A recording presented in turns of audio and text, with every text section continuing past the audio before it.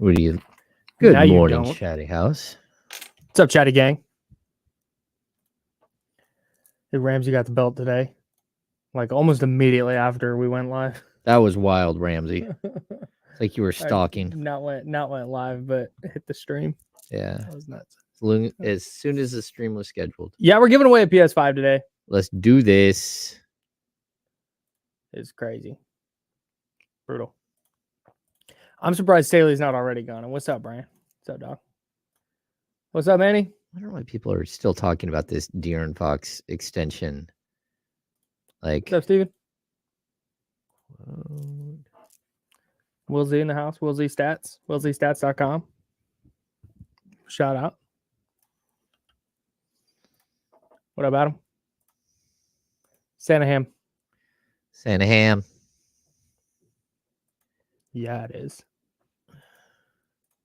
I love Christmas. Did I say hi to Manny already? What's up, Manny? Hello, friends. Yeah, we got a great show lined up for you. We've got a great show lined up. Well, the Kings blew out the Nets last night, 133 to 113. They blew out the Nets on the scoreboard and in the box score where they hit a franchise high 25 threes. What do you think of that?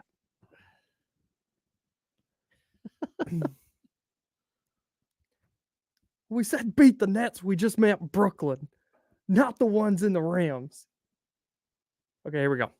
Let's party.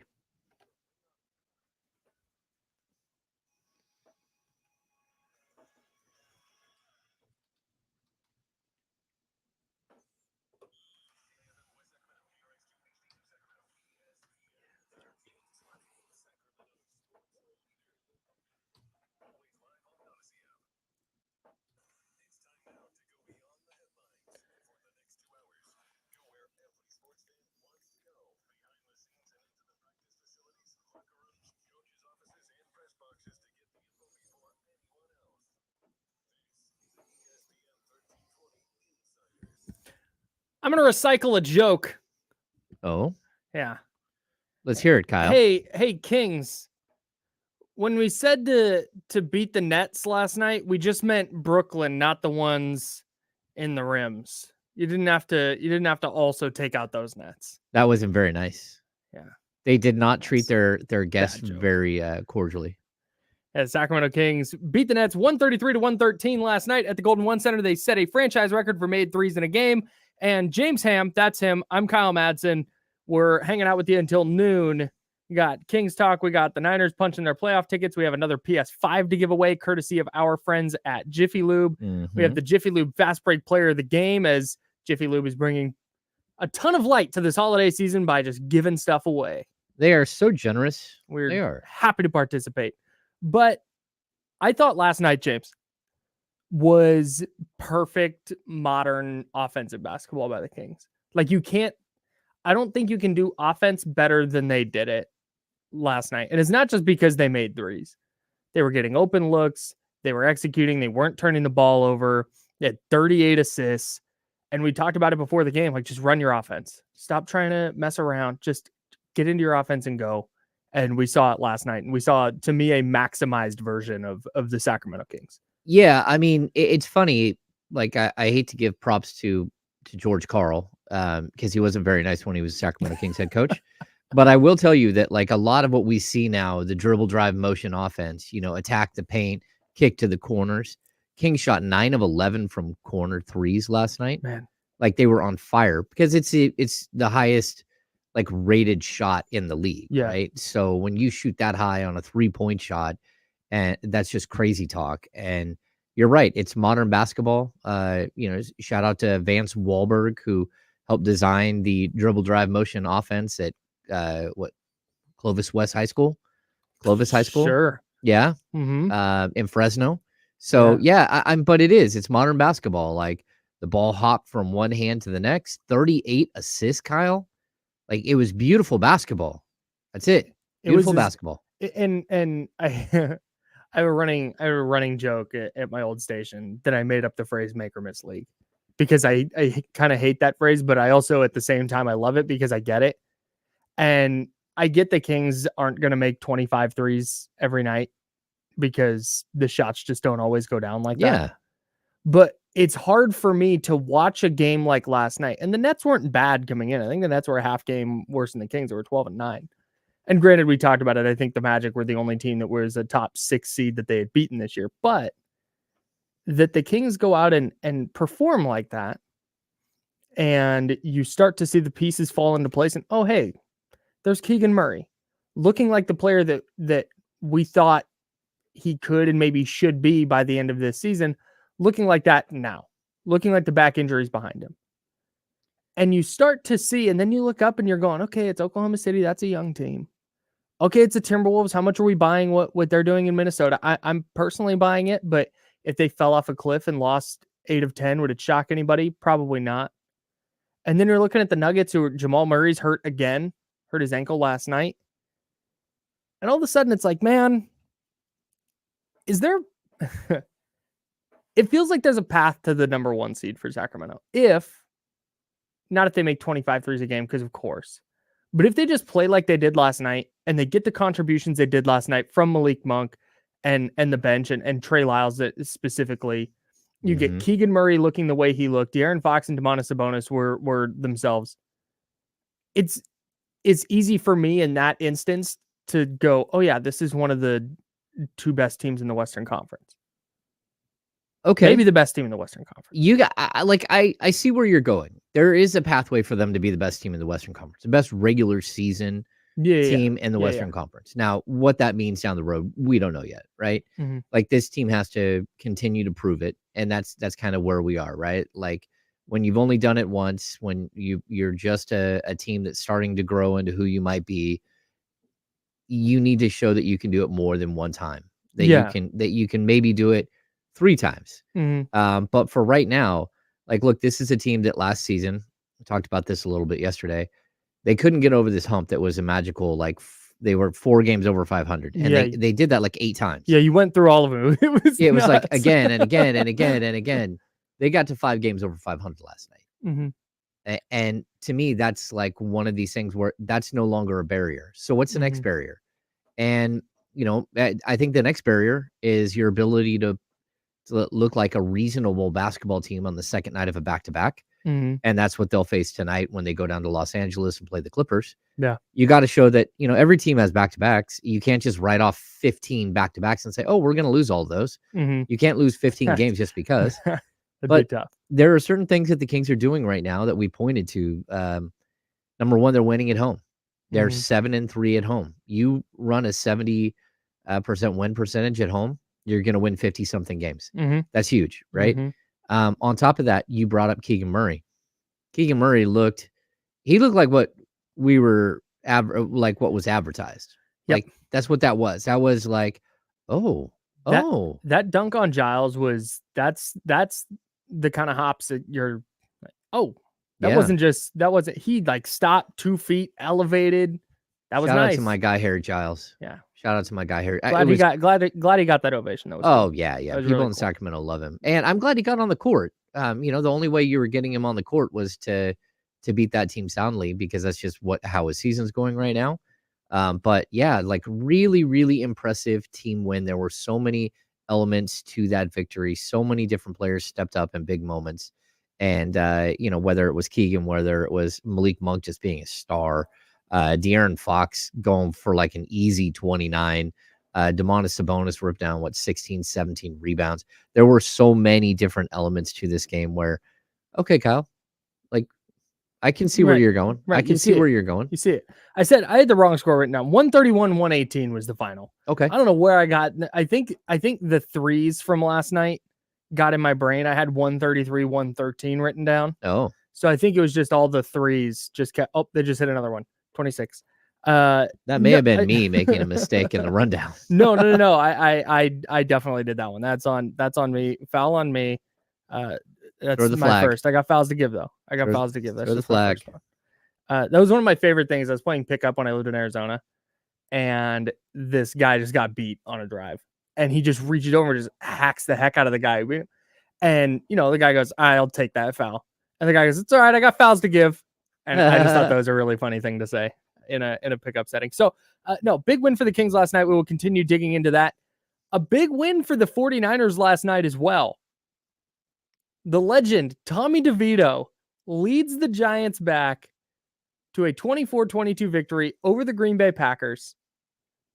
The Packers' loss punched the Niners' ticket to the playoffs. So if anybody had any doubt that the Niners are going to make the postseason, they would have clinched the NFC West next week with a win over the Cardinals.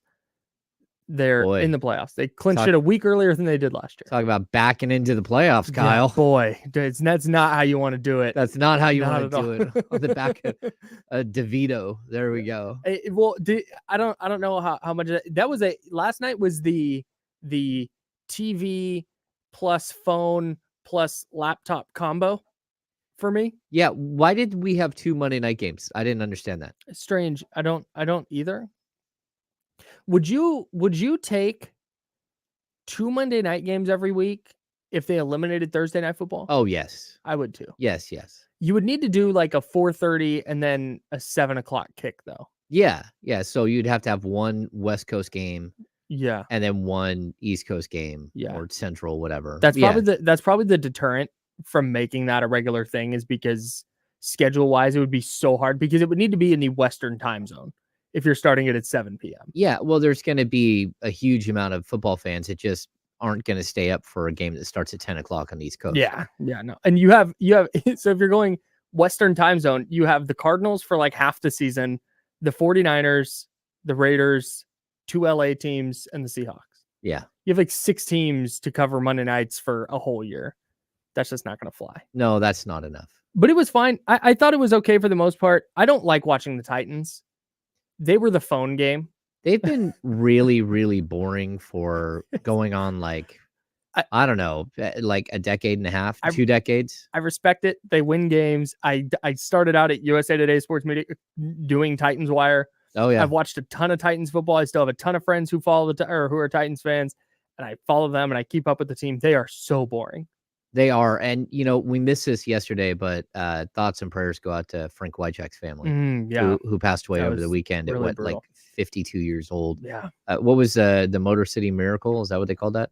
Music City Miracle. Motor City's Detroit. Yeah, of course. Yeah. Music City Miracle. Yeah, Frank Wycheck was a huge part of that. Yeah, one of the most famous plays in NFL history. Yeah. And a beloved member of the Tennessee Titans. Yeah, just absolutely tragic. Yeah. So I don't know. Very sad. Yep. The Titans pulled out a win last night.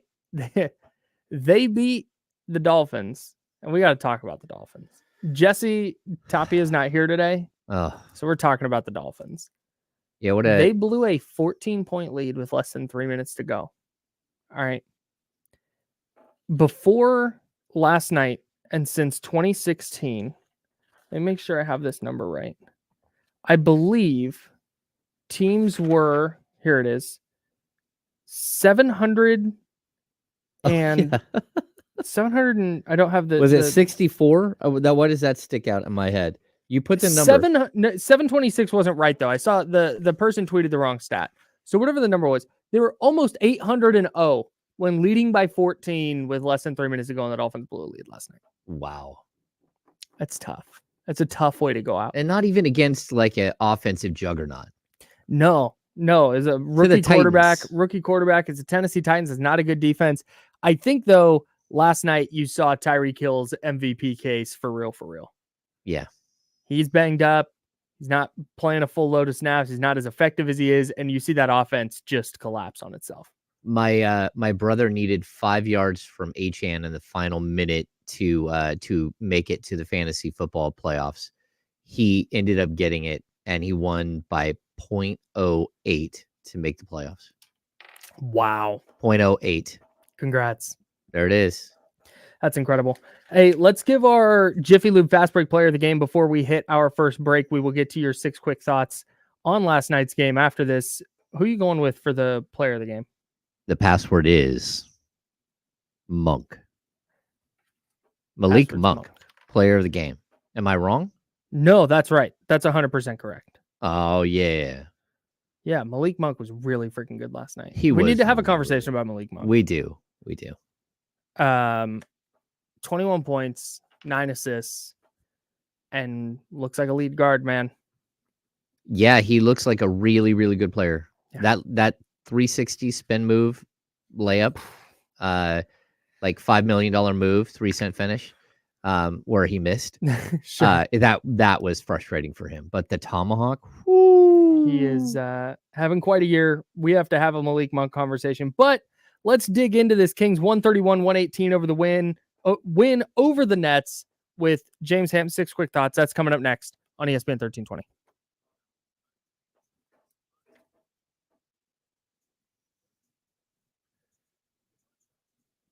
you all right in there? You all right, Kyle?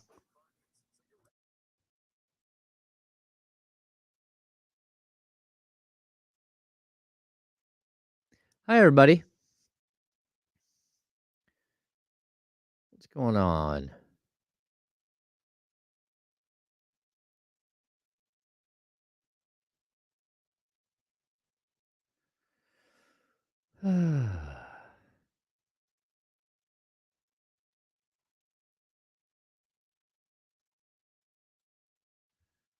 Jeremiah's out in here, taking credit, but not taking credit. Come on, bro. You didn't hit any of those threes. You didn't make any of those passes. Thank you. Unless you're talking to Kyle.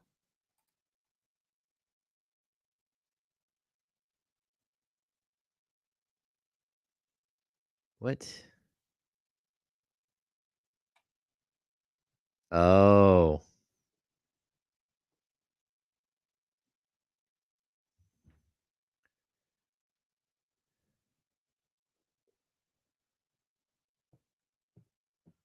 You back, Kyle? No.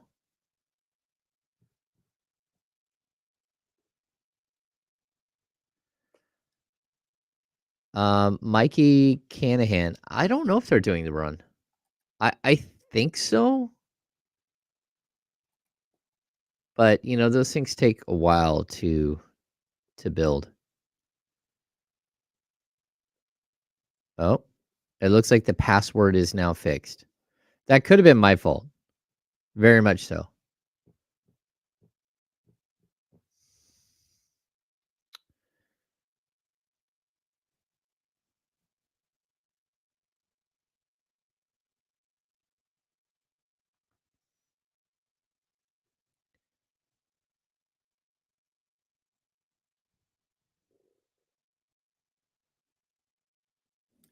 Chatty House, the word should be good to go now. Monk, M-O-N-K at ESPN1320.com. Hit that Jiffy Lube. I don't press logo. buttons.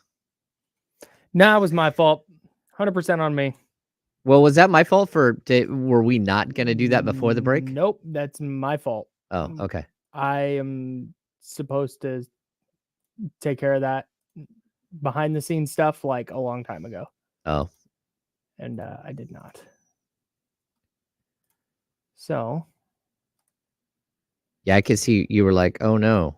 No, it wasn't even. Okay, that was during the segment. And then afterwards, I don't want to. No, it's fine. Yeah. Got your lamb chop sweatshirt on. I like that one. Yeah, thanks. Promo code Candlestick20. 20% off. Oh. Password. This is facts. Is fixed. Yep. Word.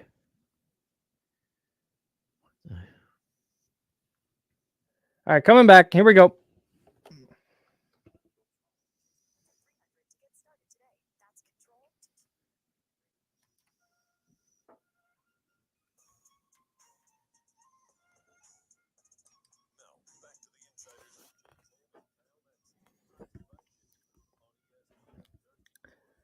All right, before we get to 6 quick thoughts, head over to ESPN1320.com right now. There's a Jiffy Lube logo right there front and center on the front page. You can't miss it. Click on that logo and enter the code word MONK, M-O-N-K. It's code word MONK to win a $100 Jiffy Lube gift certificate. Our friends at Jiffy Lube giving away a $100 gift certificate after each and every Sacramento Kings game right here on the Insiders. Today's password is Monk. Monk. Yeah, 21-9 from Malik Monk last night. Let's put a pin in that conversation, though. And let's get to James Ham's 6 quick thoughts from the Kings' 131-118 win over the Brooklyn Nets. 6 quick thoughts. Number 1, got it rolling. Keegan Murray had a quiet first half, but he came out aggressive after the intermission, put up big numbers. 13 of his 24 points came in the third quarter. He had 3 rebounds. He's starting to assert himself, Kyle. This is exactly, even Mike Brown in pregame had this funny thing when someone asked him about Keegan kind of shaking him off in the previous game and just going after it. And he's like, oh, that's what I think people saw last night. They're like, oh, he's got way more game. And he's starting to show he's got way more game against really long and athletic defenders. So super impressive, and impressive on both ends of the court. After the game, Mike Brown said, hey, I think we have an elite two-way player. Look at that. You'd hope so. Like that's the goal. And if that's the case, it changes a lot of the conversation about the Kings for me. That was the single most important thing that happened last night. You make 25 threes in a game. Unbelievable. They peaked offensively last night. Like you can't do much better than they did last night offensively. But you're looking for sustainability, right? And what Keegan Murray did last night, 9 of 13, 4 of 4 from beyond the arc, few rebounds, few assists. He goes for 24 points, no turnovers for him, playing really good defense.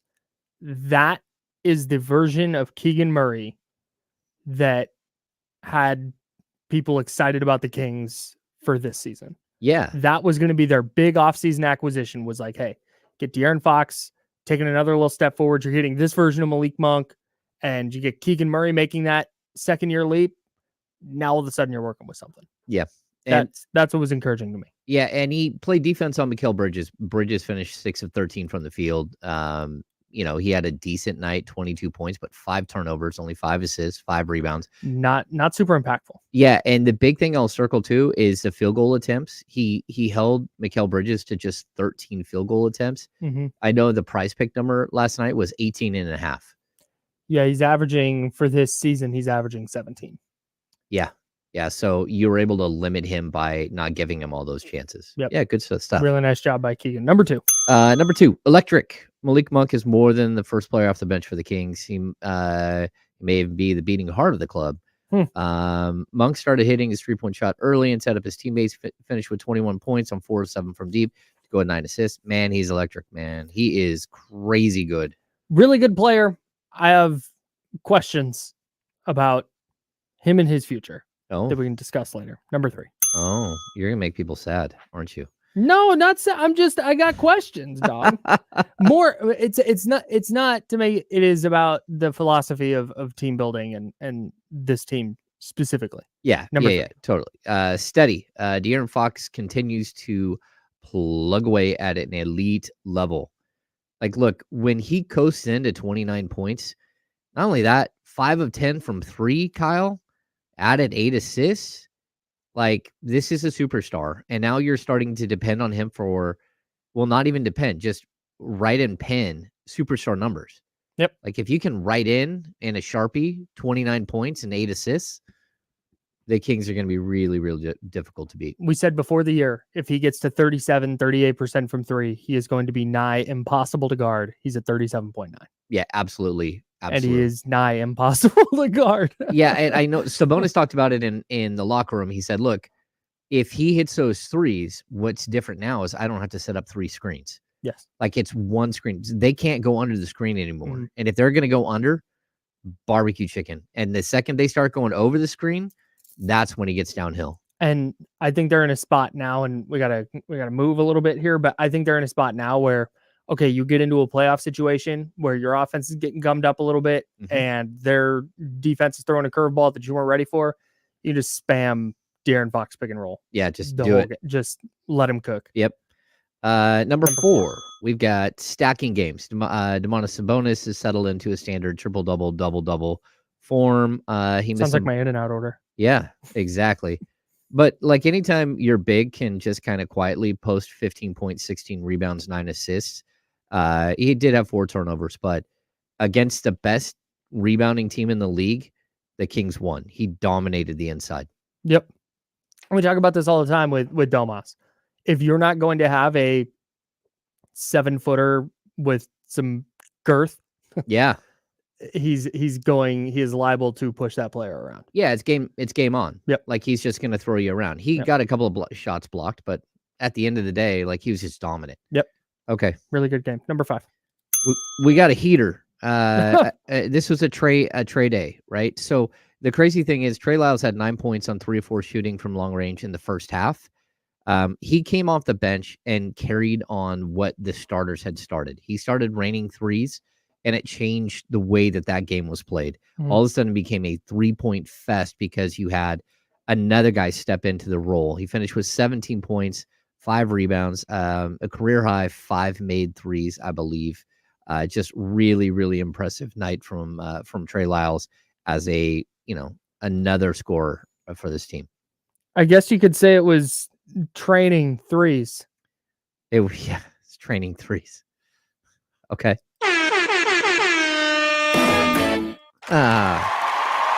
Yes. Number 6, Megan Rain. Brooklyn came in 3rd in the league in 3-point makes, 1st in 3-point percentage, but it was the Kings who kept searching out the deep ball. They knocked down a franchise record 25 triples, outscored Brooklyn 75-42 from behind the arc. They scored 75. They scored more points from 3-point range than they did from anywhere else, from the free throw line from 2. I saw Trissy Rodriguez from NBC Sports tweet that the Kings had made 23 3-pointers. And I was like, that's a typo. That's got to be a typo. There's no way. And we sure knew enough, I'd go check that against a box score. It's like, oh yeah. Yeah, and they were sitting there 23, and you're like, oh, boom, 24. Oh, they 25 just kept going. They just kept shooting. It was like, oh my goodness. I don't know if it's the Kings specifically or just modern NBA, but it was clear. It's like, man, they're having a good shooting night, but it didn't even register that they'd hit 20 plus threes to me. It just didn't factor into my brain. That's why when I saw that, I'm like, that 23, that's a lot. They started off, Kyle, it was wild. They started off, it was like 9 of 11. Yeah. And they just kept hitting them. And then they went cold for a little while. They ended up the half at like 11 of 20. Mm-hmm. But then got it. Keegan Murray started firing in the third quarter, and it was like, okay, game over. Like, yeah, 11 of 20 from 3 in the first half and 14 of 25 in the second half. They had 5 players hit 3 or more 3-pointers. They had 2 really good 3-point games last night. Yes. You go 11 of 20 or 14 of 25 in a game. You're like, yeah, hey, nice job. Well done from beyond the arc. That was each half. Some of these numbers are crazy. Keegan Murray, 4 of 4. 5 of 6 for Trey Lyles. Like, no one took a bunch of threes and was just bad. Keon Ellis 1 of 4. Sasha missed his 2 threes, but yeah, man, just even Harrison Barnes. Harrison Barnes snuck in there with a 14-point game. People were like, wait, I didn't see Harrison Barnes. Oh yeah, he ended up with 14. Everyone shot and won. Yeah, Harrison Barnes. Where was he? Hang on, where was he at? I was looking at the fourth quarter still. Yeah, 5-7. That's a fine Harrison Barnes game. Yeah. That is like the 2 rebounds. I don't know. Yeah, don't love that, but it's not like there were a ton of rebounds to go around when you got Domas eating up 16 of them. Well, that, and especially when everyone hits all their shots. So when your team shoots 51.1% from the field and 55.6 from 3, well, that's wild. Tough night for Sasha. Yeah, and a little bit of a tough night for Kevin Huerter. Just quiet, right? 6 points, but that's okay because Malik Monk had his back. That's funny. If you had told me, hey, the Kings hit 25 threes, I'd have been like, dang, Kevin Huerter must have gotten loose. Yeah, like 5 or 6. That's an 8 of 12 Kevin Huerter game. Yeah. Nah. No. 2 of 5. No, I think the most impressive thing too is 38 assists. Absolutely tremendous. Yeah. Like, they're moving the ball, they're sharing is caring. Yeah. 38 assists, only 13 turnovers. We talked about that yesterday. Like, don't try and matchup hunt. Don't try and do anything crazy or out of the ordinary. Yeah. Run your offense, and they ran that kind of it last night. They were very, very good. All right. Elsewhere in the sports world last night, while the Kings were hitting 25 threes against the Brooklyn Nets, the 49ers were clinching a playoff spot. There were a couple of Monday Night Football games, and we need to have this Malik Monk discussion. We will do all of that next on The Insider, sponsored by Jiffy Lube on ESPN 1320, Sacramento Sports Leader.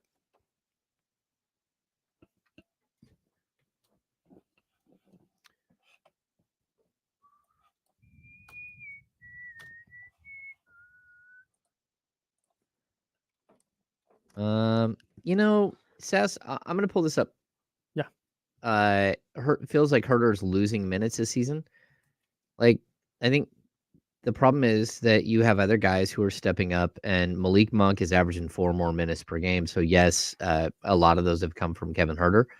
But I'd also point out that like Keon Ellis's defense, he's just like an instigator, and he's earning more and more time. So I don't think like this isn't a long-term thing, but I definitely think that for right now, they're gonna go wherever things are rolling.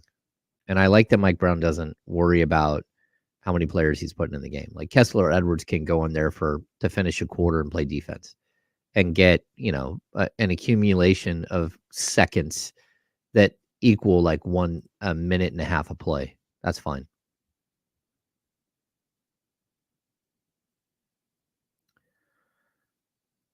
This is a good question, Secure Nabeem.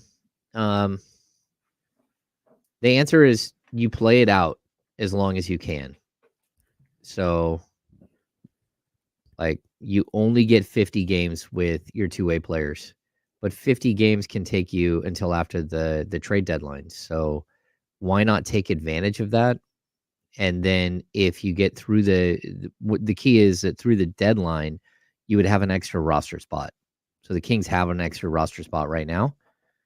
Once you get past the trade deadline, then you can lock him up. West Sac Kings fan, any update on Alex Len? He was out 6 to 8 weeks from the November 13 date. So he's out at least another 2 weeks, but probably more like 3 or 4, I would say. I haven't seen Alex, which is weird. I'm used to saying hello.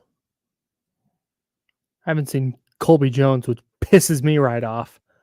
He played last night. He got a 1 minute and 16 seconds. Keon Ellis. That's why. I know, man. It's crazy. Good for Keon, though.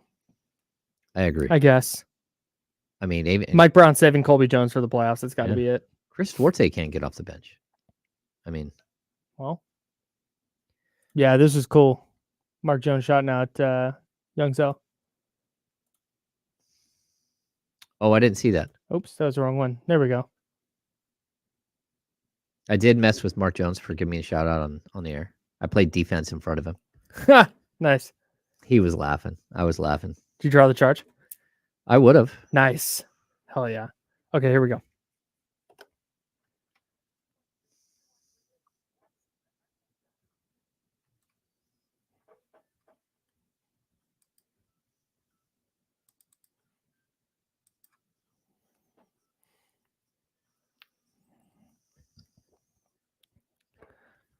All right, lots of King stuff to get to, but I want to talk about some football real quick. We'll get to football again later, but the 49ers punched their playoff ticket last night after the Giants upset the Packers. I don't know. You probably consumed none of that game. So no. So the Giants are up 21-13. Packers get into deep field goal range. They miss. The Giants are going down, and they look like with just over 3 minutes to go, they look like they're going to go down and score and ice this thing, right? Mm-hmm. Saquon Barkley has a sick run, stumbling, gets his feet, and he's down the sideline. He falls and just fumbles. Okay. Just drops the brutal. Packers pick it up. They go down, score a touchdown, miss the 2-pointer. So they're up 22-21. There's a minute and a half left, and it's up to Tommy DeVito. And again, the 49ers needed either the Vikings, they needed to win, and then the Vikings to lose or the Packers to lose to clinch a playoff spot. And the Vikings, it was nothing, 2 minutes to go, and they wind up winning. And this one, it's like, dang, Niners are going to have to just do it themselves next week. But then Tommy DeVito, the legend. drives the Giants down, gets them into field goal range, and they kick a game-winning field goal with no time left to upset the Packers at MetLife Stadium and send the 49ers to the playoffs. Niners were going to go to the postseason. The ticket was punched. The Tommy DeVito story is one of my favorite things going right now. You know, this isn't it kind of the season of weird stories with quarterbacks? A lot of weird quarterback stuff. Justin Herbert now out for the year because of a fractured index finger on his throwing hand. Yeah. I mean, but that it feels like there's so many. I mean, like Joe Flacco is back in the league and winning games. Brock Purdy is in the MVP conversation as Mr. Irrelevant and is like the 14th most interesting quarterback thing. I know, like the Josh Dobbs thing is crazy. Like you just Jake Browning, Sacramento legend. Browning, shout out Folsom High. Yeah, even Zach Wilson, like getting another opportunity. The Jets just whole thing, everything the Jets have done at quarterback this year. Well, now what they're saying, Aaron Rodgers could come back on like Christmas. I don't think there's any chance he actually comes back. I will tell you, CJ Stroud, rookie tearing it up. Oh yeah, just incredible. Yeah. The other Gardner Minshew has the Colts in the playoffs. Yeah, Gardner Minshew, but Howell with all like he was leading the league in passing yards. All kinds of stats. Yeah. Kevin Herter, a renowned New York Giants fan, a New York sports fan in general. Like he was even though he had a rough game, or a quiet game, I'd say he had 4 fouls, so it kind of limited him. He was strutting a bit after the game because the Giants win. Do you think that's why he struggled, was because he knew his G-men were on TV against the big bad Green Bay Packers? That's a good question. I think that's got to be it. You need to ask him. Yeah. Next time you're out at practice, you got to be like, yeah, he has like there's a locker room attendant who is mutually, they are both Giants fans. And so he keeps them updated on what's going on. I would need to see, in fact, if Will Z can get on this, willzstats.com, I need to see Kevin Herter's stats on nights that the Giants also play. Oh. Oh, that would be telling. If Kevin's sitting on the bench, it's like a Kyler Murray when Call of Duty comes out, his stats are always like way worse for the next 2 months. He fully like hacks into one of the team's iPads like on the bench. So he's like Kevin Herter is just grinding tape on the sideline. You love to see a hard worker. Kevin Herter, come on, Saquon. He goes out on the court like 2 quick fouls. Yeah. Mike Brown's got to pull him. Kevin's like, oh, come on. Oh, where's my iPad? Like, did you say come on, Saquon? He's like, no, I said Keon. Come on. That was Keon. Come on, Keon. Keon's sitting next to him on the bench. He's like, what? There's no one on our team named Tommy. There is no one on our team. I swear, what is happening? Single Tommy, not even a Tom. I was saying JaVale. Like, no, you weren't. You were saying Tommy. I know you were. Yeah. So Tommy DeVito's family. This is like a movie. It's typically a whole like, hey, underdog storyline can get played out, right? Yeah. But Tommy DeVito, everybody knows, kid lives with his parents because they live so close to MetLife Stadium. He's super Italian. His agent was at the game last night in like a zoot suit with like a black fedora. Unbelievable. And then his family brings outside the stadium to just give to people like chicken cutlets and pasta. Oh. And passed it out as like a tailgate thing for just everybody. And I feel like I don't I've been to New York, but a couple times I did not get to like soak in the whole, I was there for like a day. This is exactly what I imagine an Italian family to be like based on everything I've seen in movies.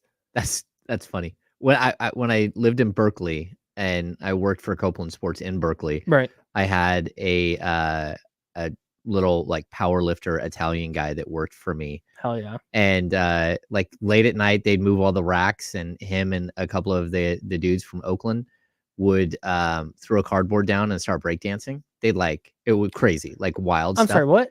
They'd start breakdancing. They'd throw cardboard down on the floor after we were closed, and they would start breakdancing, and it was wild. Like they were so good. And they weren't like a crew. They were just like 2 guys that worked or 3 guys that worked at Copeland. But they were awesome. So anyway, this little Italian guy, he came over to our house and helped us make their family recipe like tomato sauce. Oh, And and I bet it so was just oh yeah, it was but it incredible. smacked. And not only that, but we made like jars, like we canned stuff. Yeah, yeah, yeah. Yeah, so yeah, absolutely spectacular. And like he looked like a little Super Mario brother dude, like little buff dude. So yeah. Shout out to the powerlifting, breakdancing Yeah. sauce maker. They like would take a beanie off the rack and start doing head spins on a store-bought beanie, on a beanie that we were put back Right. on the rack Yeah. to They're sell. not that they have not bought. Yeah. So I the Niners clinching a playoff spot to me, like that didn't move me really. Mm-mm. And Kyle Shanahan even said yesterday, the number 1 seed is where the focus is. Like just making the playoffs is not. And honestly, that was kind of refreshing. It was really refreshing that he said that, and that's the mode of the locker room, and not he didn't do the coach speak thing of, yeah, just happy to be in the tournament, and anything can happen when you get there, and we'll see. We'll just keep trying to play good football and blah blah blah. He's like, nah, I don't care about that. We got bigger goals. It's funny though, when Mike Brown says it, do you still feel that way when he starts talking about championship? Like, or are you like, okay, you're not there yet? No, I think I feel the same way because I don't think the Kings are going to win a title this year. Yeah. But I think that's the logical next step for them. If they are going to take the step that Mike Brown and the fans want them to take, I think it's going to require setting the goals higher than like, hey, let's see if we can be the 6th seed and sneak into the playoffs. Like that's not. Nah, there's got to be 3 seed with 48 wins last year. Let's get to 55 wins and be a 2 or 3 seed again. Yeah, 1, 2, 3 seed. Yeah, right. Be a top 3 seed. This is about winning a playoff series because you look at when you go up and down for me, when you go up and down the West, outside of apparently New Orleans, there's not a matchup that I'm looking at and going, I don't see it. So if the goal for them was, yeah, let's just make the playoffs again, that would be great. Okay, like fine. And if they lose in the first or second round, it's not a failure of a season. But I think if they're going to take a leap, like they have, it's Domas and Fox and Keegan Murray, right? Like that's the core. That's the core that if they're going to win a title, it's going to be those 3 guys. Yeah. And you need to start setting that expectation now. So I don't feel differently when Mike Brown says it. Yeah, I like that, like there's a standard being set. And like, look, why not us mentality, I get, but also like when Mike Brown says, he said it a couple of times. He hasn't said it a bunch of times, but he says like, I didn't come here just to make the playoffs. Yeah. I came here to win a chip. That's why I'm here. And I think that's something like it's the same mentality that we're seeing from the 49ers. There's an expectation. Now the 49ers have been to the top of the mountain and fallen off like 3 times in the last 5 years. So, but I think there are similar spots because the 49ers are in a place where they're looking at their core. It's the older guys. It's Kyle Juszczyk and Trent Williams, and George Kittle turned 30, and Eric Armstead's been around for almost a decade now. And they're looking at this and going, hey, this has been a 5-year window. These windows don't last forever. Yeah. And this team's going to start losing pieces. And this may be our last chance to make a run together. That's what they're looking at each other and saying.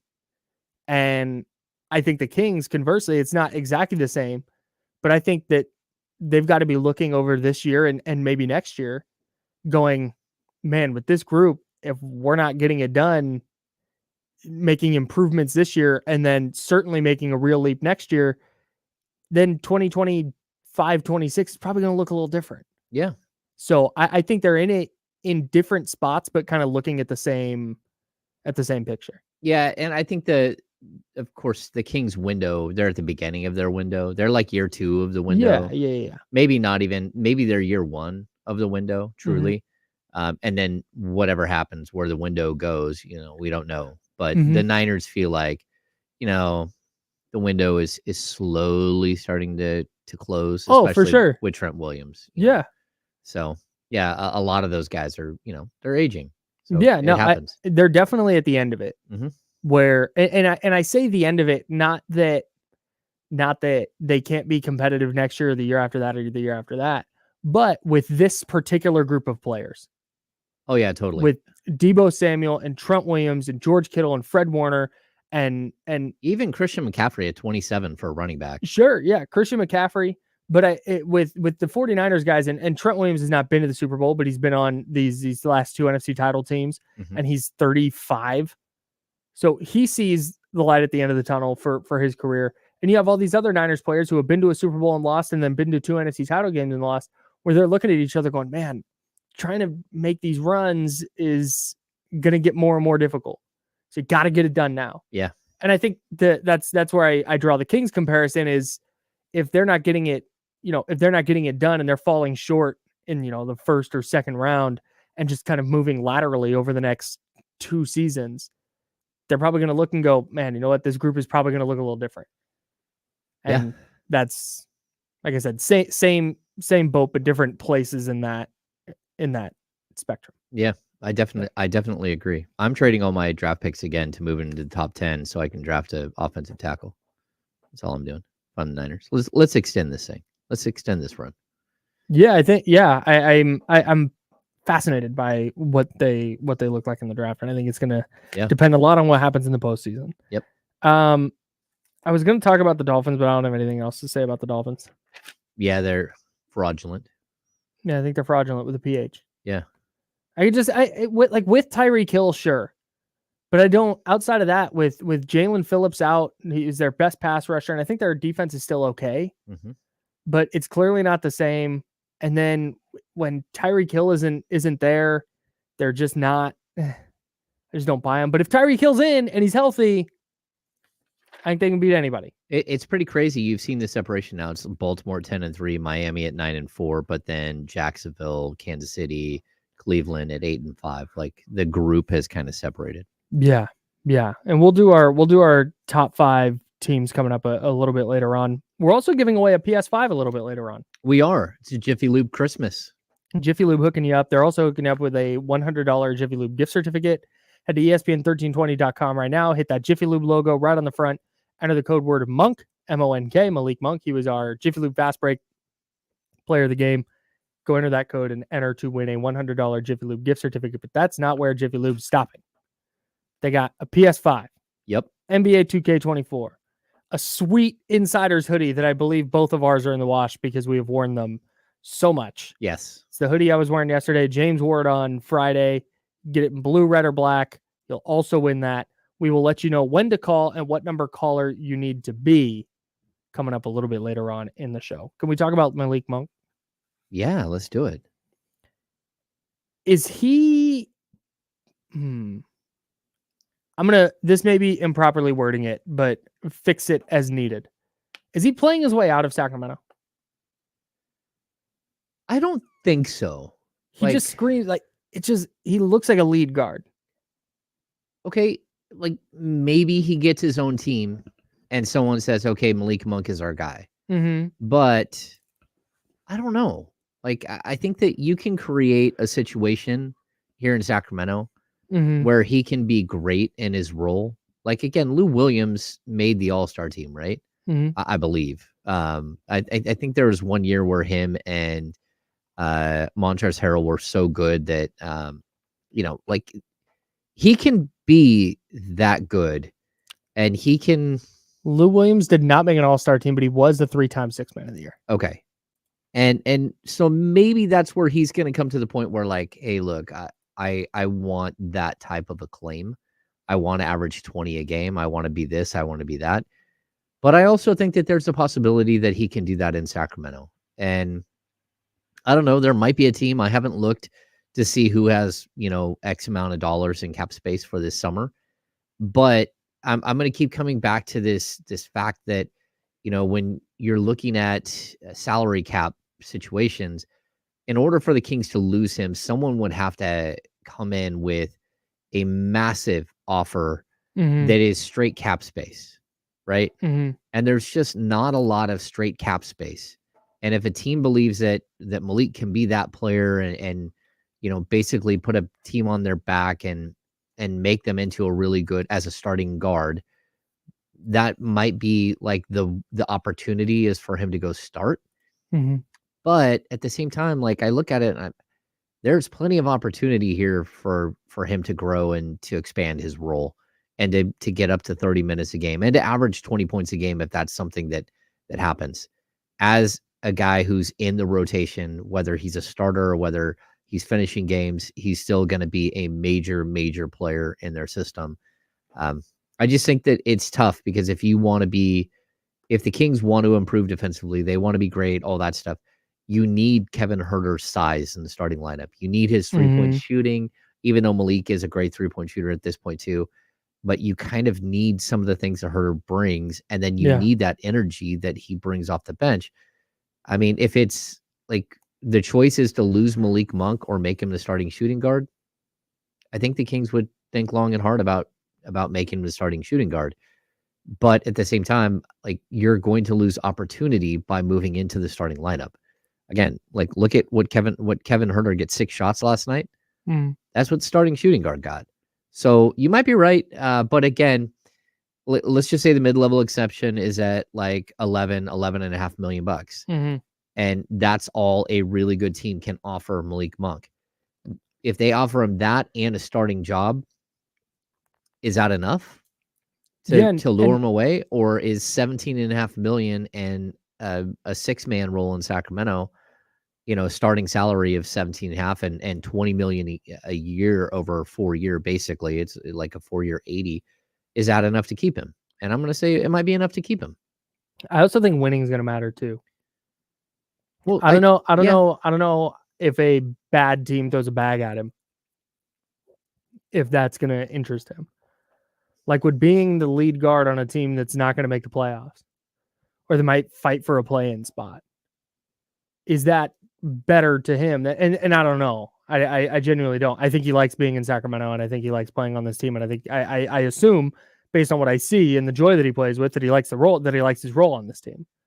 And you can be the 6-man playing 30 plus minutes a night on a team that's going to go win 50 plus games, and you're going to make deep playoff runs, or you can make a few extra million a year and be a starter and get your shots and average 20 on a team that may or may not even make the playoff. Yeah, and I don't know that you want to start over at like 25, 26 on a team that's just bad. Yeah. And if you see a window here where like the acclaim will be there, like winning 6-man of the year, we're already seeing Mike Brown like start to say it, but this is about the point last year where he said it. And then from like the second week of December until almost the end of January, Malik Monk couldn't hit the broadside of a barn. Like, he had like a prolonged shooting slump. And it's because he hadn't been relied on to be that type of player before. I want to see what he looks like. I want to see him get through this season. I want to see, if he's got the juice to be this player in the playoffs again. And to keep taking these steps, because that's when you're going to be like, okay, maybe there is a team out there that says, like, let's throw all caution to the wind. But if you have like a bunch of like, I don't know what the free agent class looks like. Again, it's not great. Yeah. These are things that I usually look up later in the season. Yeah. But like, look, if it's someone offers him $30 million a year in a starting role, he's gone. He's 100% taking that. Like, there's no way the Kings can compete with that. But if it's $80 million in a lateral move, or $80 million someone else is giving him, and he's going to be a starter, I think he would probably have to think long and hard about staying in Sacramento alongside De'Aaron Fox and working out his situation here. I said 30 minutes a night. He's at 25.2 this year, but he's shooting. Oh my gosh, he's shooting 43.2% from 3. Yeah, when his feet are set on 6.3 a game, man. When his feet are set, he is a knockdown 3-point shooter, which is something that, like, again, the fact that the LA Lakers had no way to retain him. This is one of those guys that could have been like tremendous for them, like the type of player that they needed to go alongside LeBron James, and they weren't able to keep him. You know what's incredible about Malik Monk? Do you know what he shot from 3 his first 3 seasons? Oh, it was bad. It's 32.2%. And since then, in the 4 seasons, 3+ seasons since then, he's shooting 38.7%. Yeah. Charlotte doesn't really know how to develop talent, or at least they didn't in that stretch. So that's kind of what I wonder is when we talk about, because like you said, if some team throws $30 million at him, he's taking it. Yeah. And I would not begrudge him an ounce. Nope. On the other hand, he's been in Charlotte when Charlotte was not good. Mm-hmm. And then he spent a year with the Lakers. And then he comes to Sacramento. And he's done a lot of winning. I imagine at some point that's way more attractive than, oh, hey, you're going to be the starting guard. Like, oh, you're going to start. You're going to play 34 minutes. You're going to get 9. Look at all the extra shots you're going to get. You're going to be a 20-point-a-night guy. Yeah. He just doesn't strike me. And maybe I don't know the guy, but he just doesn't strike me as being somebody that alone would appeal to. Yeah. I mean, again, like people are in, like, you never know who's whispering in his ear and all that stuff. That's true. Like he's got to be in a situation where he can succeed long term. I would hope. Like I hope that that's what he's looking for. But again, like 3 years ago, there was a good chance he was out of the league. Like like things were going the wrong way for him, and for him to recover, to be this player, to find a home, all that stuff. Like you have to value that as a player. I hope he does. And like he's a good dude, and he's super funny. And even like he came in the locker room last night in pregame, and I'm like, "How you feeling?" He's like, "I'm good, man. I'm good." He's like, "How are you?" "I'm good. I'm good. We're all good." He just has a spirit about him. He lightens the mood. And I also wonder what that looks like in like 36 minutes or 34 minutes. If he's got to be a leader, if he has to take on these other things, that maybe like he's really good as the glue guy and the fun guy. He's really good in that role. But what does he look like when he has to lay down the law? And he's the head of the snake. He can't fade to the background. Yeah, when all those things, and they ask you to be something different, and I'd be really interested to know what other GMs think about him, because we see him on the Kings second unit, and it's a very good second unit, regardless of what lineup he's running with. Yeah, like that changes. It feels like nightly, but he's just been really good. And on some nights he's scoring a ton, some nights he's distributing a ton, and some nights like last night he's doing both. And I wonder if did GMs look at what happened last night and what's happened several times this year where he's just been a really good like second point guard. I wonder how many GMs look and go, hey, that could be the guy. Or do they all look and go, yeah, he's a high level six man. And that's I feel like that's probably the case. Yeah. But then he plays like last night, and I think there's GMs that look at that and go, he should be our starting point guard. I mean, he started 37 games for the Lakers like 2 years ago. Right. So, I mean, like, look, this is a player who, like, there is a track record here of success, but it's not like the success is so over the top that you're like, okay, we have to do everything to go get him. Yeah. Right. Yeah. I don't think that's where, but we'll see. We'll see. It only takes one team to like throw the whole monkey wrench in, like to just mess the whole thing up. You said it about last year, how he kind of hit that wall for a lot of January and February. Yeah. And that's the other thing, is like he has to sustain this for this to be a thing. If his numbers all of a sudden come back down, and by April he's averaging 13 points again, and he's shooting, sub 40% from three, and as of right now, he's a guaranteed $15 to $20 million player on the open market. Guaranteed. Like there's teams all over the league that would take him without any question as their sixth man.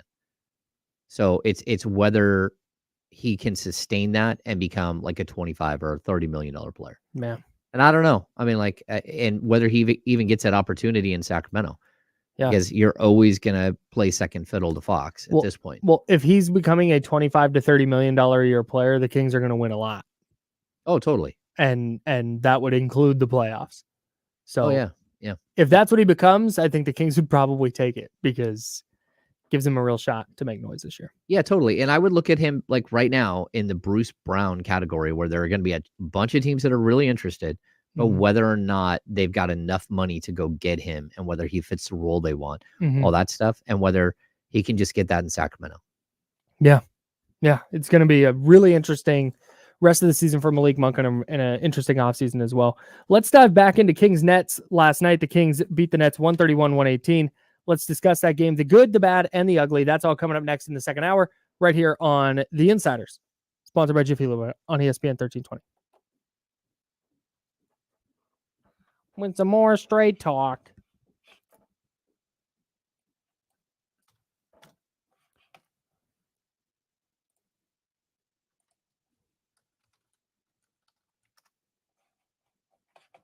Big Malik Monk guy.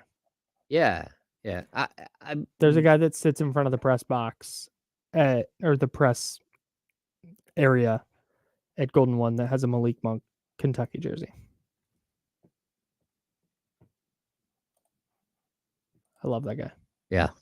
No, I mean, I think he really is like taking a monstrous leap in productivity and everything else. And I think it will always come down to just like he hasn't been paid. And there are players out there. I like the Jordan Poole thing is always the thing that like stands out. Like you put him against Jordan Poole in the playoffs and he's twice the player at a quarter the price. Mm-hmm. And so I could see him like looking and saying like, why not me? Right. But like, why not? I mean, that it's just the circumstance has to be right. Oh, look at that. The Kings have assigned Colby Jones to the Stockton Kings. I've explained why they About have 2 minutes. They send that out, right? No. Because he's a rostered player, they have to tell us. So it's also possible that Jalen Slauson and Jordan Ford got that same exact thing. Mm. But because he's on the main roster, they have to tell us. They have to announce it when he moves back and forth.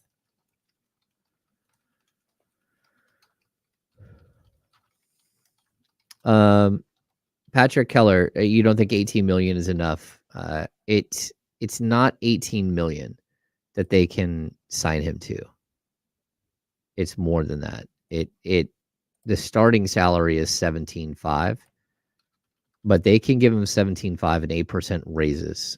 Anyone else can only give him 5% raises, and it depends on how much they have to, they have to give him, how much they offer. But it works out to like 84 million or 80 million. I have the figure somewhere. I can look it up. I wrote all this at the Kings Beat. Subscribe to the Kings Beat. Yeah. Become a premium subscriber. Yes. Jump on board the Kings Beat. Load more. Well, here's the article that I wrote.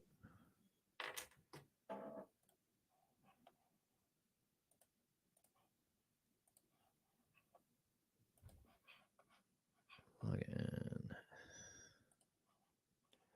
Oh, dude, we are cooking right now. Hour 1 of the podcast is up. Let's go. What? Search In the real time? Search the James Ham and Kyle Madsen show wherever you get your podcasts. Wow. That's fancy, Kyle. Thanks. Okay, I think I have it right here. Let's see. Oh, coming back. We can do this on the other side. Okay.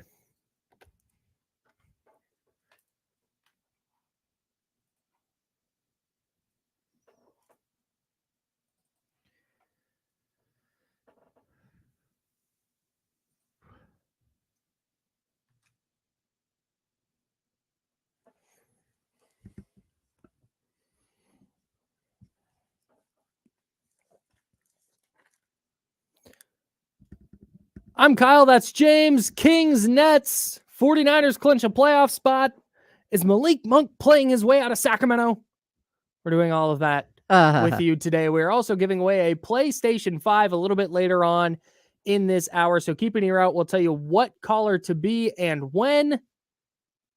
And we'll get you a PS5, NBA 2K24, and a exclusive Insiders hoodie, courtesy of our friends at Jiffy Lube, as they continue making the holiday season bright. There it is. Hell yeah. They're going to make my holiday season bright when they get my car fixed up, because I'm pushing 250,000 miles. Ooh.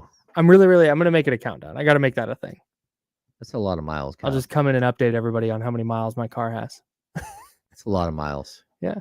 I put a lot of miles. miles. I put a lot of miles on cars. So Yeah. I like 25,000 a year is like very customary for me. Yeah, because you live out in the sticks and you're going to the arena. And I some days I come here and then I'll go to the arena, then I'll come back, then I'll go back to the arena, then I'll go home. Yeah. I gotta make a chart next year. On January 1, I'm gonna start charting my miles because I'm doing about 800 a week right now, just to work and back. You should always be charting those. Yeah. Yeah, because you do other things. So I don't know. Yeah, we can talk tax loopholes later. Yeah. Okay, so we were talking about Malik Monk. We got good, Kings, bad, and we got Kings, good, bad, and ugly. Kings, good, bad, and ugly. Easy for me to say, but we're also talking about Malik Monk and his salary for next year, his potential salary for next year. What does that look like for the Kings? What does that look like for other teams? Yeah. So here's how I preface it. So if he gets a mid-level exception, because every team, every non-tax paying team has the ability to sign a player using the mid-level. The 2023-24 season is projected at just under 12 million. So he would be eligible for a mid-level exception salary of around 12 million bucks to start. And that puts you around $54 million over 4 years. And if the Kings, on the other hand, because he signed a mid-level already, but his mid-level, he took a little bit less than the maximum mid-level because the Kings had carved out like a $1.6 million salary to go try to sign Sacramento in the summer that they signed Malik. And that didn't work out. But he makes just a little under $10 million this year. And there's something called a 175% rule. So they can give him 175% of his current salary as part of the early bird exception. And so that equates to, with 8% raises every year, a 4-year, $78.4 million contract. So just, what is that, $19.5 million a year average? Not bad. Not bad. So like whether that's enough. And like for a comparison, Harrison Barnes makes 17 million this year, 18 million next year, and 19 the year after that. And that equates to like right around 12.5, 13% of the salary cap. So Malik would be more like 12, 13, 14% of the salary cap. That's pretty good value for the Kings, but also, you helped make Monk into the player he is right now. And the situation helped make Monk into the player he is, and he helped himself maximize his talent here. And so like you hope that all of those things play into the decision. Yeah, you'd hope so. All right. We'll continue monitoring that throughout the year because like we were just talking about, a lot changes if his numbers regress sounds so like aggressively negative. But if his numbers regress to kind of where they were last year, now all of a sudden it changes the conversation a little bit, particularly about how many teams are going to be in bidding for his services. Let's get to good, bad, and ugly real quick from the Kings win over the Nets last night. James, what was the first bullet point you had under good? They beat the Nets at their own game. The Nets came in as the number one three-point percentage team in the league. They were also number one in rebounding. And the Kings beat them in both facets of the game. Yep. Yeah. So I thought that was tremendous. It was something like when we talked about their keys before the game, those were basically the keys. And somehow the Kings were able to come out on in both of those areas on top. The Nets shot 14 of 29 from 3. Like they shot it really well. The Kings just shot it better. Yeah. Yeah. Well, that and the Kings took away the 3. Yeah. Because they're also number 3 in the league in makes per game at like almost 15 a game. Yeah.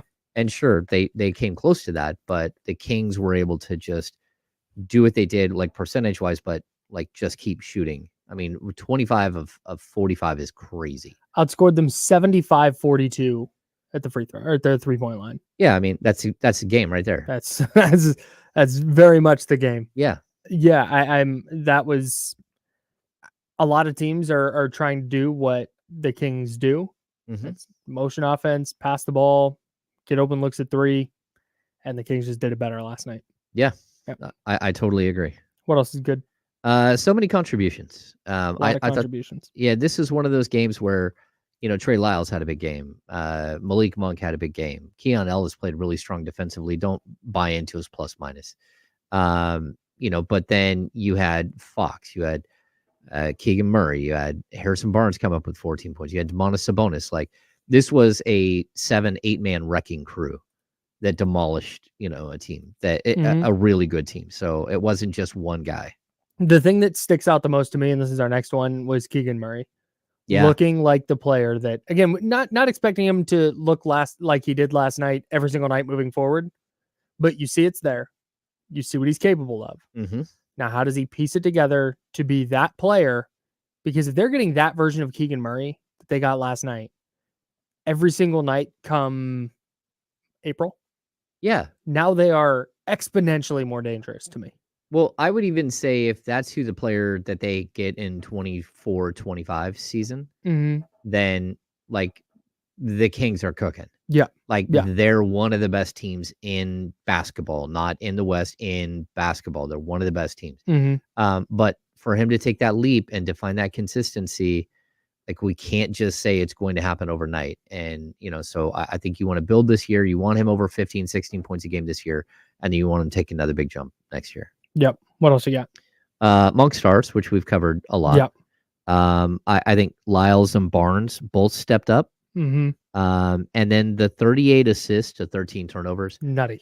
Yeah, that's wild. Like, they could have had 40 assists in this game if they would have hit a couple of late shots. Yeah, if only they hit more shots. Yeah, if only they hit more shots. Well, yeah, but still, like 132 points, and you didn't even feel like they were rushing it. I need to put something between good and bad here, because this is not bad. It's more of just kind of a gripe. Yeah. Can I get my guy Domas shooting 2 threes a game? I just need 2. That's all I want. I need 2 threes. Okay. I'm down. Okay. I know it's like, maybe it's not in the offense, or that's not his game, or whatever. Every time I swear to God, he's shooting, what is he from 3 now this year? 42.3%. I swear to God, I've never seen him miss. Never seen him miss one. Shoot it twice a game. What are we doing at half a 3 a game? It's funny. Or I'm sorry, he's at 1.2 per game. When he doesn't, give me 2. When he doesn't hit one, he doesn't take another one. Like, very seldom do you see him go 0 for 2. And even then, you'll never see him go 0 for 3. Like, if he hasn't hit, he's not going to go crazy. If he does hit one, you might get one more. I need him to launch that mentality into the sun. Dude. I got you. Shoot or shoot. Yeah. I think his response would be, am I a shooter? He's only shot 3 times this season. 1 of 3, 2 of 3, 2 of 3. When you see what he was over 2 in 2020 and 21. He was 32%.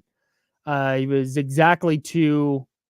Oh, I'm sorry. He was at 2.3 before he got traded to the Kings. He was at 32%. So I mean, I get kind of why. Yeah. But I think his response would be that I don't really need to. I disagree. Like, and he all of a sudden he's up to 12 points. Respectfully disagree. Domantas Sabonis doesn't know ball. That's right. All right. What was bad? Bad. They scored 44 in the third quarter, which is incredible, but they also allowed 37. I think they allowed 30 points like 3 times. I'm actually okay with this. Okay. That we've said, hey, look a little more like you did last year.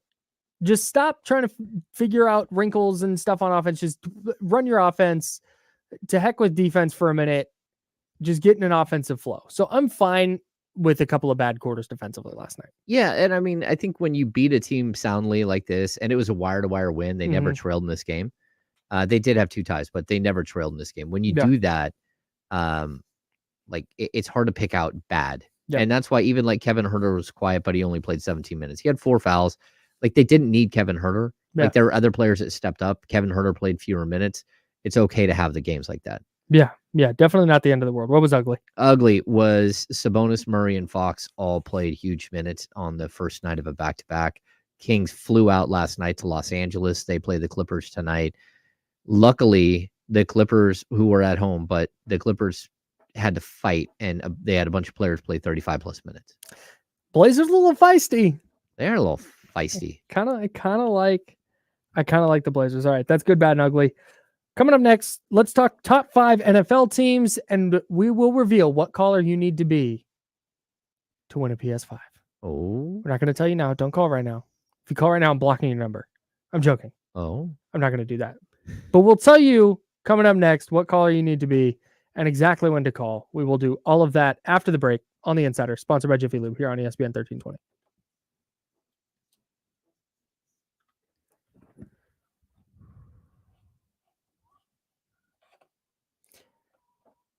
If you want to download our podcast, which is just this show without commercials, maybe you don't get to listen the whole day, or there was something you missed and you want to go back to, or something in particular you liked that you want to revisit, or if like I was hella wrong on something and you want to record it and be like, yo, look how wrong you were. The James Ham and Kyle Madsen show is what you're going to search wherever you get your podcasts. Here's a fun stat. The Kings lead the league in defensive rebound percentage right now. 74.3. That's big. Closing out a possession is big.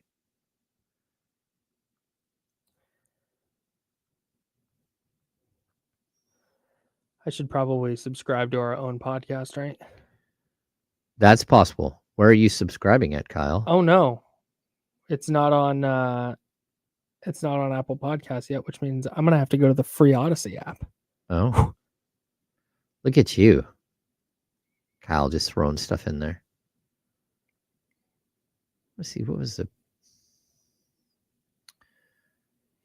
all segments? How about last game? I'm gonna look at the last game for the Sacramento Kings.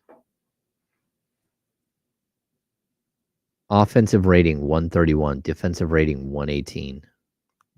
Pace was right at 100. Your plus 13 net rating. 79.2% assist percentage. Holy shnikes. Shnikes is a word I have not heard in ages. Yeah, they were good last night. That's fun. There's this guy. I do this video series for US Edited Sports Media Group called 4 Down Territory. I do it with Doug Ferrari. Super smart football guy. He's a ton of fun to talk to. Anyways, there's this guy who quote tweets the article every single week in Spanish and then replies to that with his own English translation. Oh. And every week he's like, really entertaining 4 Down Territory, guys. That's Thanks, very dog. nice of him. It's really nice. There's so much like just on the internet that having a person who is just overly positive, shout out. Standard length of a Santa hat, James. I don't know. This is definitely That's a monster. long to quite long. It's a Magnum Santa hat. Here we go.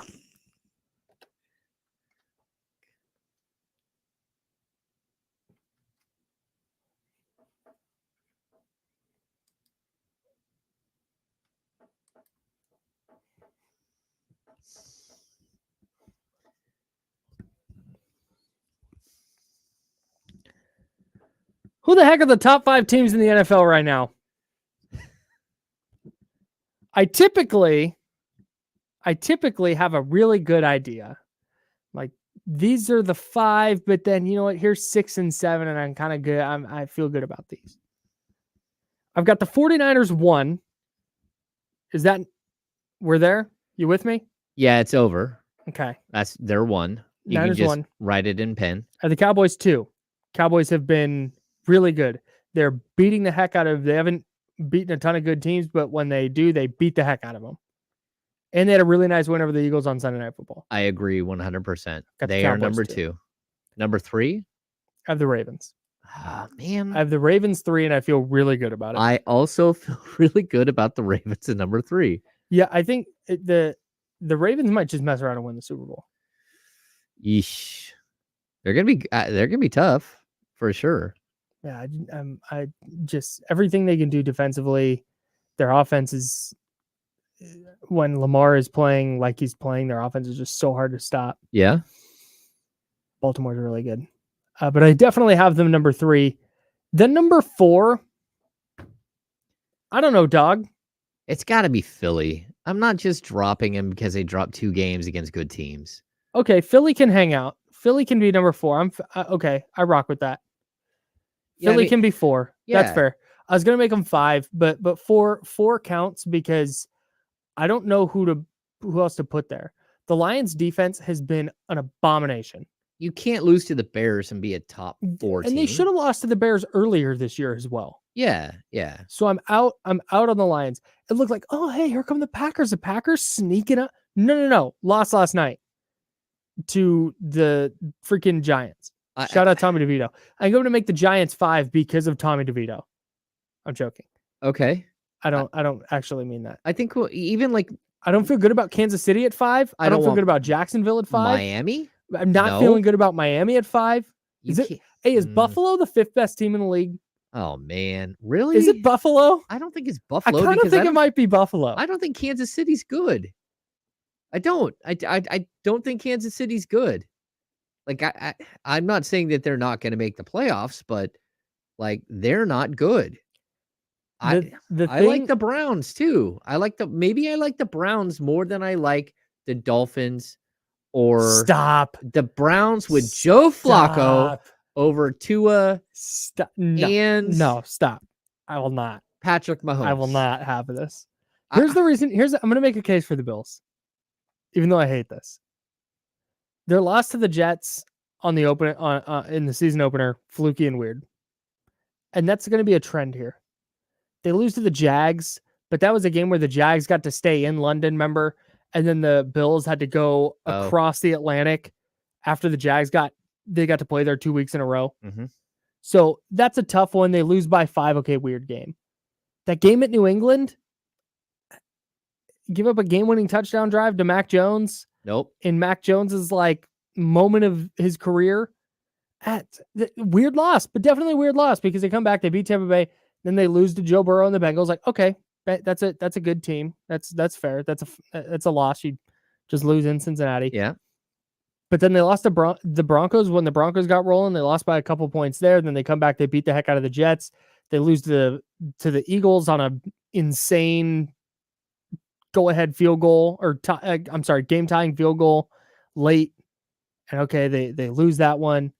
And then they come out of their bye and they go to Kansas City and they get a nice 20-17 win over Kansas City.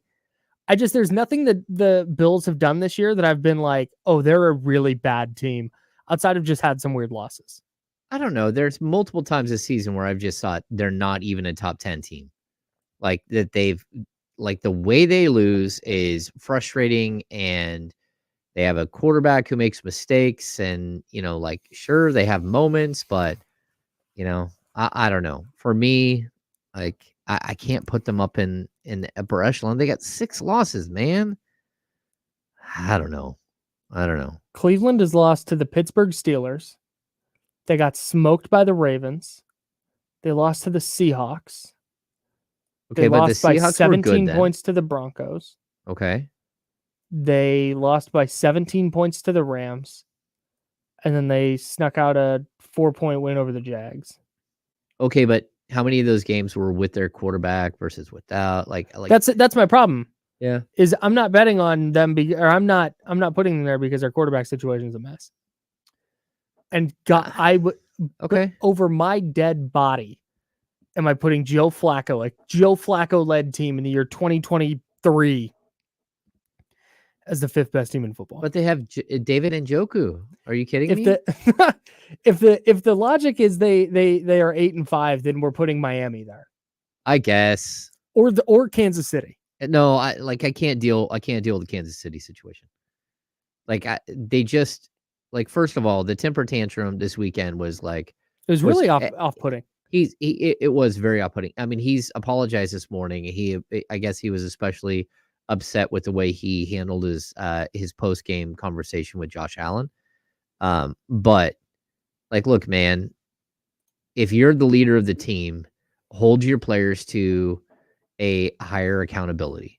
And that's what what we're seeing is an accountability issue, which has cost them multiple games this season. Yeah.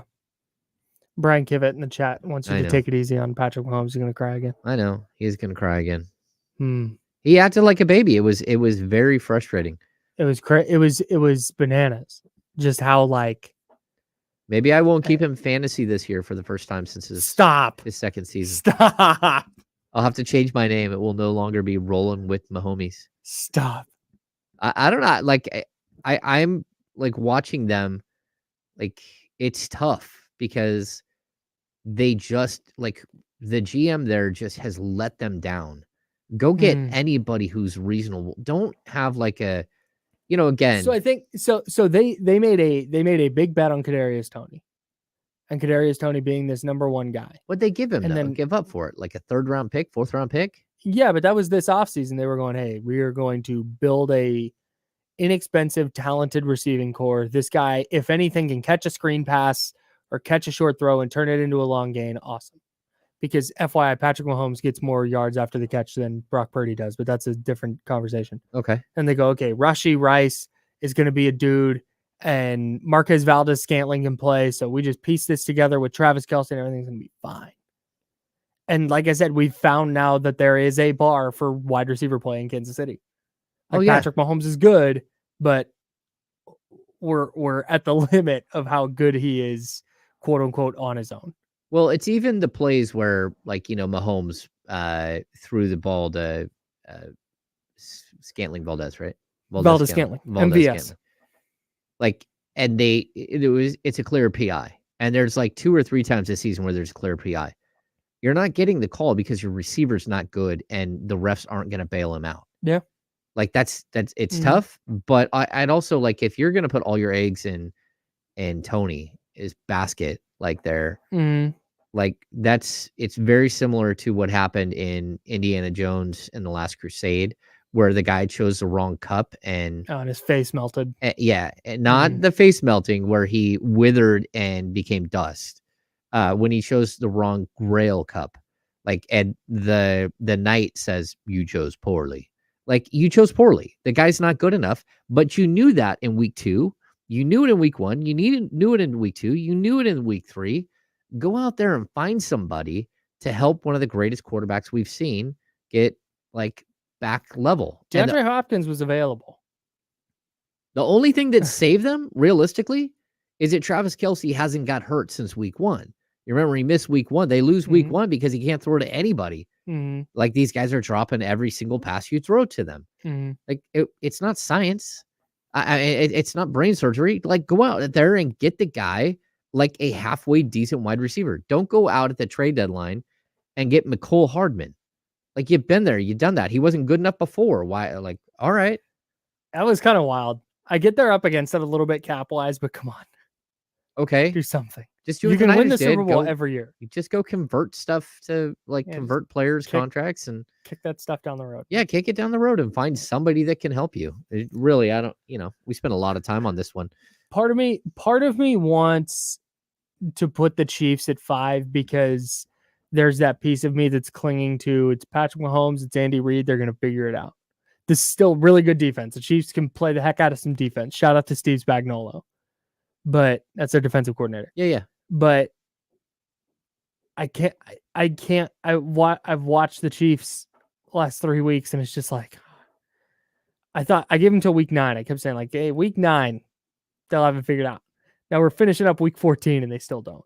Well, if we're going to go off that, I'm going to put the Dolphins at number 5 because I am too. I think that, the Tyreek injury is probably why they lost the game last night. Oh, it's massive. And if they didn't lose that game last night, they're 10-3, and we're talking at them and Baltimore as the 2 best teams in the AFC, and we don't know which one is better. And that's not where we are because they lost a bad game. Yeah, a bad loss. Yeah, as you like to say. That last night was a bad loss for the Dolphins for sure. I think I'm going to put them at 5 though. I'm not going to feel good about it. I'm doing it because I have to, and we're doing a bit. All right. Well, you know what the other bit we're doing? Tell me. We're giving away PS5s, Kyle. Yeah, you're damn right we are. That's a Jiffy Lube Christmas. I've blocked the phones because I don't want anybody calling in early. 916-909-1320 is the phone number. Don't call until I say go. I'm not even going to unlock the phones until we're ready. 916-909-1320, that's the phone number. PS5, copy of NBA 2K24, and an exclusive Insiders hoodie made just for this giveaway. That's right. You can get it in blue, red, or black, in whatever size you need. We got you. That's coming up. Be caller number, what did we say? 11? 10. Caller number 10. We're looking for caller number 10 right now. I'm unlocking the phones. Caller number 10 at 916-909-1320. 10 in honor of the Kings bench last night, knocking down 10 threes. Let's go. Keon It's Ellis Jiffy Lube won. Christmas. 5 for Trey Lyles, 4 for Malik Monk. Caller number 10 wins the PS5 prize pack, courtesy of our friends over at Jiffy Lube. It's a Jiffy Lube Christmas. That's all coming up next. We got Kings keys to a victory tonight against the Clippers. Tons coming up right here on ESPN 1320, Sacramento Sports Center.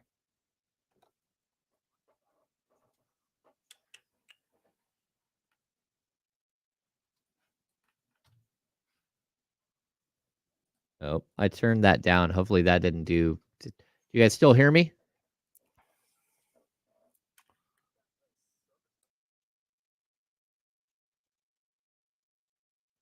Hi, friends.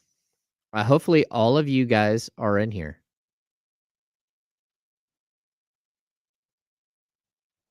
Wait.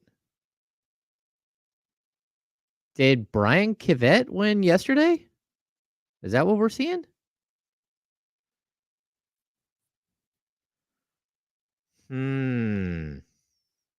I was touching buttons. Drew Down caught me. Don't touch them. Oh.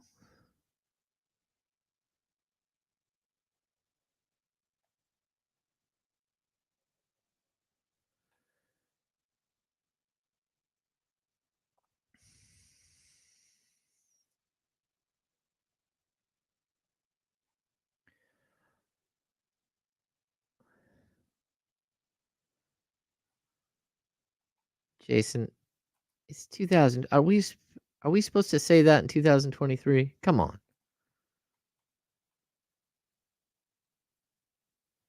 Oh, you kind of know Sherry. Okay, so all right. Awesome. Brian, do you have what are your children range? I'm excited about this. Like, I'm glad someone in the chatty house won. And then I'm going to have to carry some segment here coming up. And I don't know. We'll see how that goes. Good luck to James.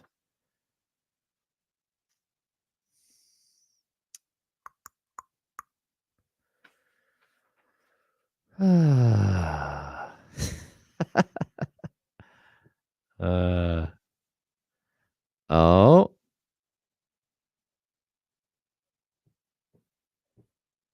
Phone line. Well, serial connection. It's not the phone line is crap, is it? There's 300 people calling it at the same time.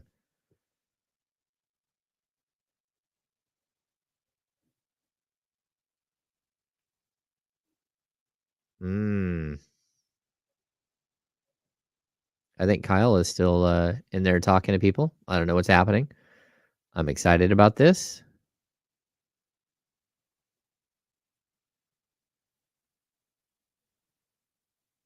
Five phones.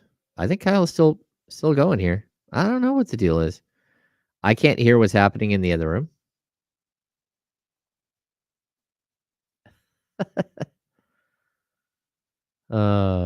I'm glad I don't have to handle that side of this because that's frantic and crazy. We good, Kyle? I sure hope so.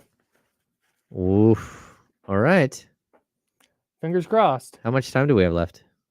You're going to have to duck like last 10 time, right? seconds. No, we're good. We have a workaround.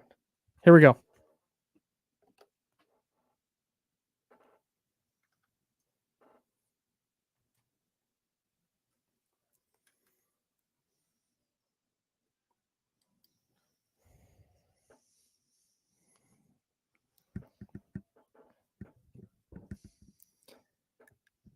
I'm Kyle. That's James.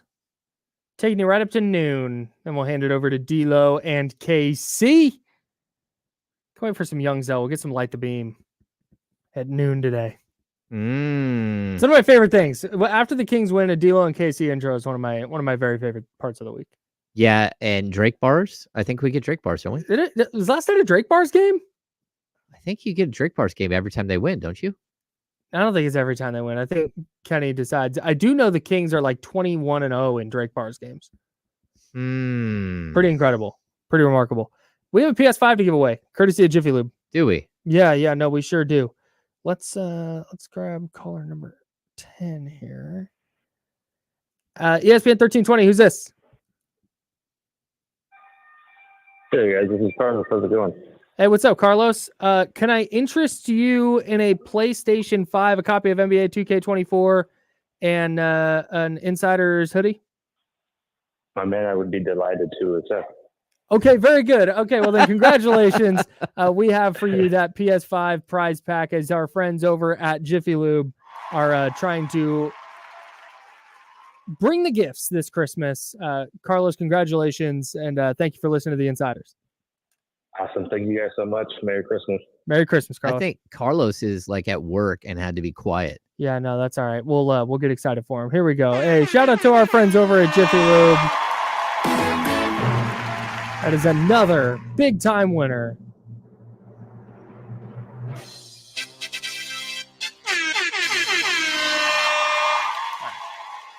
Shout out to Jiffy Lube. Carlos, do we even know where he's from?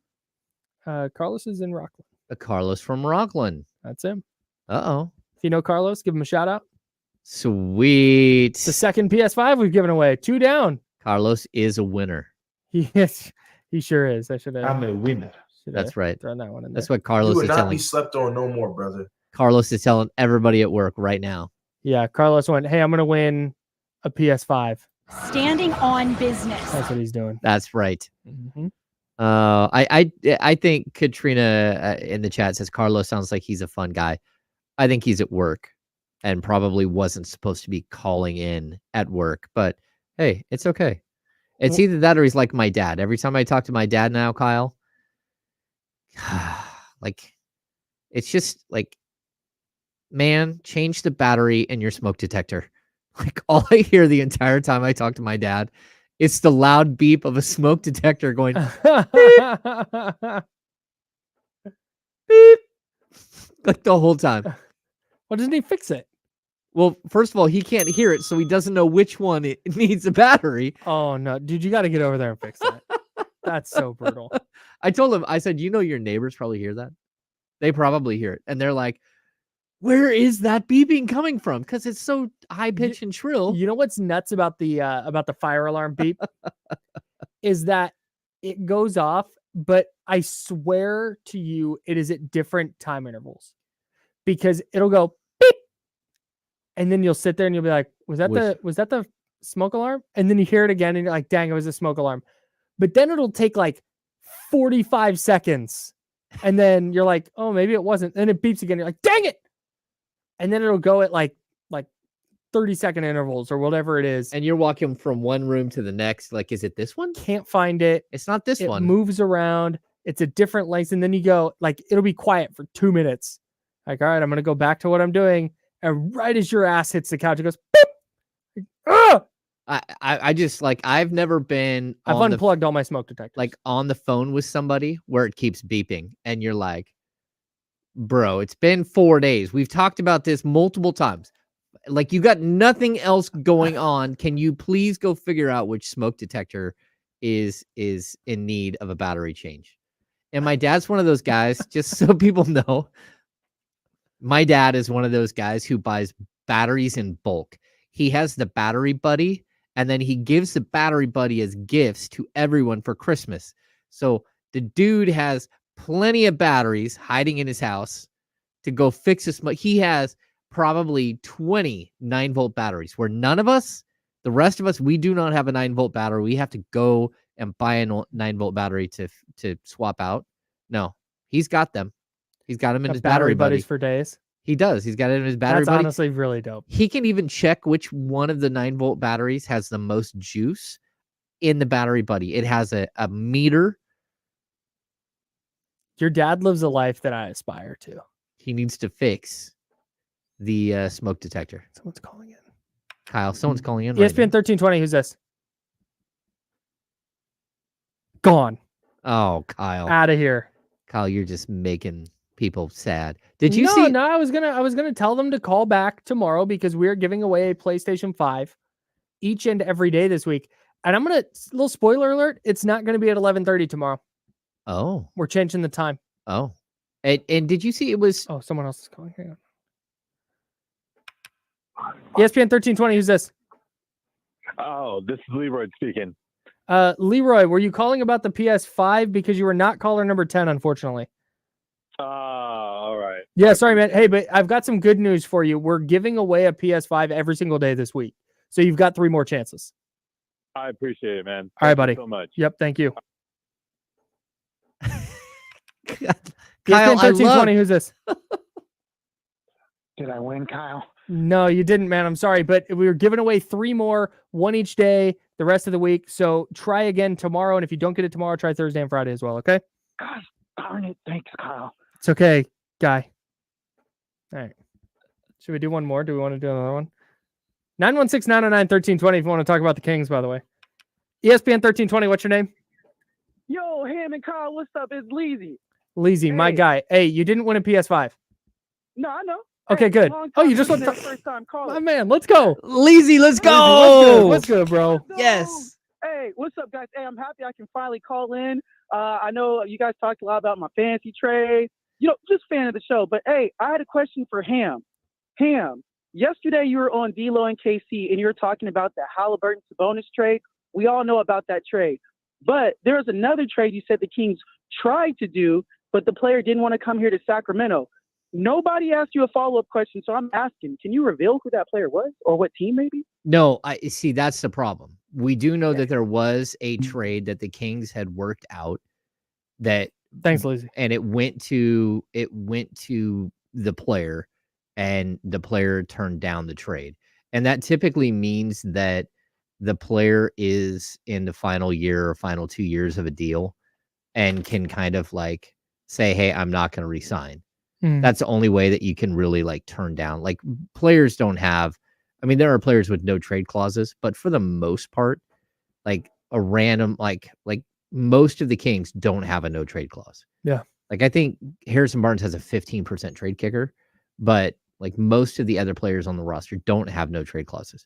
So somebody has to be in the like nearing the end of a contract where the Kings would want some sort of assurances that they would at least get first dibs. And so I don't know who it was, but I do know that there was a deal out there that they almost completed, and a player said no. And that you don't know who the player is, that player's probably kicking themselves now. or you can't reveal who it was. No, I don't know. Oh, No, I don't know. I think you should find out and tell us tomorrow. I've asked multiple And if times. you can figure it out, and people call in and say who it was, Yeah. we'll give them the PS5. I'm Oh. joking. That's not how we're gonna do it.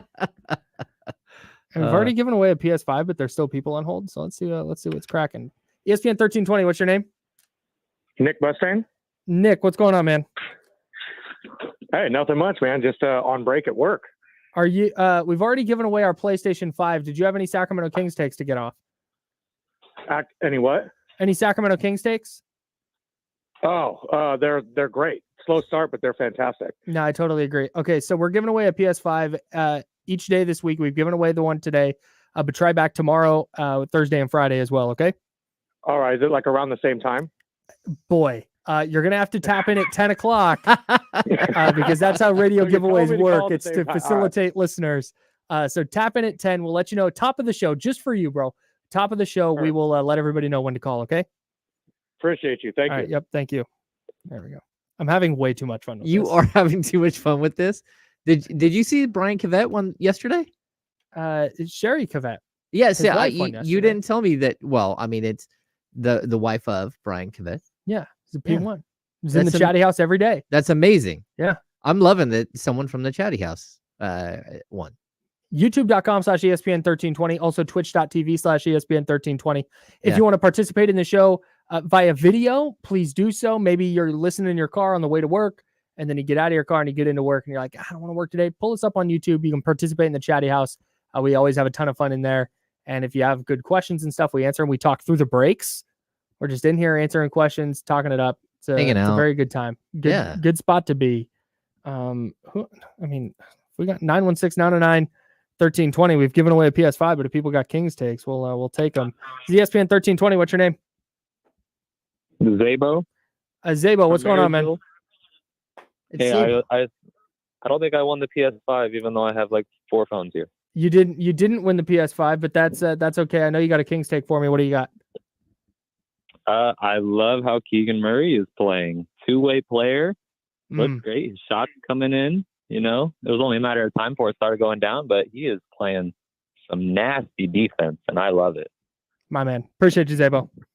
Good luck with the Yep, PS5 yes, sir. tomorrow. Thanks. I love it. What's more important for the Kings, Keegan Murray's offense or his defense? Yes. I think it's his defense. No, seriously. I think you can find a player to go pour in 15 or 18 points. Yeah, but I If also that's what you really need. my counter would be you could also find a player who just plays defense and doesn't do anything else. Yeah, but then you don't have to guard him. Like everybody knows Keegan Murray can shoot. Yeah. But I don't think for him to be maximized. If he has the same year for the most part, maybe tick up the volume a little bit. But if he is the same offensively as he was his rookie year, but he's going to be a lockdown defender, that changes the calculus a lot for me. And I think I'd rather him be a elite defender than an elite offensive player. Yeah. If I have to pick one or the other. I would agree, but I think that there is a ceiling to the defensive end. Like, I think he can be a really good plus defender. I don't think he can be like all league defender. Carlos jumped into the chat, and yes, he did win. Just trying to keep his cool at work. Yeah. Shout out to Carlos. Yeah, Appreciate you. it's awesome stuff. Hell yeah. So, Carlos, I hope you didn't scroll up and see all the mean things people were saying about you in the chat. don't look in the chat, Carlos. Don't look in the chat. We have full phone lines right now. Oh, Kyle. Like, I don't know if I can do this. What? No, this is how I'm going to, everybody on the phone line, because here's how the phone works. When I put the person on hold, everybody's on hold. Our phone lines are all blocked up. When I put the people on hold, they can hear us. Oh, I can talk. So they can hear the radio right now. So they know. If you are trying to win a PlayStation 5, we've given the one away for today. We are not giving away another one. Nope. So if you are on hold to win a PlayStation 5, you can hang up now. We're not giving away another. There's not some secret. I'm not pulling one over. The next time we give away a PS5 will be tomorrow. And you can try to call then. If you stay on the line, I'm going to assume you have Sacramento Kings takes for us. And I'm going to bring you on. Oh. So hopefully this works. Because I just told everybody on hold what the deal is. I no longer feel bad. Okay. All right. I'm just going to start. I'm going to start at the top here. ESPN 1320. What's your name? Brandon. Brandon? Yes. Brandon, what's going on, man? What's going on, insiders? I just wanted to say I love your guys' show. It's really captivated me. And Kyle, when you created, I think it's called Mad Props, right? Yes.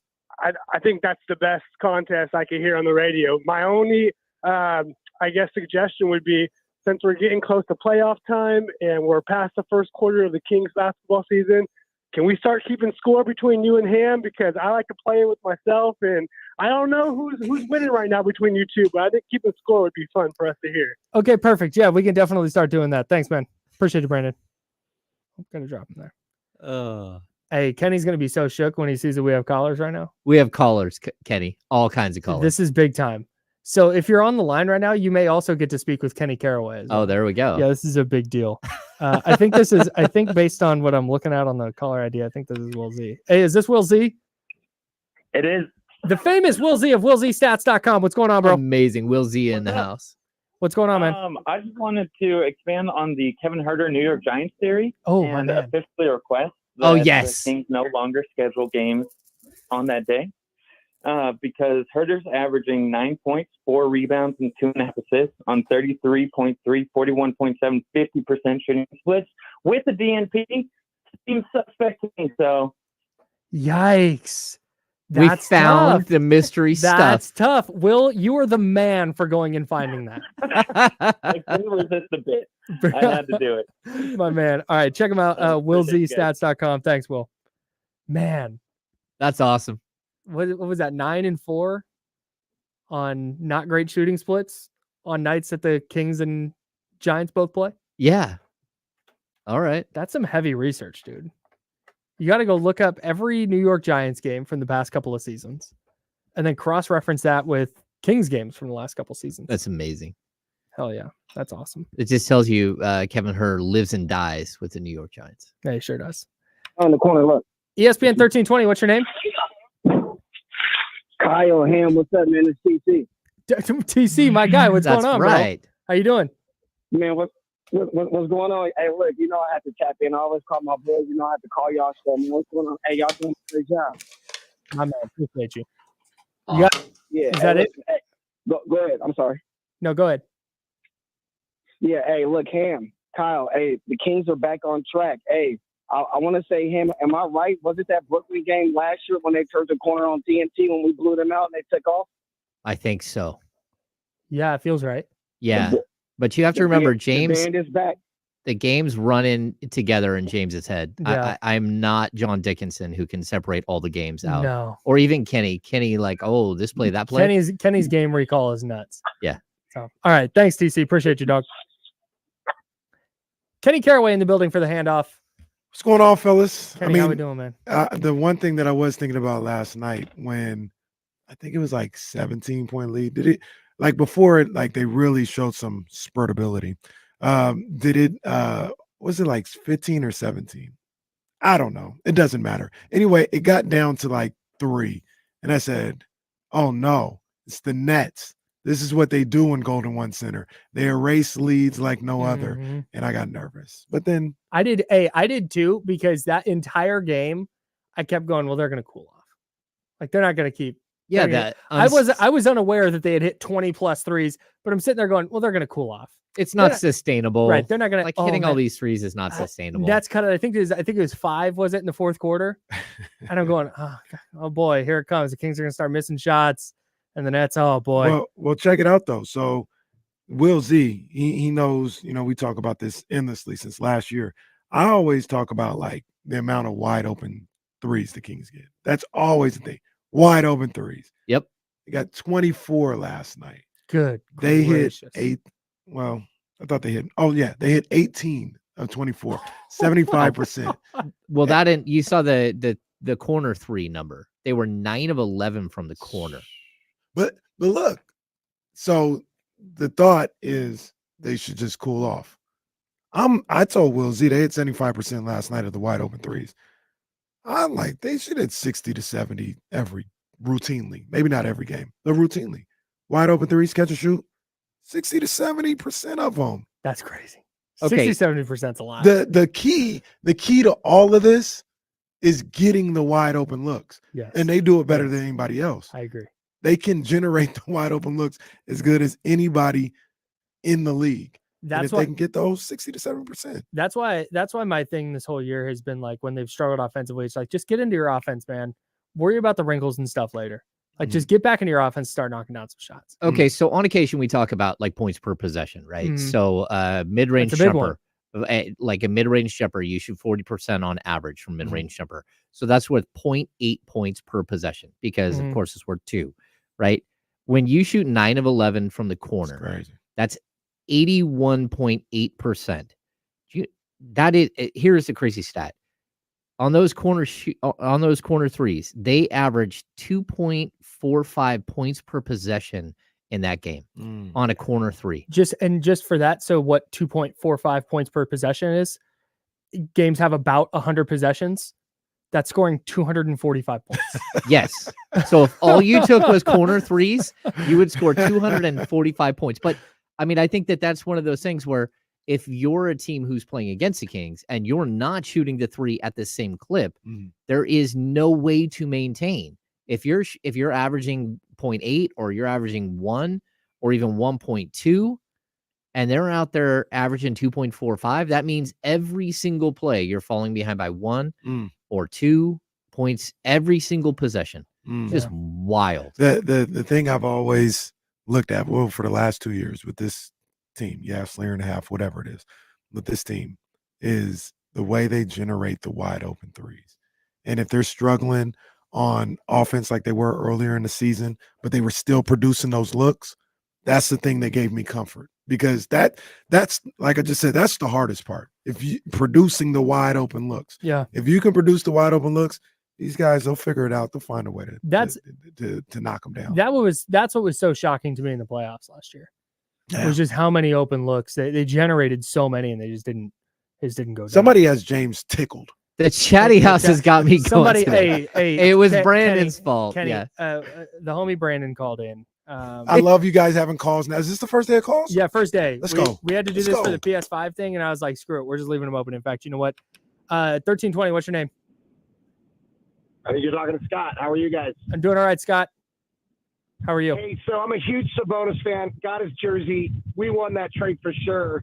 But points in the paint, it just seems like when he's right under the rim, he goes up with soft layups more often than just going up hard and getting the foul or getting the dunk. And I'm just curious what your thoughts are on that.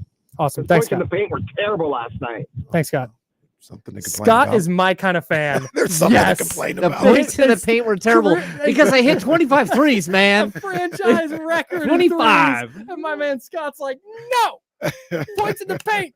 Okay, so I will say, like, Sabonis missed a couple of bunnies, like he did. Yeah. But at the same time, it like sometimes they fall, sometimes they don't. There are plenty of games where he's like 11 of 13 from the field. He's had so many, like 8 of 11. He's 10 shooting of like 12. 57% from the field on the season. So I get what you're saying, but in a game where the Kings literally missed 23s of their 45 they took, yeah, like I'm not gonna fault him. Real quick, there's two things with Sabonis that people kind of forget. Is he's not that tall, and he's not that like super athletic where he's just gonna spring up and dunk over you. So a lot of the times, like going up against Claxton is probably physically, superior, taller, longer, rangier, and he's got to find a way to get shots over guys like that. I'd even I say love the idea that Scott was watching the game last night, just furious as the threes were raining down. yeah, it's amazing. In the fourth quarter, 2 minutes left. This isn't sustainable. We need to score 4 points in the paint. Sabonis is also narrow through the shoulders. He's not a big, broad shoulder guy, and I think that does play into why he gets blocked because he can't get the separation to like with his shoulders as well. Just to explain real quick, Kenny, our guy Brandon called in, and he's a big fan of a segment we do called Mad Props, and it's James and I trying to decide which stat between like the Kings and Niners game will be higher. And Brandon let us know that we should start keeping track of who won each week because he likes to play with himself. Well, okay. That's why I keep juggling because the chatty house won't stop. The chatty house is on it. Hold on. Oh yeah, here it is. Throwing the damn flag. Throwing the flag. All the flags have been thrown. On Brandon. Brandon carrying the show. We love you, Brandon. We love you. Yeah, man, that was a great take. My man. Flag. All right, that is not a challengeable play either. That is a flag. That's it. Yeah. Maybe a flagrant. You may get ejected. All right, we have to go. D'Lo and Casey are next. Kenny, what do you guys got? Man, Kings win. Crazy night in the NFL, to be honest with you. Playoff bound 49ers. So we're talking all that. Trista Crick, Jason Jones, Scott Gobranson, they're all going to be on the show too. All that's next, right here on ESPN 1320, Sacramento Sports Center. Thanks, Chatty House. That was a good day. Flag on the play. Are you guys going to do that forever now? Just leave the lines open? Why not? I think you should. I'm just letting it rip. I think you should. No, I'm going to. It was fun. We had a good time with it. Yeah. All right. Hell yeah. Oh. I'm Jesse today, so I got a bunch of stuff to take care of. Oh yeah, sorry, man. Yeah. We have early flags. Oh my. Oh yeah. You missed a good one. Brian Kizet won yesterday. Oh, is that right? Yeah, his wife. wife. Right his on, wife, B. Sherry. That's awesome. That's awesome. And today it was Carlos who jumped in the chat. That's terrific. I gotta go grab my penalty flags.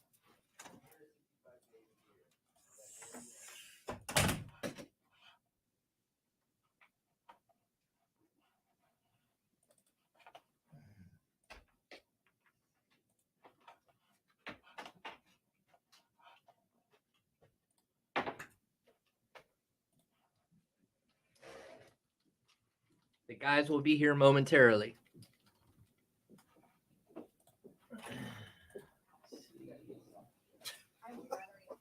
Oh man. The conversation just random. Said, every day at lunch, you got to be like, fuck. I gotta eat a sloppy Joe.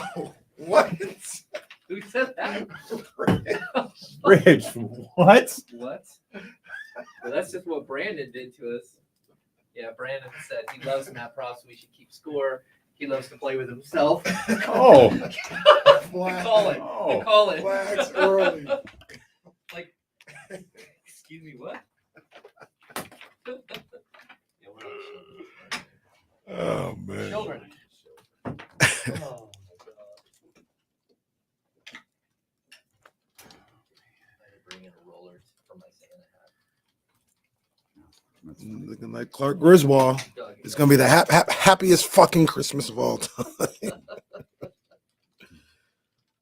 That might be my favorite Christmas movie.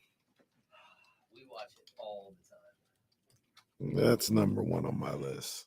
Oh, did I pass gas, Clark? Is the room clear out, Bethany? He blew up the tree. It was like, what the hell are you guys looking at? Oh, Thanks, James. We'll see you, All right, man.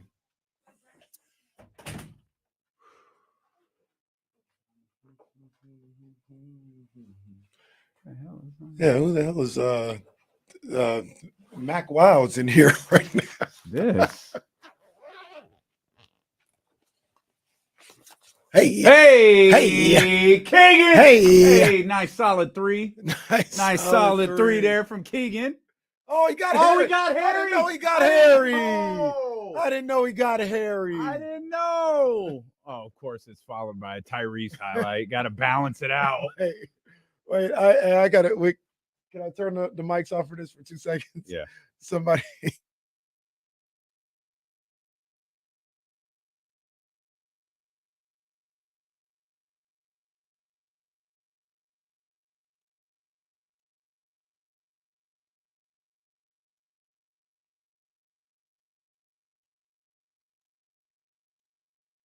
Boy.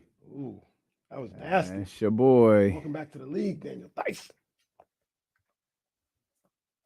Oh, get some of that. Oh, Sin, go and get some of that. Hi, Kyle. I like this. Plays of the day. Yeah.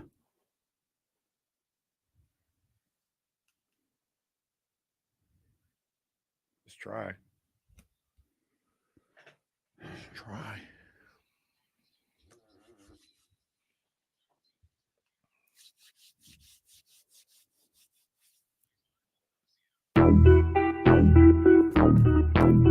Hey, Riggs.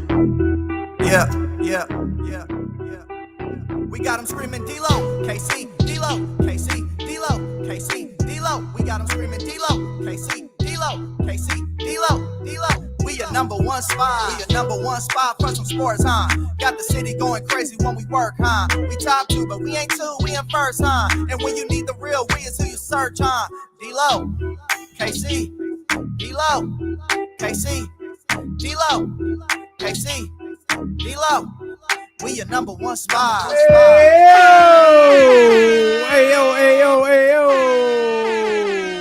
We using government names out here on television.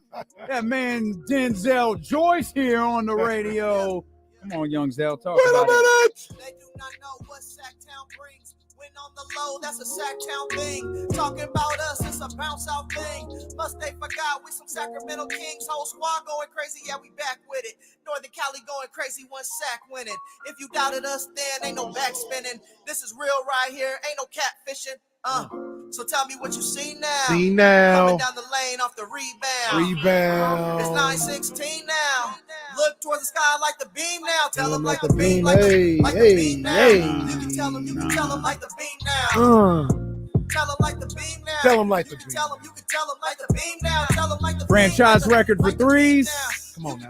You can tell them like the beam now. He ain't playing with these boys.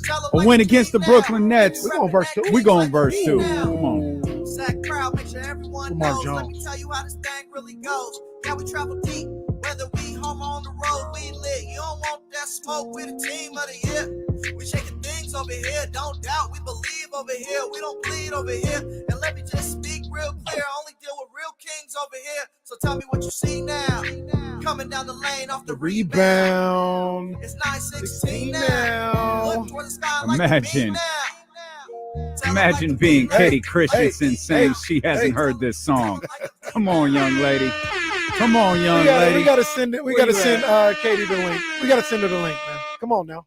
Welcome in here to the Tuesday, December 12th edition of D-Lo and KC. I'm Damian Barley. The ultimate needle mover in God mode himself. He's Kenny Caraway. Yes, sir. Acknowledge me.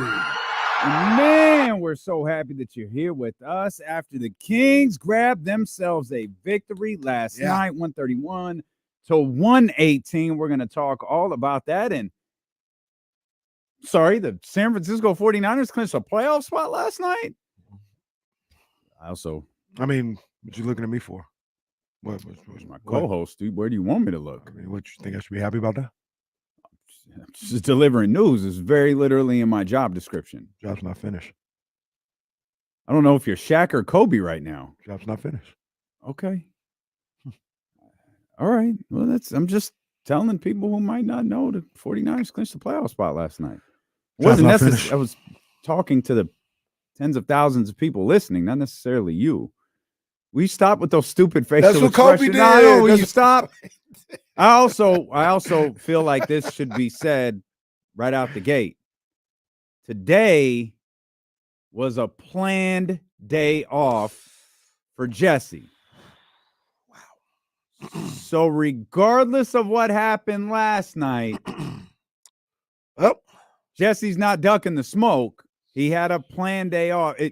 It's a coincidence. Well, it is December. Maybe he didn't have a lot of confidence in his team, and he was like, you know what, I'm going to get ahead of this, take Tuesday off. But we do have Kyle Matson with us for the rest of the day. What up, Kyle? He's waving because this is a radio show. Sorry. I thought you were going to continue talking. I was not ready to jump in. So I thought you were just going to say he's with us the rest of the day. Why are you looking at me? I didn't even do it. He did. No, he's the very best. I'm so happy that he's with us. Facts. Just what an incredible hire by Odyssey. I thought you were going to do that whole charade, and then I would come on and play the humble, like, oh, hey. You know, I mean, it's all accurate, though. It is accurate. Speaking of Odyssey, it'd be great if Odyssey had a sports station in Sacramento. That'd be awesome. I mean, I don't know. I go to Odyssey Sports Twitter account. Everybody get clips on there. But if they had a sports show in Sacramento, maybe they could take clips in there and put it on Odyssey Sports. One day they'll get one. I'll send them the cut of Jobs Not Finished. You're really no, they this 2 years running. They doing the same thing. I can't even find where. Maybe I lost my everybody. access. Chicago.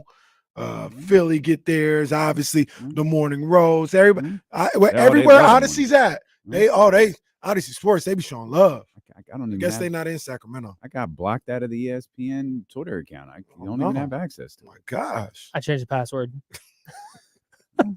Wait, is that a shoot? Did you really? No. Oh, yeah, I don't have access to it, so I have no idea. But let's talk Kings basketball, man. Oh, first of all, let's mention it's Tuesday. Our man Scott Gobranson is going to be with us for a few minutes to talk Raider football. Keith Smith, Spot Track, he wrote the article about De'Aaron Fox and his many very lucrative financial options that are ahead for him. We're going to talk to him coming up at 1:30. Of course, it's Trista Tuesdays. TK will be with us. Coming up at 2:00, and then Jason Jones of The Athletic will be with us in the final hour of the show as well. So lots to dive into, but let's start with a record-setting night for the Sacramento Kings as they beat the Nets last night, 131 to 118, to get to 5 games over 500 for the first time this year.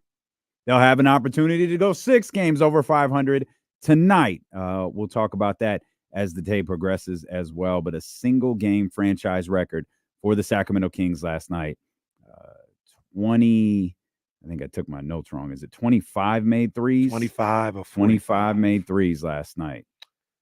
I said something that doesn't seem realistic, but I feel like it really is, to be honest with you. Talked about a little bit on the handoff, but our guy Will Z, He knows the stats that I like. He hit me up on Twitter and was talking about. I want to get it specific. He was talking about the Sacramento Kings and their open threes last night. He said Mhm. the Kings had 24 wide open. I didn't even say open, wide open threes last night, right around their average of 23.3 per game. They made 18 of 24 of those wide open threes, Wow. 75% on the night. And I said, I believe that this team should be hitting 60 to 70% of them every time out. Every time out. I think they're that good of shooters. And the hard part is Well, generating those wide open looks. Hitting them is something I think they're extremely capable of at a 60% clip. Maybe not 75%, but yeah, I think they could do that with But- Keegan, Kevin, Malik. Those guys shooting those threes, those wide open threes. Yeah, for sure. wouldn't that be most of the league though? Some of them don't have shooters as good as Not teams. I mean players. Like if you talking about hitting, would you say 60% of wide open threes? Saying like capable, yeah. Like I think a lot of people in the league are capable of doing that. It's just a lot of times the flow of the game that dictates. Ball has energy, right? That's Yeah. what we heard last night. And then there's the old proverbial off night. No pun intended. But we miss you, dog. Well, went the way of flip side. Shout out to our man off night. Man. Got in there, immediately took a three. Shoot it. Shoot Hey, it. do it. Do it. I ain't mad at it. Standing on business. Standing on business. Yes, indeed. Standing on business. The trio of Fox, Keegan, and Malik Monk were absolutely incredible last night. Again. Yes. And Keegan, even though his dunk, didn't impress Malik at all, he had a nice little way to close out the game. That was a real interesting game because the Nets made a run in the fourth, and for one, I wasn't even fazed by it. It felt like the Kings were in full control of that game, even when it got to 6. I think the closest it got to 6 in the fourth. I would have. I mean, there was a lot of time too when it was like 6 or 7 minutes left when it got to within 6. Yeah, I didn't like. I didn't all like right. that. They're all right. I didn't like that because they were hitting the threes the way they were. The game was on the brink from going to 15 to 23. It felt like, and then Bridges hits a corner three to get it down to 12. Then they hit another three to get it down to 9. I think the Kings come back with the 3, and then Bridges comes back with the 3 again to get it back to 9. It's like, man, can't shake these dudes, man. We can't put them away the way they wanted to. So I didn't really like. I was on the other side of things. I didn't necessarily think they lose, but I wasn't comfortable. I wasn't fazed by it. Well, I felt like they were in control. Like I didn't like that it got. I thought there was a particular moment, and this was before it got to within 6. I actually think this was in the third quarter. The tomahawk dunk. The Malik, was that the third quarter? That was third quarter. So Malik does the tomahawk, and the crowd obviously goes nuts. Did you pick up on what Brooklyn did? This, to me, this is why I felt they got this game. They do the Malik hits the tomahawk, and Brooklyn immediately runs and they missed the shot near the rim. We'll say near the rim. Took like 4 seconds off the clock. Malik to Domas up the floor, back to Malik, back to Keegan for the 3.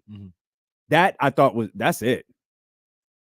Again, it was in the third quarter, but there was a trend where the Kings would do something if it didn't result in a timeout from Brooklyn. The Kings would do something to get the crowd fired up. And Brooklyn's response to that was immediately to try to play Kings basketball and run up the floor. And in that particular situation, they ran up the floor so quick. The crowd hadn't even settled down from the Malik dunk before the Kings got the ball back. And now they're kind of roaring because they see this might be a shift here. Keegan hits that 3. I think it put him up 15. This game's curtains. This is curtains.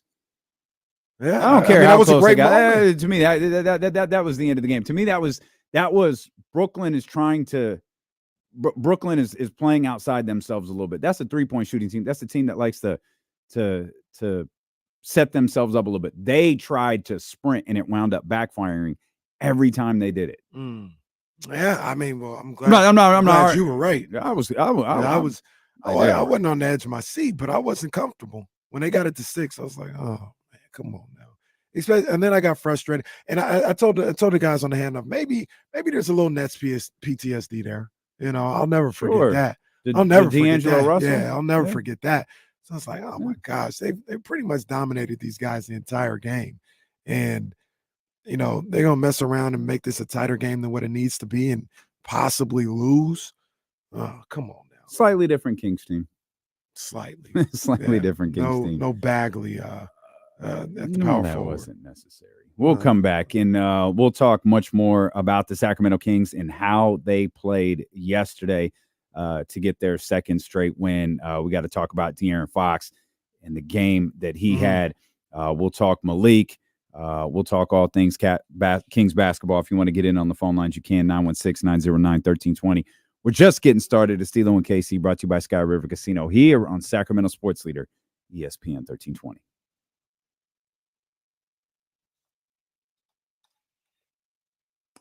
ESPN 1320. All right. Leezy, absolutely, man. It was fire, man. You did a great job with that, big dog. Great job. Oh, we weren't clear before. Hey, did securing the V. We'll talk about that. We'll talk about that. Lazy, I'm gonna hit you up this evening. I'm gonna need your help with a couple social media things. I'll hit you up this afternoon about it.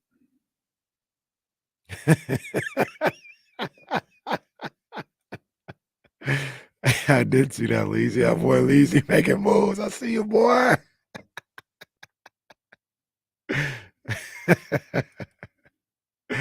That boy Leezy. Don't hurt him. Yeah, Leezy made himself some friends.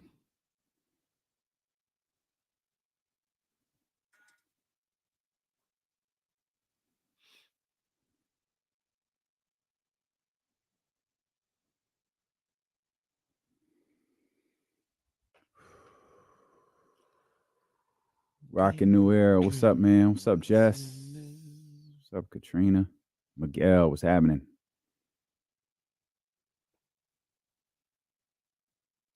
So I had I didn't have a situation. I just had a thought, right? So one of my good family friend, Jazz's childhood friend, her son is like a really good 8th grade basketball player, like getting a lot of love, right? Mm-hmm. And they had this tournament, Made Hoops tournament down in Arizona over the weekend. He was balling out, doing his thing. And on Instagram, they showed Draymond Green was at the game. And after the game, he went up to my man Leighton. Shout out Leighton. Big ups to him. He went up to Leighton. It was like, yo, you're doing your thing. Keep doing what you do. Mm-hmm. Looking good out there, man. Just keep working on your skills or whatever. And he was like, where's your parents at? Met Lacey and Lou. That's the parents or whatever the case may be. Yo, your son, he can ball. He can hoop. He's doing his thing or whatever. And, very nice by Draymond. Very good moment or whatever. But it had me thinking, what if Reese got to that level, say in 9th grade, Draymond's at their tournament. He's like, yo, you can play. You can go, dog. Yo, I like your game. Let me meet your parents.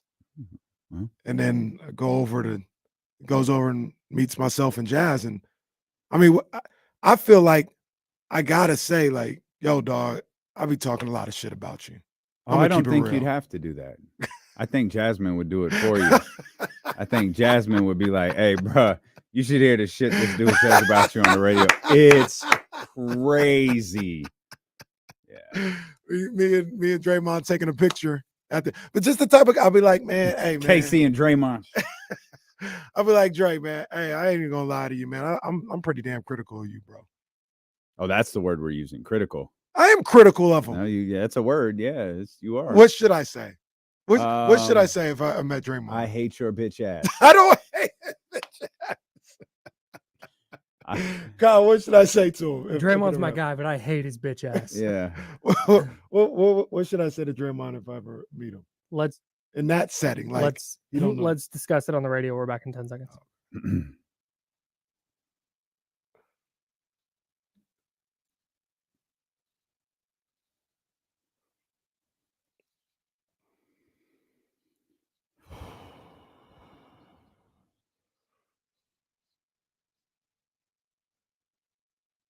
KC is really flummoxed by this.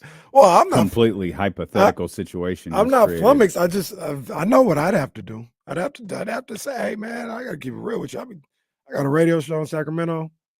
We don't like you in Sac. I'll be talking crazy sometimes. You probably don't even need to do all that. Just when he comes over, like so, KC created this scenario where shout out to the the little homie Leighton Leonard. Shout out to Lacey and Lou. Those are my people. Shout out. Who got some love from Draymond Green. Yeah. He said, hey, what if Reese ever got love from Draymond Green? What would I do? And I think all you'd have to do would be like, hey, bro, I'm from Sacramento. And he'd know immediately. You probably don't need to do anything else. Just, bro, I'm from Sacramento. And he'd go, all right.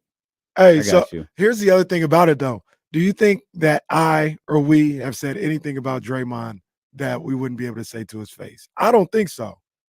I haven't called that man out of his name. I said he behaves like an unhinged individual, and he does. Did I call him unhinged? Did I call him out of his name? No. Said he plays like a scrub. He does play like a scrub. That doesn't mean he's a scrub. All that kicking and flailing. What about and everything? text? He plays Do like a text scrub. count? Can we read some of the texts that come to us? Can we read those to him? Because those are fiery. I guess we won't do that. But look, I would tell him about like, hey, I appreciate you shouting out my son. That's what's up. That means a lot to him. Okay. I'd have to keep it real though, man. I couldn't be like, oh, Dre, man, biggest fan. Congrats on being the first Hall of Famer with a triple single. I couldn't do that. I couldn't do that, man. That's just not in my nature. Well, it's in De'Aaron Fox's nature to play out of this world. No. Kills a great segment. No, it was a great set. I was gonna talk about. Remember that time after game 2? I think his mom and his family knew who we were. I do remember that. They was looking at us crazy. I did not enjoy that particular moment. They was looking at us crazy. That was odd. That was very weird. They were absolutely looking at us some type of way. There could be a variety of reasons for that, but probably none of them are good because we had to walk like right through them to get downstairs. Yeah. And it was like only us. Yeah. And there's not even the. It was like 45 minutes after the game, so nobody's in the arena. Yeah. Yeah, that was. I recall that. Oh. I remember that. What you want me to say? Once I can stand on business because, like I said, I ain't never disrespected the man. I just talked about his game, critiqued it, never called the man out of his name, so I can stand on business. Hey, Draymond, we have a friend who's been trying to get us to have lunch together. I don't know, man. If you want to go to Echo and Rig, holla. De'Aaron Fox goes to Echo and Rig. Well, hey, it was good. It was a good shot. It was a good try. It was good. It was fine. That's right. It was an Echo and Rig type game for De'Aaron Fox with 29 points, 8 assists. Man, this dude continues to play out of this world. He is becoming an elite trash talker. He said last year he could get any shot he wanted to. And it feels like game after game after game after game, he's showing that to the point where he's now laughing at opponents on the floor. He's now talking trash to opponents on the floor. You thought that was going to stop me? Oh, that's adorable, young man. Here's a mid-range for your eye. Man, he's any conversation regarding the MVP, any conversation about the best players in the league, any conversation about the best guards in the league that don't involve De'Aaron Fox are completely disingenuous conversations. He Yeah. belongs in the conversation of the best players in the game right now. De'Aaron Fox is a legit NBA superstar, and he is showing that night after night after night after night. We've said this before, and I'm just going to say it till the season ends. Y'all kept talking about, oh, can he take another step? Another step? Like, my God, man. How big is this staircase? Well, Brody found a couple more steps. He's in that Caraway compound now. He's on like the 5th floor. He just skipped the elevator because this dude keeps finding ways to get better and better and better. Every year, every game, every time he's out on the floor, he looks better than he did the last time. 30.4 points per game on the season. 5th? I don't have that. I think he's either 4th or 5th, and I think he's tied. He's tied with Shea. The beloved superstar. Shea gonna come into play. I got a question. Shea gonna come into play in a little bit.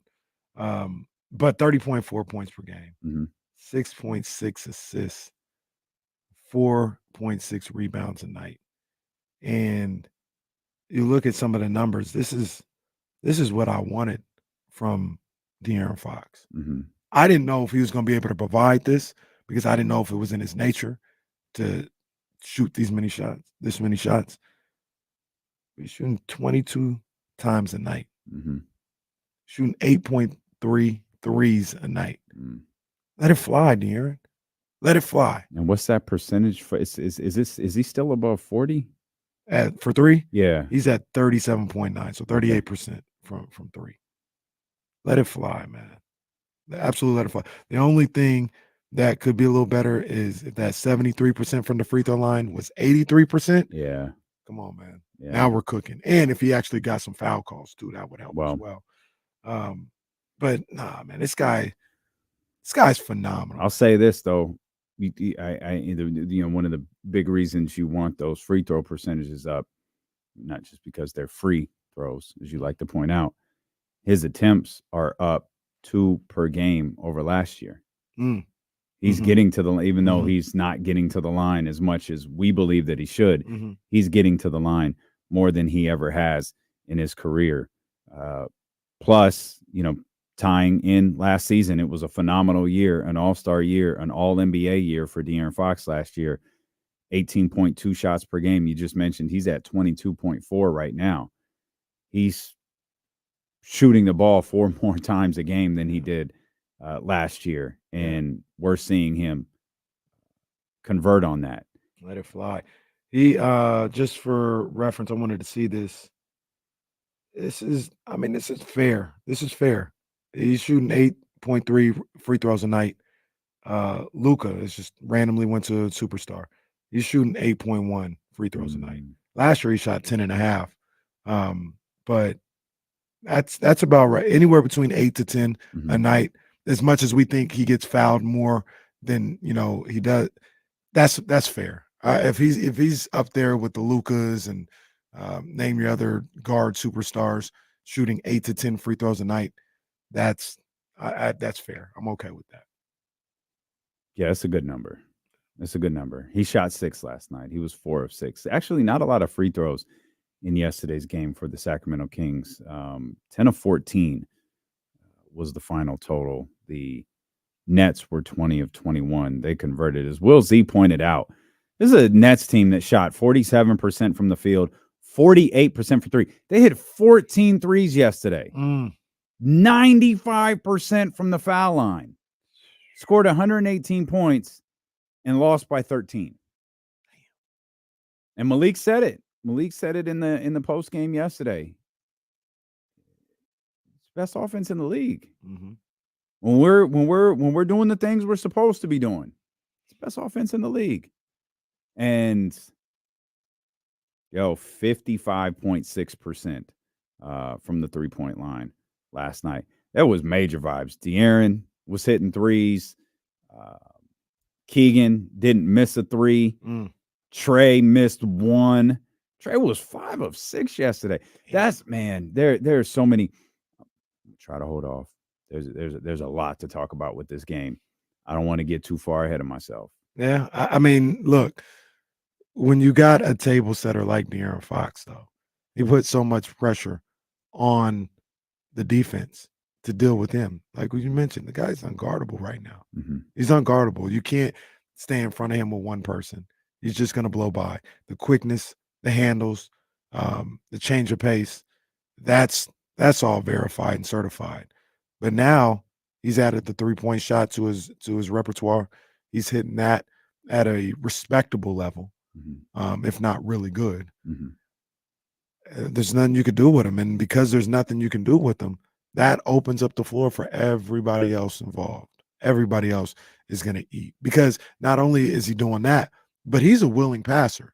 Don't get it confused with because he's taking 22 shots that he's some type of ball hog or he absolutely is a willing passer. He had that pass I think in the fourth quarter last night where he was on completely one side of the court by the sideline, whipped the one-handed pass to I think it was Trey Lyles in the corner, cashed out for three.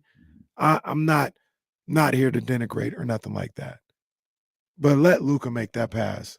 And how many people are talking about? The vision. No, I seen it. I seen Luka make that pass, and people go crazy over it. Aaron just did the same thing, easy for a three. And that's once again, that's not to disrespect Luka or throw shade at him. It's to show you the level that De'Aaron Fox is on right now. He's on the level of how they have guys looked at as some of the best players in the league, like you just mentioned. Yeah, there's probably a story too about the eyes in which you watch basketball through, right? When you talk about Luka Doncic, talk about our brother in Indiana. Like when you hear things repeatedly and you see things repeatedly, you start to watch players differently. You watch players as if they're stars. Like if you're told enough that Luka Doncic is a star, you watch Luka Doncic as if he's a star. If you're told enough that Tyrese Halliburton is a star, you watch like Tyrese Halliburton is a star. And that's one of the frustrating things that comes into play when listening to people talk about the Sacramento Kings.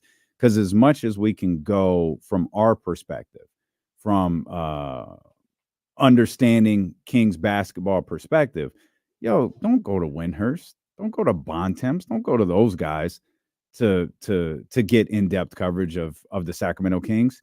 Y'all come right here. Go to Matt George and the Kings Beat and Locked On and all that different stuff. This is where you at. But it's moments like that you just laid out where it's like, so y'all ain't gonna jump on his tip the way you do them other dudes. And it's the perception. It influences the way that he's watched. So the next time he's on national television, he being De'Aaron Fox, the next time he's on national television and you've gone 2 weeks, he's not in the top 10. He's not being marveled at on House of Highlights. He's not being marveled at any of these aggregated sites. It's like, oh, you're just watching De'Aaron. Oh, that's a good hooper right there. Yeah. That's a good hooper right there. Not covering him as if he's a superstar. That dude is a superstar. Absolutely. Absolutely. One of the greats in the game today. And I've said it before, I'll say it again. He's better than I thought he would be. Coming out of Kentucky and the Kings drafting him, I thought he was going to be a guy that could turn your franchise around. A heart and soul type point guard. I thought he could be better than Mike Conley. That's the guy that he was always compared to. I was like, he'll be better than that. But at no point in time did I see him averaging 30 points per game, being a top 5 scorer in this league, being one of the best point guards in the game statistically and with your own 2 eyes.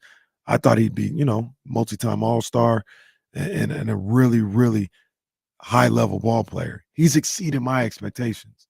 That's how good. And I had high expectations for him. Yeah. He's exceeded them. He's better than I thought. It's phenomenal. Yeah, he really is. And you talk about table setters. You mentioned table setters a minute ago, and you mentioned when you got the right table setter, everybody eats. And man, I think everybody's name is Malik Monk. Bruh, this dude damn near had De'Aaron Fox's line last night. This dude had 21-9. Wouldn't talk about the fact he apparently didn't feel well yesterday. Didn't want nothing to do with that.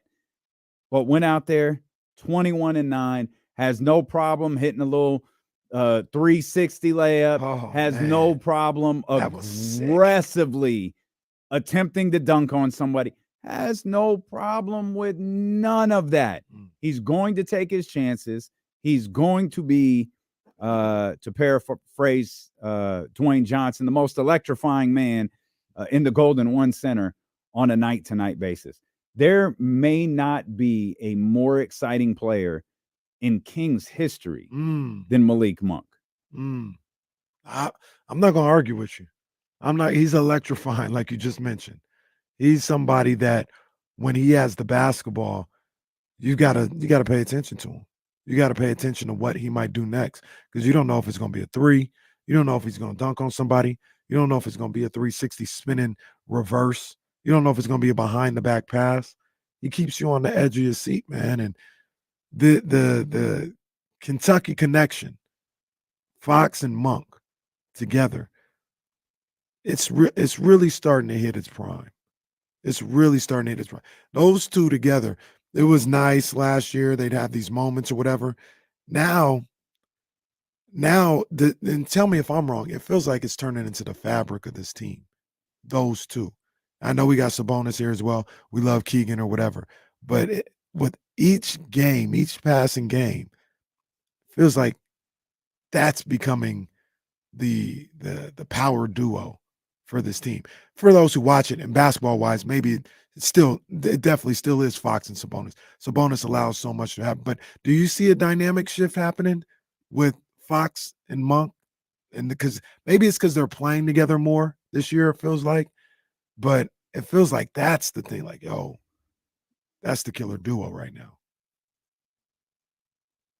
It's hard to say because they don't both start. So I feel you. And I'm not going to answer yes, because I think that degrades what Domas is doing. Domas is the second best player on this team. So I'm going to take what you said there. Is there a dynamic shift? Sure. I'll go with that. There's a dynamic shift in that the duo in Sacramento is De'Aaron and Malik. Cool. I'll go with that. I'll say you're right. But that's only possible because of what Domantas Sabonis is doing. For sure. And it's also only possible because Domas is the individual that he is, the person that he is. I mean, there's no... That man is going to shoot 11 times a game. Yeah. No more, no less. That man is shooting 11 times per game. There isn't a selfish bone in his body. He only cares about winning. And I knew that when they would talk about fourth quarter Fox last year, and they asked him about it, and he's like, fourth quarter, that's his time. The only thing I do is I say, De'Aaron, what you want me to do? You want me to initiate? You want me to set a screen? Where you want me to go? That told me everything I needed to know about Domas Sabonis. He's about winning and nothing else. Nothing else. He's about winning. So if there is a dynamic shift, to your point, basketball-wise, that's possible because of Sabonis. But locker room-wise and vibes-wise, that's also possible because Domas is willing to say, hey. I also think Domas is a locker room guy, though. Yeah. Like, I think he's a lot we hear De'Aaron, we hear Malik. I think they hear Domas. Yeah, for sure. But and when I say locker room guy, a lot of that has to do with the fact that he's not gonna cause no fuss. He's like, yo, Monk is shooting more this year. He's playing more minutes. De'Aaron is getting more of the ISO looks and all this other stuff. Cool. That's all right. I'm about to go rebound. I'm about to set the screen or whatever the case may be. He's all about winning. All about winning. But when I ask that question, it feels like if they had an NBA Jam shirt, I'm not saying they would not have one with Fox and Sabonis, but it seems like they also have one now with Fox and Monk. Yeah, I mean, that's the electrifying duo. Like that's the one that gets that's the Kentucky connection. That's the alley-oops. That's the emotion. Yeah, Domas he's just different, right? Like he's just different. But everything that the Kings are experiencing, Domas is owed like a lot of that credit. Also, hey, I don't want him to get too far.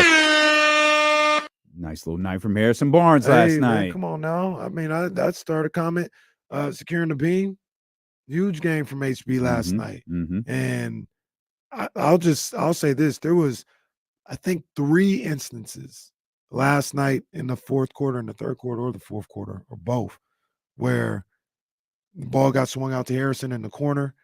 And come on, Harrison, I need this 3. Take the lead from 7 to 10 or 8 to 11 or 6 to 9 or whatever the case may be, and knocked it down. Knocked it down. Big time buckets from him last night. It was good to see. It's good to see, man. It's a weird stat that I looked up because Jesse noted this was the 6th game that Harrison has had 14 plus points. I was like, oh, okay. The Kings are 3-3 in those games. So like, There have been 8 games this year where Harrison has scored in single digits. They're 5-3. This doesn't mean anything. I'm just sharing. D'Lo Z, just sharing weird numbers. D'Lo Z. They're 5-3 when he scores single digit points, but when he's 14 plus, which is what we all want him to be at, right? They're 3-3. Yeah, I mean, that's what a lot of people want him to be at. I like 14, but I'm gonna say it till I'm blue in the face. I just need. Don't do that. I just need impact. I think you're dead when you're blue in the face. Or you're like the girl in Willy Wonka. So, deep cut. I don't remember. You don't know? You don't remember the girl in Willy Wonka? Willy Wonka in like 30-something years. They got a new one coming out this Christmas, but I mean, it's not going to be better than. There's another new Willy Wonka? Yeah. Are you talking about the Johnny Depp Willy Wonka or the original Willy Wonka? I'm talking about the original. I can't. And there's a new one coming out. I remember the Office episode with the golden ticket more than I remember the movie. Willy Wonka's a classic. Yeah, for sure. I just don't. I didn't see the Johnny Depp one though. I didn't see that one either. Like I legit saw it as a child, and not the regular one, and never. I don't think I ever saw it again. See, that's the thing with not having kids. Like, I never have a desire to rewatch these movies. I don't think I saw that with Reese. Oh well. I mean, they would show it at school. Like, I don't want to say once a year, but maybe once every other year. Maybe that's how I saw it multiple times. Then saw a little later in life one other time. Do you remember the name? Do you know the name of the movie? Willy Wonka and the Chocolate Factory. Isn't it Charlie and the Chocolate Factory? It is Charlie and the Chocolate Factory. I feel like everybody, and I think that's one of the jokes from The Office. Is it's not Willy Wonka. It's not Willy Wonka. It's Charlie and the Chocolate Factory. That's right. It's a good call. Charlie and the Chocolate Factory. You talk about impact. One of the unique things. It's like Harrison last night, impactful, right? Like, but he had those 14 points. The game before, the Phoenix game, I thought Harrison was really impactful on the boards. And it's just, it's what you say. It's not the points. It's not the rebounds. It's impacting one way or the other. He had some huge offensive rebounds in the second half of the game against Phoenix. He had some big buckets. It was fourth quarter Barnes. It was fourth quarter HB last night. He had some huge buckets when that game got a little snug.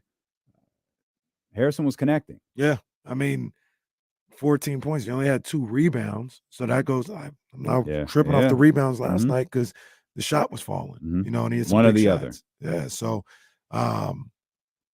I just need impact one way or another. The other night he was getting on the boards. Last night he was knocking down buckets. Maybe there's a space where, you know, he gets to the point where routinely he's doing both. Now we're cooking with grease. But I'm not going to ask that of him. I'm going to ask.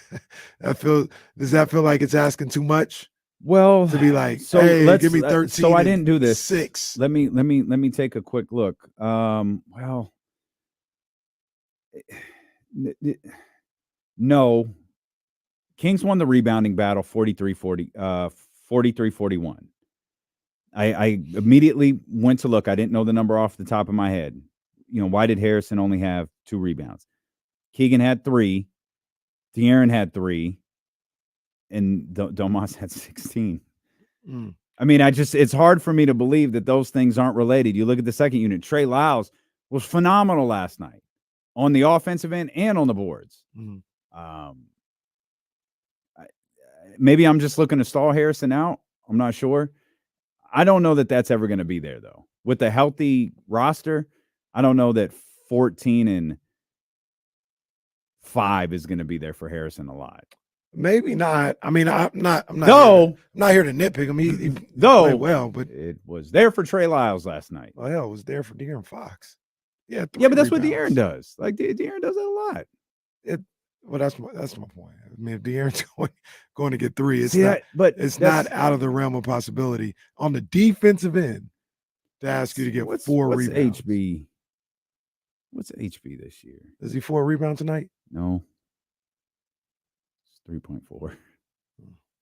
I mean, if we're rounding, and you can't use the round up scale. No, It's he's 3 a night. 3.4. 3 a Yeah, night. It's 3 a night. So I mean, Down from 5 on his career. I like for him to get to 5. I like for him to get to 5. Okay. I think he can do it. Starting now. We'll start taking averages now. We'll start taking averages now. Starting on December 12th. Yeah, indeed. Looking like. Indeed. We'll start monitoring those as well. But shout out to HB. A really good game for He him. hit some big time shots last night. Weird stretch for Kevin Huerter over the course of the last couple of days. Tough shooting, foul trouble, all of those things in play. We'll talk about that. We'll talk about Trey Lyles and another really incredible run from the bench. And then we'll talk to our man Scott Gobranson for a few minutes about a near historic loss for the Las Vegas Raiders. That's coming up. Steeler and KC, brought to you by Sky River Casino here on Sacramento Sports Leader ESPN 1320. By the way, y'all can't throw a flag when I intentionally say something. What they throw a flag on? Like I didn't know. Like if I say you're on his tip, it's because I can't say, "Hey, ESPN, get off his dick." Like I can't say that on the radio. I was gonna say, and then I realized what you were doing. Yeah, and it's like it was on purpose. It It's wasn't not a misspeak. You can't You throw very a much flag there. You very much meant what you said. You guys are like real referees. Just don't know what you're doing That's half not the even. time. That's not even. That's a no call for me. No, that's a play on. For But look, they threw a flag. They don't even know what can the hell they're you- doing. That's real referees. I'm actually gonna text you. This doesn't have to be. Okay.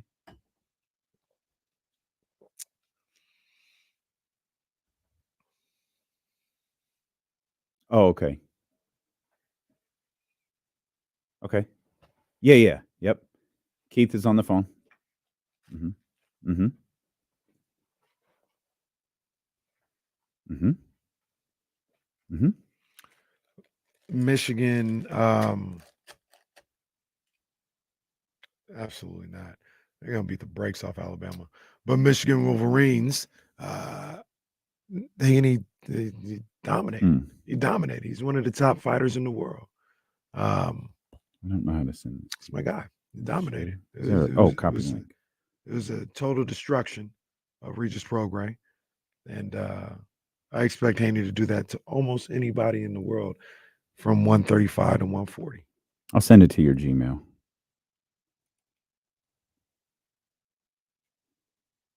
Yeah, of course. Do whatever you got to do today. Oh, that's fine. Jesse did that to us yesterday.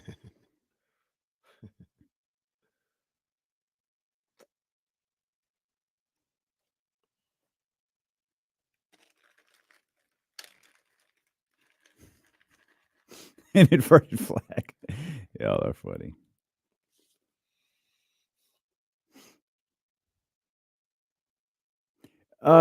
Manny, did you post what you text me?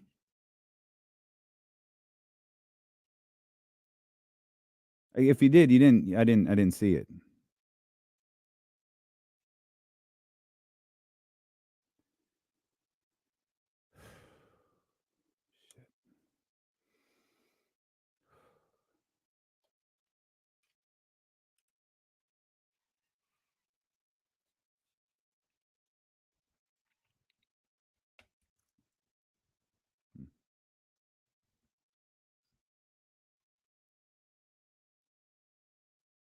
Can't hear anything. Are we on the radio? I don't know if I should just start talking. I can't tell if we're on the radio or not. Are we on the radio? Oh, we are on the radio. There it is. That's fine. No, that's fine. No, we're good. Everything's fine. Just relax. Everybody relax. We're fine. Kyle Madsen's literally working 12 hours today. He doesn't know, but we're keeping him around for the KSFM show as well. So he's actually working like 17 hours today. Sounds good. Get ready. It's going to be a record. Ready to play that Sexy Red. Hey, ski. Well, If you play one K-pop song, I'm in. well, guess we'll see you tomorrow, pal. Not in. I got it. Guess we'll see you tomorrow. Hey, you know what happened 9 years ago today? 9 years ago today. In what? Basketball. December 12th. You probably won't. No. Kobe walked out on his teammates in practice and called them soft as Charmin. He said, now I've seen why we've lost 20 effing games. Well, Kobe had it with them boys. But can I look? Laker fans.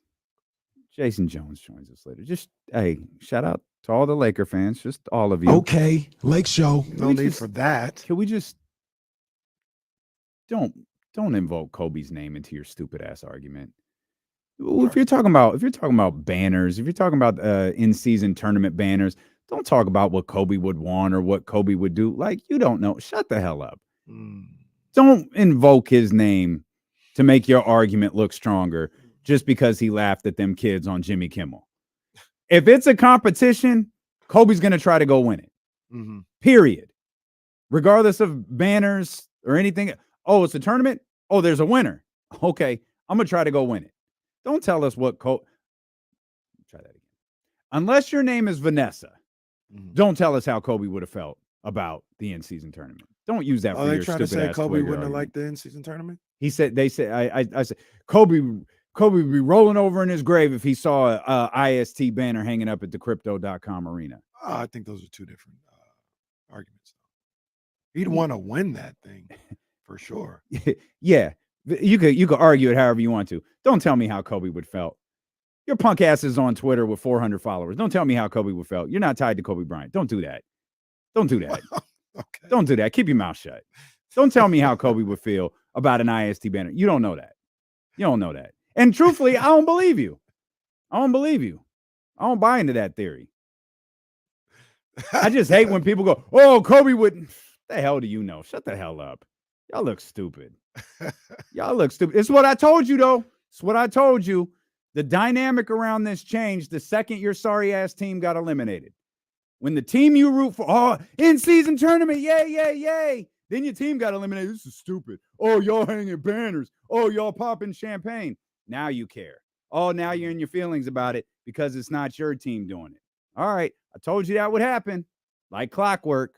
Fans became fans and started acting the same way. Media became media and started acting the same way. I mean, like I said, shame on them for not always embracing it. I always loved the idea of the in-season tournament.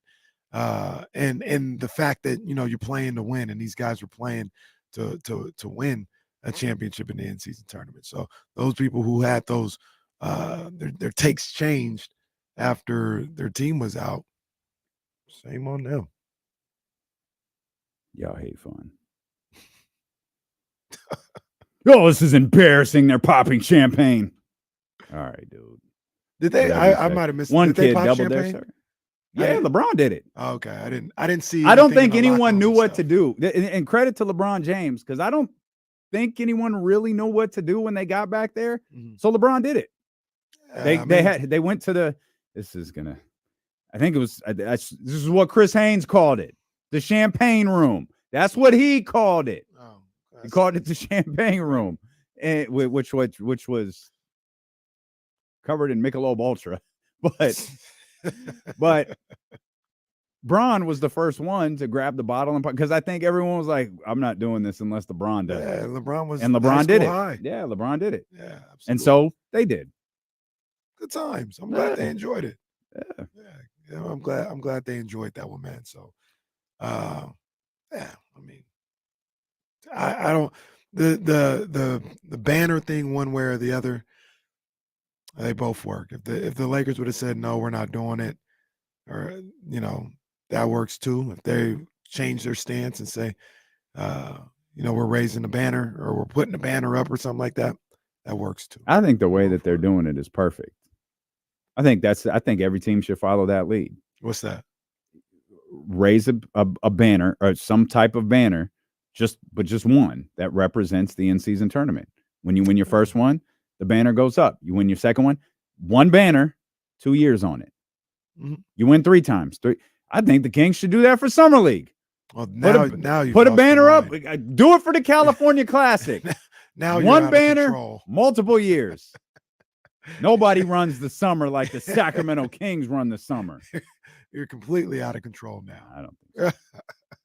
Well, I'm sorry. I don't think I'm making this up. Aren't there rings involved now? For a Summer League, yeah. Yeah. For Vegas Summer League. Yeah. Which is ridiculous. There's no California Classic ring yet. which is ridiculous. I don't know what rings. It should be one of the medals. They should make an old school a California Classic ring that's like them old LL Cool J joints that they used to wear. It's the state of California, but it covers the 4 knuckles. Yeah, the knuckles. What are they called? The knuckle ring? That's not what it's called. I can't remember what it's called, but it's all got John Cena wore them. The word life. Knuckle shuffle. Oh no, that's a different thing. But 5 knuckle shuffle. You got it. You got it. That was his move. But the whole rings thing has gotten out of control. They be giving rings away for AAU championships now. Like, bro, they do it for fantasy football. Stop. People doing too much.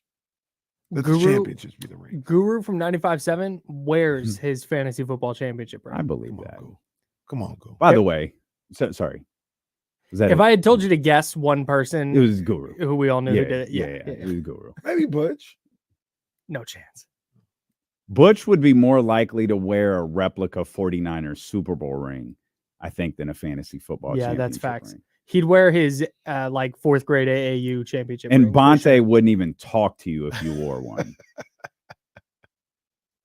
By the way, you should Google 5 knuckle shuffle before we make any more. Just not on a work computer. Yeah. Oh my gosh. What? You said it's a late flag.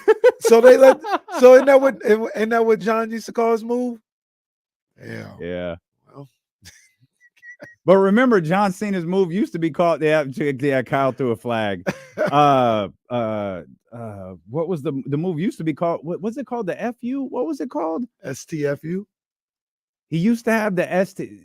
So that was the step through. But what was the attitude adjustment? It used to be called something else. Oh yeah. Come on, Warren, help me out. Bryce. The attitude adjustment was the PG version of what it was called. It was called something else because he used to be edgier. I think they dumped the 5 knuckle shuffle after a while. No. That's what I thought. I thought it was called the FU. That's what I thought. That's what I thought. It was called the FU. They Google it. They should. They should. Shout out to all. I've never heard that before. Shout out to all the British listeners. We appreciate it. Never heard that before. That is crazy. I had heard it somewhere. I was like, why did they make a John Cena reference? And I Googled it. Oh, that's not a John Cena reference at all. Okay. I don't know how to segue to Kevin Huerter after that, but just say Kevin Huerter. That's all I'm gonna do. You could probably use a joke right there, but I just think we'll just move on to rough night for Kevin Huerter last night. Couldn't establish an offensive rhythm. Second game in a row that Huerter couldn't really get into a rhythm because he got into foul trouble, and that kind of took him out of the game. That's part of the reason I think we've been able to see guys like. I mean, Malik does this on a daily basis, but you got to play or a nightly basis, but his minutes got to come somewhere. Mm-hmm. And for the last couple of nights, they've come at the expense of Kevin Huerter just because he's had struggle staying on the floor. And then absolutely, from a bench perspective, or hell, from anybody perspective, a massive night from Trey Lyles last night. Long-winded way, really good night from the Kings second unit again. Yeah, I don't know what's up with Kevin other than this just happens from time to time. Mm-hmm. You know what I mean? Like the foul trouble, I don't like to see that from him, but he's up and down sometimes. He's up and down. We saw how the season started. We saw what he did about a week, 2 weeks into the season, where he was completely on fire, and they all bounce out to about his career averages. That's usually how it goes for him. So, just last 2 games, those things happen for him, and I expect him to have a good game tonight. I think I was trying to find exactly when he said, "I don't know," but Malik kind of talked about that a little bit in the post game. I was Talked about well, he talked about just how the team is put together, and he had a big night tonight. Some other people, Yeah, I he said caught that. Kevin didn't, but Mhm. I mean, he's not selfish. Like he Mhm. just goes out and play. Tomorrow might be his night. Mhm. So that's the mentality this team has. That's the way they go about things. That's the way these guards that kind of rotate minutes go about things as well. And I think that's one of the reasons why they're one of the best teams in the league, because it's all, I said it last year and it's still true right now. It feels like it's all about winning with this group. It's all about winning. And I think we've given that conversation its just due in recent days, maybe weeks. But it really is an important part of this Kings dynamic that we should continue to point out. And it's the unselfishness of this group. Part of the reason this team is successful, when you hear words in sports like culture thrown around a lot. And what we're seeing with the Sacramento Kings this year is one of the many reasons like culture is so important. You want an environment where guys like each other. You want an environment where guys want to play for each other. You want an environment where Malik knows he can have 21 and do what he do on a night that Kevin Huerter has 4. But he also wants to know that if his shot's not falling and he's struggling, that Kevin Huerter can step in and go for 18 or 20. Yeah. Or in Kevin Huerter's case, he might be able to go for 28, 29, something like that. We saw Trey Lyles do it. Like we saw Keon Ellis do it, in Phoenix. We've had JaVale McGee games. Last night, I wouldn't quantify as a JaVale McGee. JaVale had the rockiest 2-minute entrance into a game in recent memory. I was scared to look at my phone when JaVale came into the game. I was like, how many James Ham tweets have been fired off in the last 120 seconds? But this team buys into each other. JaVale could have himself a night against the Clippers, and that is not common. Let me rephrase. It's not as common as we think it is. Yeah. That level of unselfishness that this team has it's unique and it's special, and it's part of the reason that this team is special. Man, that's why I love watching this team, man. That's why I love to see them compete, and love the team that they put together, because like I said, man, it's just all about winning with these guys, man. It's all about winning. I love that. And like you said, it's not something you would think that it's something that everybody would have or everybody would feel across the league or in team sports, but it's not always how it goes.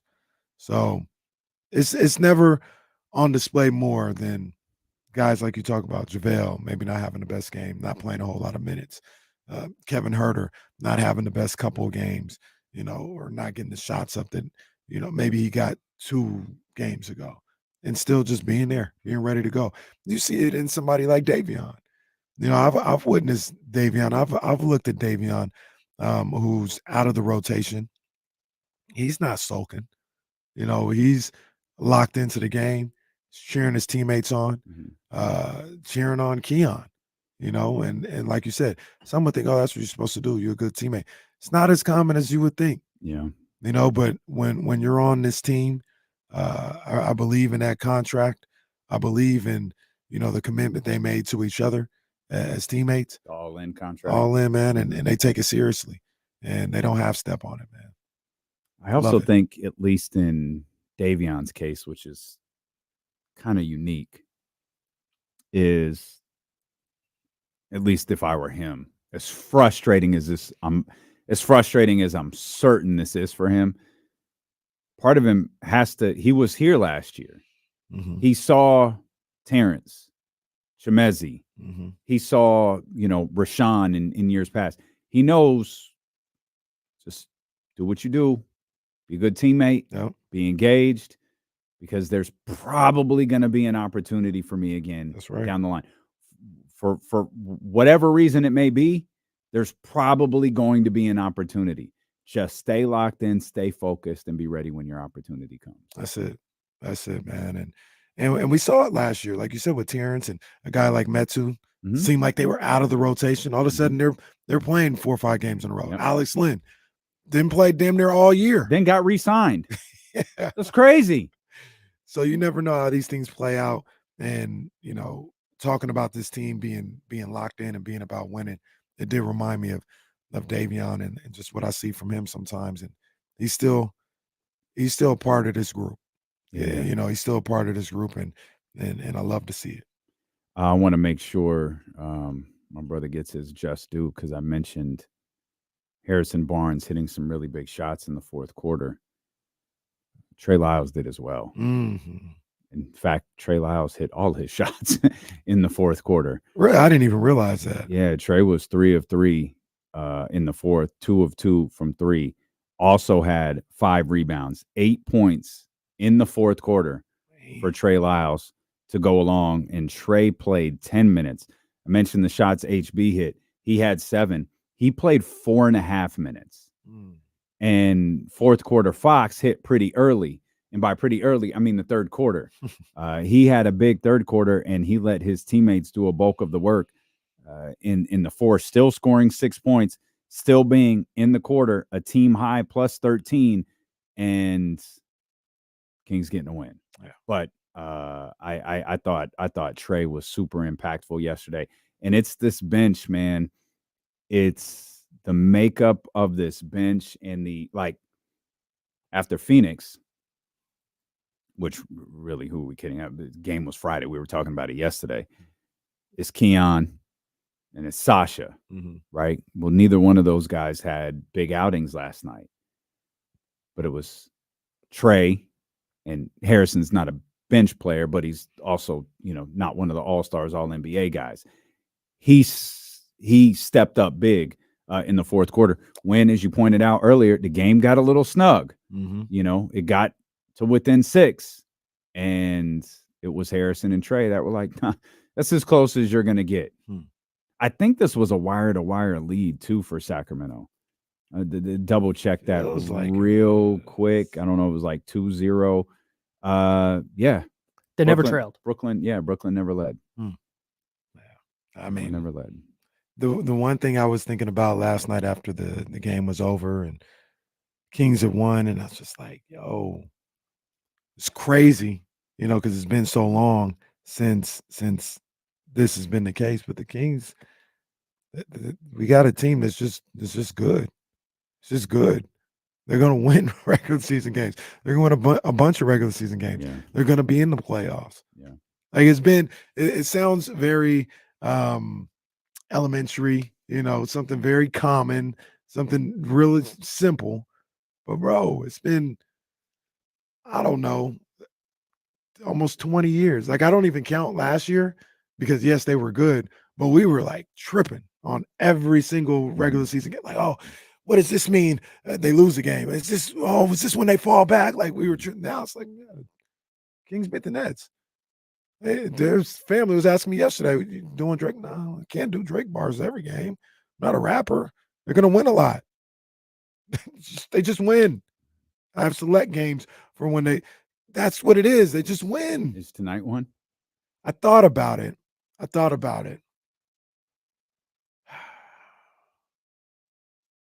a Drake bar game. Okay. I didn't expect the decision to be so agonizing. Well, because originally I thought about either today or Thursday, because you got the Thunder coming to town, being a Drake Bars game. Yeah.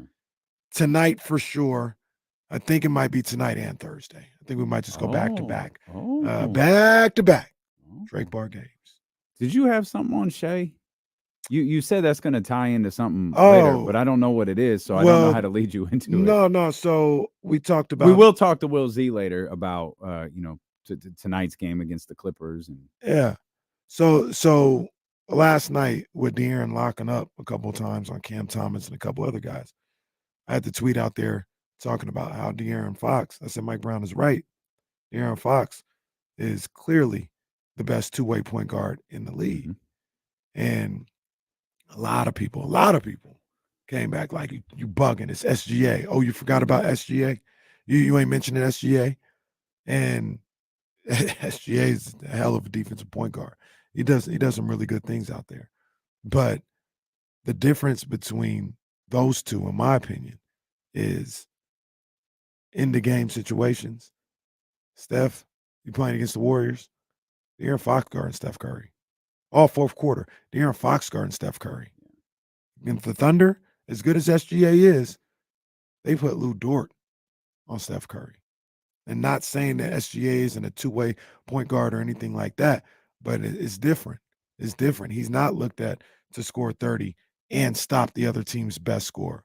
I was watching highlights from the game last year, 176-75 or whatever the final score was. At the end of the first overtime, Paul George got the ball trying to win it.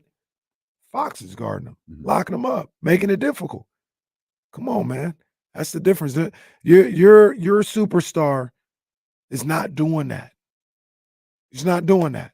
SGA is closest to it, but he's not doing that. They still ask Lou Dort to take on that number one assignment.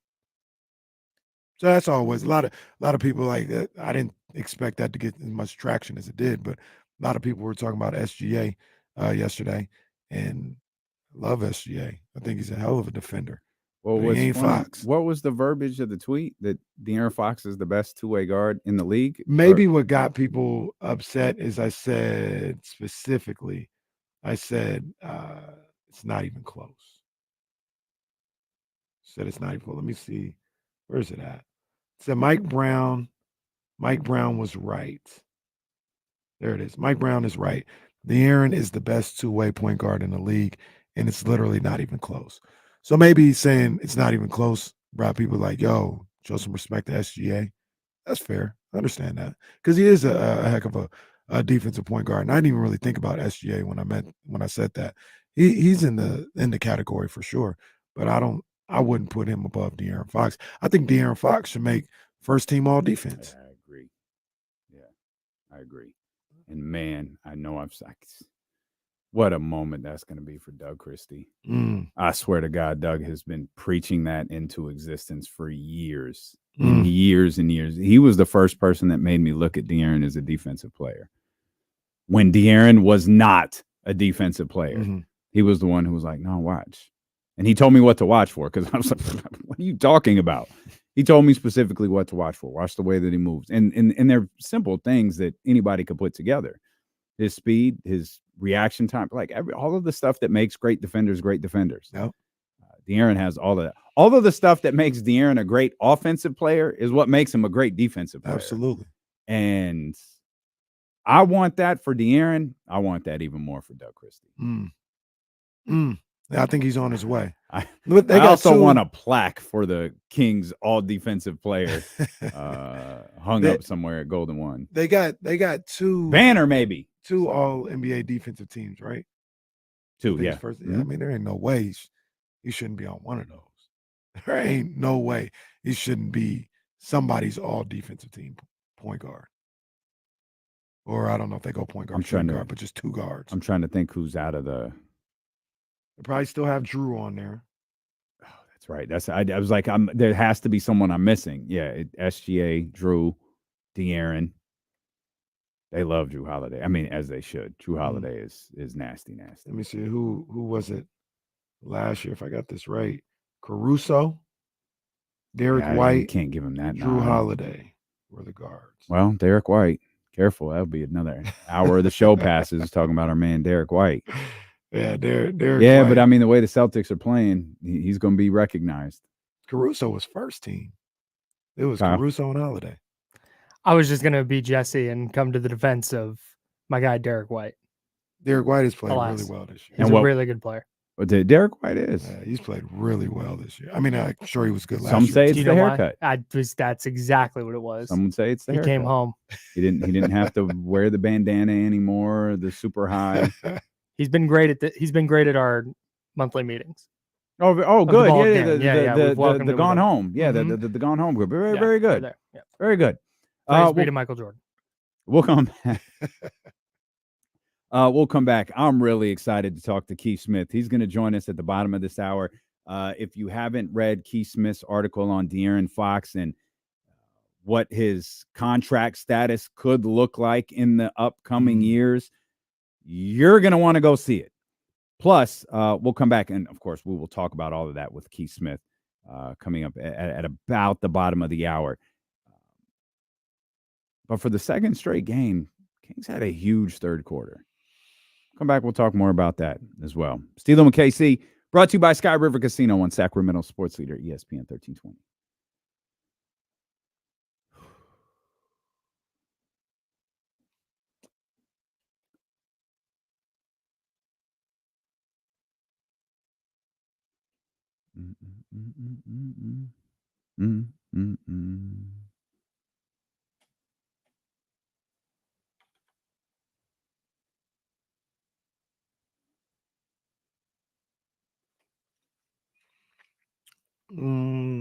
Aldrin, you bald, Aldrin?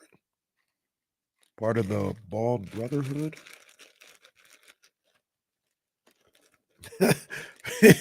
This dude, he's trying to get at me on Twitter. I was talking crazy. And he said something to the effect of like, yeah, need to wake up with your bald head. like that was gonna insult me. He said it like 2 or 3 times. Like, he told me. Like, all right, sir. Man, he really put that on a t-shirt. That's fine.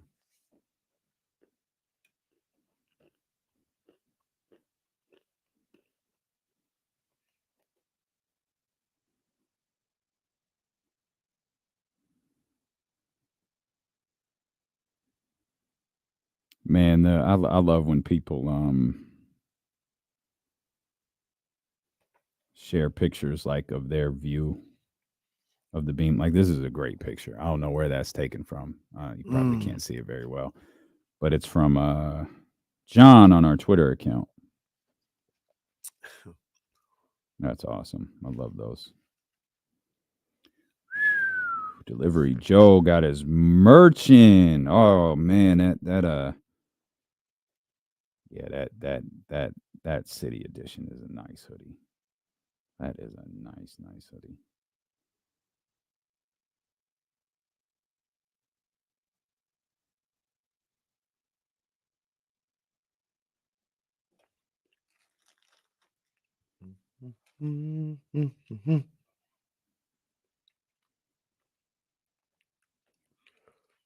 I wonder what Sac State's indoor facility is going to look like. I'm very curious. I want to see the renderings. I'm looking at this USF game. It's New Orleans. I mean, what does this hold? 400 people? Nah, it's a little 800. Where'd you say it was? USF. Oh. My guess is, I'm going to look it up right now. My guess is 750.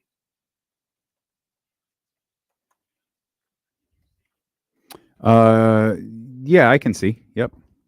I got the screen pulled up. If you text me who it is, that could help. If you text me who it is, that would help.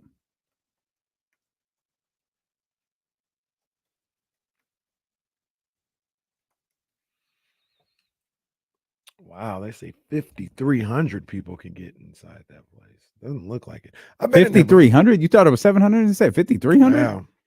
There has to be. Oh. They I have been in there before. Just text me who's on hold. Because I can see the name, but I'm never sure. Is this Steven? Okay. I saw Adam Morrison play at USF. Oh, They okay. were hanging from the rafters. I guess I sold them short. Yeah, 7. That's no disrespect. Kyle just told you to shut the hell up. That's Charlie style.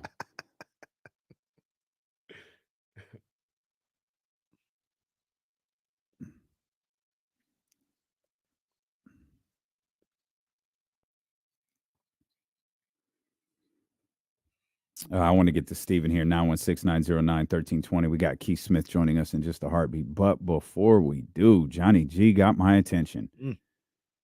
If you had to wear one shoe for the rest of your life, what would it be? Well, that's a good one. That is a good question. That's a good one. First of all, I'd be depressed. Yes, very. So there's that. Second of all, one shoe for the rest of your life. What my would it first thought is an Air Max 1. That's my first be? thought. Mm-hmm. I like the Travis Scotts though a lot. You have the low originals. Do I get to get new pairs of this shoe whenever I want? Or is it I have Sure. one pair? Now let's Okay. go with you getting new ones. 11 lows. 11 lows. Very good. I think It's not even 11s close. I think 11s will be a lot of. Well, A lot of I think I'd probably go Jordan 1. Jordan 1 high. Hmm. Because I can always let's just let's just say that Chicago Jordan 1 highs. Because I mean it feels like they go with anything on earth. So this is And I tough. can look good. I firmly believe the most comfortable shoe on the planet is that Off-White Presto I have. However, can't necessarily do that with everything.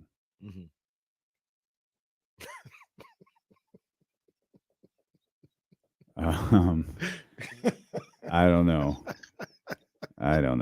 That's tough. Let's get Steven in here. I don't know. What flag? What happened? No, it's just the way you said that's tough.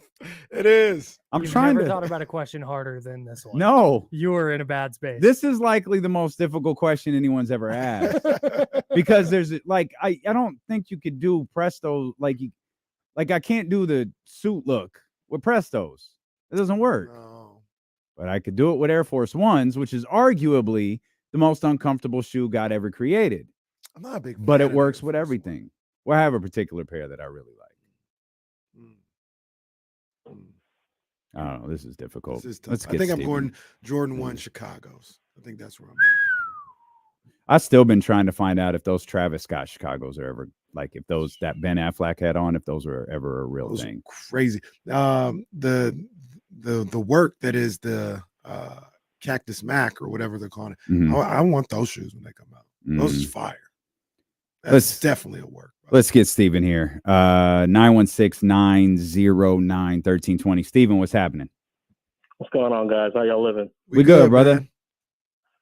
I might have to say it's probably the patent leather Mikes. It's got to be the J's for me. Thing going patent leather Jordans. Yeah, that's the Kyle Madsen special. Yeah, it can go with a lot. But I just want to give a shout out to Mike Brown, for what he's been doing with the squad. Just from the beginning, I think a lot of what we're seeing with Fox is really having to do with the vision that Mike had. Because I think if we just watching Fox from Kentucky year one and just watching him grow as a player, you felt that he always had this in him. Like I was probably this dude should be averaging 30, but he didn't have that aggression level to be able to do it from a consistent basis. And what you saw Mike do, as soon as he came in, he was just preaching that this guy is elite. This guy's elite. And he had that, track record of coaching guys like a Kobe, like a LeBron, to be able to not just be saying it and it be noise, but for it to really hold some weight. And D Fox now, I mean, we're talking about the Pelican game as his worst game of the season. He dropped 30, and it's just and you walked away from man, that was a bad game by dude. He didn't have it, and it's just that's where we are right now. It's fun to watch. That's a great point, Steven, because it became, I don't like how he dropped 30.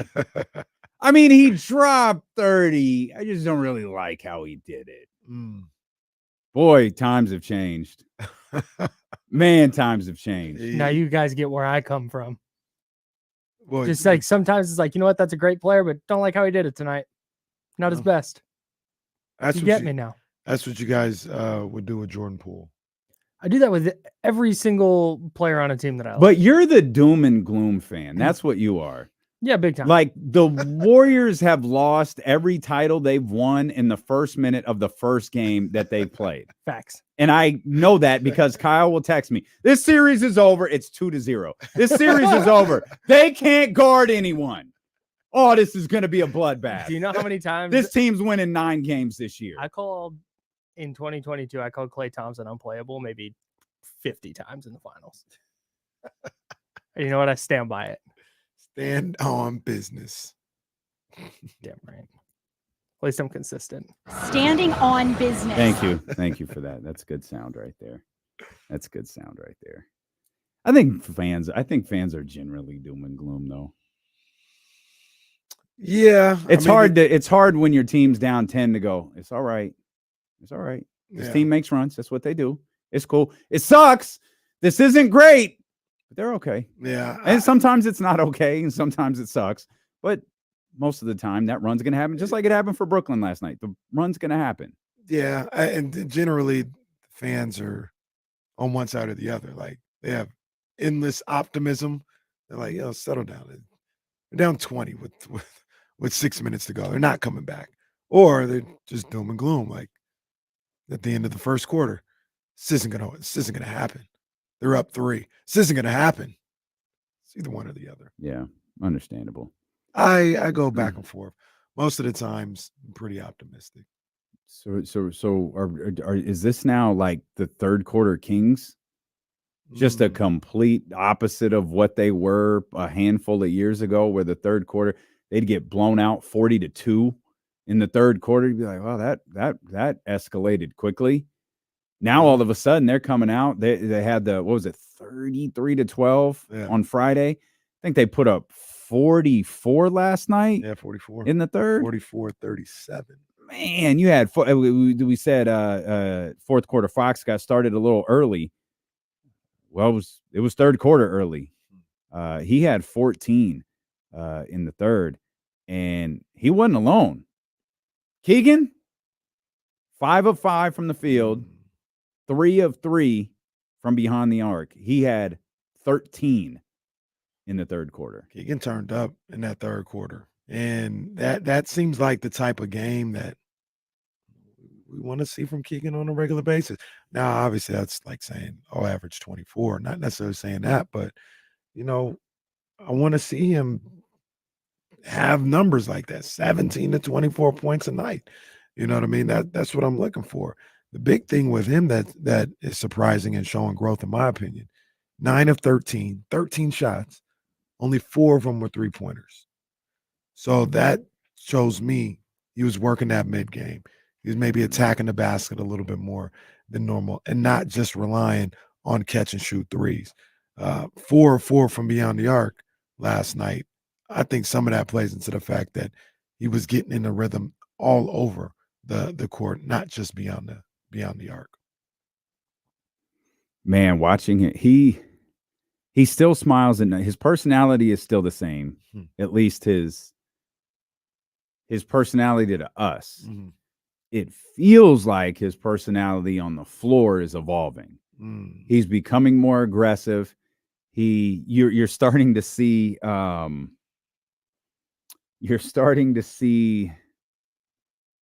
afraid De'Aaron Fox tendencies. You're starting to see his summer of training with De'Aaron Fox start to show up with some of his mannerisms on the floor. So you think is he starting to get a little edge to him? Is a that little what you're bit, saying? a little bit. Okay. Yeah. Again, he's not going to yell. Mostly, he's not going to do anything. His demeanor is going to be the same. But you're seeing him waving guys off. You're seeing him get really aggressive in creating his own shot. You're starting to see this turnaround fadeaway on a very, very regular basis.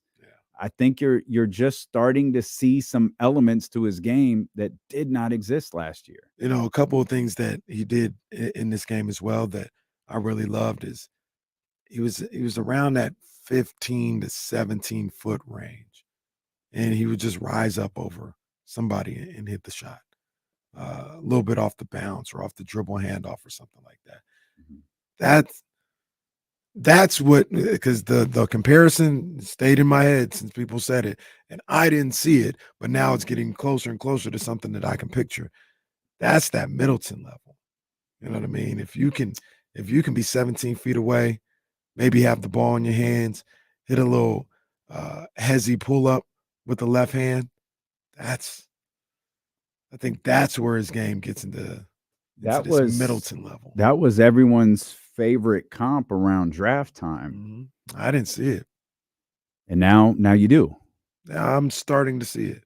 I got to see more in the way of handling the rock from him and being able to shoot off the bounce, creating that in that respect. But I'm starting to see it more and more. And that mid-range, if he could do that off the bounce, yeah, that's something that's interesting. Middleton was the 2 on a championship team, right? Mm-hmm. I think he was the 2. Some people would say Drew was the 2, but I think Middleton I think it was Middleton. Mm-hmm. Respectfully to Drew Holiday. Shout out to Michigan Wolverines. Yeah, I think so too. So to have him here at Chris Middleton, potentially working his way towards Chris Middleton levels as your 3rd, oh man, this team's got some good things going on if that's the case. Do you believe in the notion or the thought that there's potential for Keegan to be 2, and that like it can get real crazy if he becomes 2, or do you think that's kind of locked in stone? Like he's not going to be better than Domas. If we get to the point where that's a conversation, I don't care. Mm-hmm. Like if next year, what are we, 21 games into the season? Mm-hmm. Next year, 21 games into the season, if we can pose the question, who's 2 on this team, I'll take that. Yeah, I'll take that. Because we're not asking that question if Domas is playing down. Mm-hmm. We're asking that question because Keegan is playing up. Right. Yeah, I'll take that. Right. I'll take that 10 times out of 10. Could it happen? Yeah, absolutely. Absolutely. I also think it's always going to be it's just going to be judged different. I think Domas will always be judged different than Keegan. I think Domas will always be judged different than everybody else. In what way? Domas, I don't think is ever like, if Keegan shoots, like if Keegan scores 35, because he got hot and he shot 20 times or whatever the case may be, like I could see that. Mm-hmm. I can't see that with Domas. I don't see Domas ever doing that.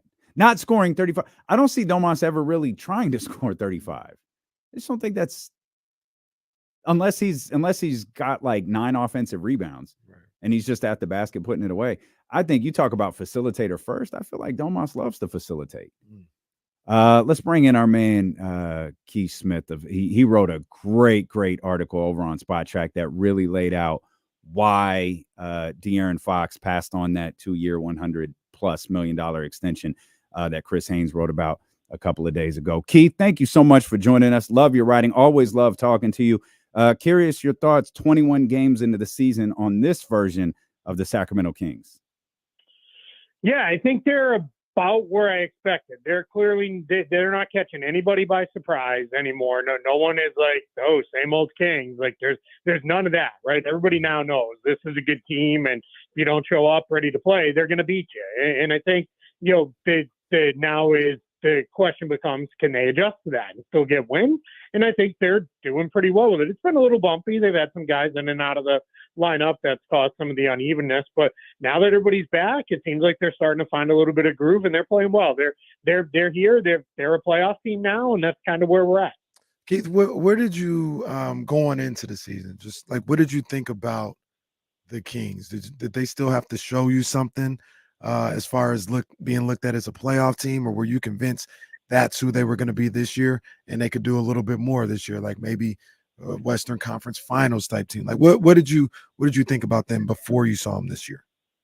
Yeah, I'm not riding the fence here, but it's a little bit of all of that, right? Like I thought that they would be a playoff team again. I didn't know if they'd have home court advantage. Just the West is so tough and it's so deep with good teams that I thought it was going to be a fight for them to get into the top half of the playoff teams. But I thought that they had a chance, and then I still think and believe now and believe then that if things break right, they could maybe make the Western Conference Finals run. I think they've got enough talent. The big question was going to be, can they sustain the success of last year? And so far, so good. And then my next question was, are they going to defend a little bit better? And now the odd thing is they have defended a little bit better this year, and the offense has slipped a little bit, but I think the offense will get back together. And if they can sustain that better defense, then, the future is really bright for them for the rest of this year and moving forward. The great thing about that, Keith, is one of the reasons that the Kings have taken a step forward defensively is because of the individual you wrote about a couple of days ago, and that's De'Aaron Fox. Mike Brown called him the best two-way guard in the league. What do you see in De'Aaron's game? Really, we'll just focus on the last 2 years because it feels like he obviously took that massive step last year where he was with winning players and a winning franchise and a winning coach, and somehow, at least through 21 games this year, has managed to take another massive step forward. Yeah, I think the big thing is all of the stuff in his game that was so speed-based before, that's all still there, but there's so much more than that now. There's no longer get the ball and just head down and I'm going to fly up the floor and I'll figure it out when I get, to the other end. Now it is, I can still do that if I need to, but more often than not, I'm going to take it a little slower. I'm going to let things develop, and then I'm going to get you. And I think he's become such a good, smart, crafty player with the way he plays, whether that be, setting himself up or setting up his teammates. I've noticed in the statistics backed it up, he's eliminated a lot of the bad shots from his shot profile. He doesn't take those long twos anymore. A lot of those long pull-ups are out of his game. Those have turned into pull-up three-pointers now. It's crazy the difference just a foot or two makes, but it makes all the difference in the world, and he's knocking them down at a career best clip, both in terms of volume and accuracy. So that's been huge. And then I'm glad you called out the defense, because for years it's kind of been, you have all the tools. Why are you not a better defender? You should be getting after it. And I think for him, I think he's now finally kind of put it all together of, hey, if I want to be the player I want to be, and more importantly, we want to be the team we want to be, I got to bring it on both ends. And I'm this team's leader. I got to show it. And he really is getting it after it defensively, using that speed and quickness to make life tough on a lot of guys. It's been really fun to watch his progression kind of grow over the last few years into a guy now who I think is, any question you're having about the best guards in the league, he better be on your short list. Talk about it. Keith, just because you watch the league, you see, everybody. I'm with Mike Brown. I think he's the best two-way point guard in the game. But who are some of those other guys on that list? Is it a long list? Because the only two people that come to my mind really are SGA and Drew Holiday. I think Fox is on another level, slightly. I mean, same level, but I put them ahead of him because, number one, he scores at a 30-point per game clip, but then he's also guarding the other team's best point guard, which is something that you don't see a lot in this league. But who are some of those other guys that might be on that same tier with him? Yeah, you mentioned two of them in SGA and Drew Holiday. I would put, he's not there as the scoring threat, but Derek White is really, really good too. And I think Derek White's the guy, if Boston needed him to score more, he would. They just don't need that. They've got plenty of other guys who can do it. Now, when guys have been out of the lineup or things have kind of gone sideways, he has stepped up and scored more. But yeah, I think, De'Aaron Fox, with the way he's playing on both ends, with that, it's a little weird because I still don't know where we classify Devin Booker right now, because he's kind of a point guard now, I guess, and he's really filling that role. But he he has really improved his defense too. To a level where there was a point when he came in, it's like, all right, this guy's going to be just kind of a shooter scorer type, and now he's really rounded out his game nicely. But that's kind of it, right? That's the company. And if the company you're keeping is a whole bunch of all-star and all-NBA level guys, that's pretty good company for De'Aaron Fox to be in. Well, with that said, Keith, let's talk money. This is what you wrote about a couple of days ago. You laid out a variety of different scenarios for De'Aaron Fox, including the scenario he said thanks to and no thanks to. How do you think this winds up playing out for De'Aaron Fox and his long-term future with the Sacramento Kings? Yeah, it's funny, when the report broke that he turned that down, and I thought Chris Haynes did a good job of basically trying to say, hey, he turned it down, but he didn't turn it down because he wants to leave. Like, he turned it down because he wants to make a lot more money. Mm-hmm. But anybody turns down a contract, instantly the rumor mill starts of they want out, they want to go somewhere else, and they want to take off. And that's certainly not the case. So I think, as we look at this with De'Aaron Fox, I think what's ultimately going to happen here is if this year continues to go for him and the team the way it has, he's probably going to be an all-NBA player. Now, it's going to be interesting with the new all-NBA rules where it's positionless. Does that help get more guards on the team? Does that hurt guards getting on the team? Like, we can't just say, well, you got to be one of the best 6 guards in the league, and that's how it goes. We now got to look at it and say, all right, no, there's got to be definitely, a position where it's got to be, you got to be one of the best 15 guys. And I think there's a chance he gets there. If he gets there, he's going to get, I would imagine, from the Kings, a 4-year offer at the Supermax at 35%, which would put him, at 4 new years added on to his contract. And that puts him at, about 270-ish in 270 million, I should be clear about, in new money after the 2 years left on his current deal. That's similar to what happened with Karl Anthony Towns and Devin Booker, oddly enough, 2 other Kentucky guys that signed their contracts as soon as they were eligible. The good news for both Fox and the Kings is if he doesn't make it this year, he's got a little bit more of a window where he could make it next year and be eligible for the extension. Or if he doesn't make it then, he's got 1 more year to play out on his current contract after that. And if he gets there, he could get eligible then. And then that would be a 5-year deal, which would be worth, almost $350 million in total new money. So that's the kind of, world we're talking about that De'Aaron Fox is looking at. And that's why all of a sudden it's like, yeah, I get why he turned down 2 years, $100 million. I'm just going to make Shohei Ohtani look like a sucker when this is all over. So, Keith, if I'm hearing all this right, I want to make sure I'm following you. This is not a situation like Jaylen Brown last year where he it was last year do or die. Fox has about 2 or 3 years to, reach the threshold he needs to make the big extension. And when he does that, that's when he's probably a little more likely to sign the deal. But he's got, like, from what I heard you, about 3 seasons, including this one, before he has, to play with. Yeah, he's got this year and each of the next 2 years to kind of qualify for that, what everybody calls the Supermax, that 35% tier. So if he makes it in any of the next, couple years here, he will be eligible for that as long as he makes all NBA. And, I don't want to, put a cap on it. I'm fairly confident he's not winning Defensive Player of the Year. I don't know that an MVP is probably going to be in play. That's, you're talking real heady competition there. Maybe he gets there. But all NBA, that's certainly there. And from a contract standpoint, that, qualifies him for all the same stuff. So I think, there's a good chance we see him, whether that be this year and then he signs the extension, or he says, what, I'm going to play it out. Or if he doesn't make it, like you said, he gets 2 more cracks at it and then he has a chance. So I think we're going to see this come one way or another in the next couple of years. It's just a matter of, does he get those postseason accolades that he needs to get?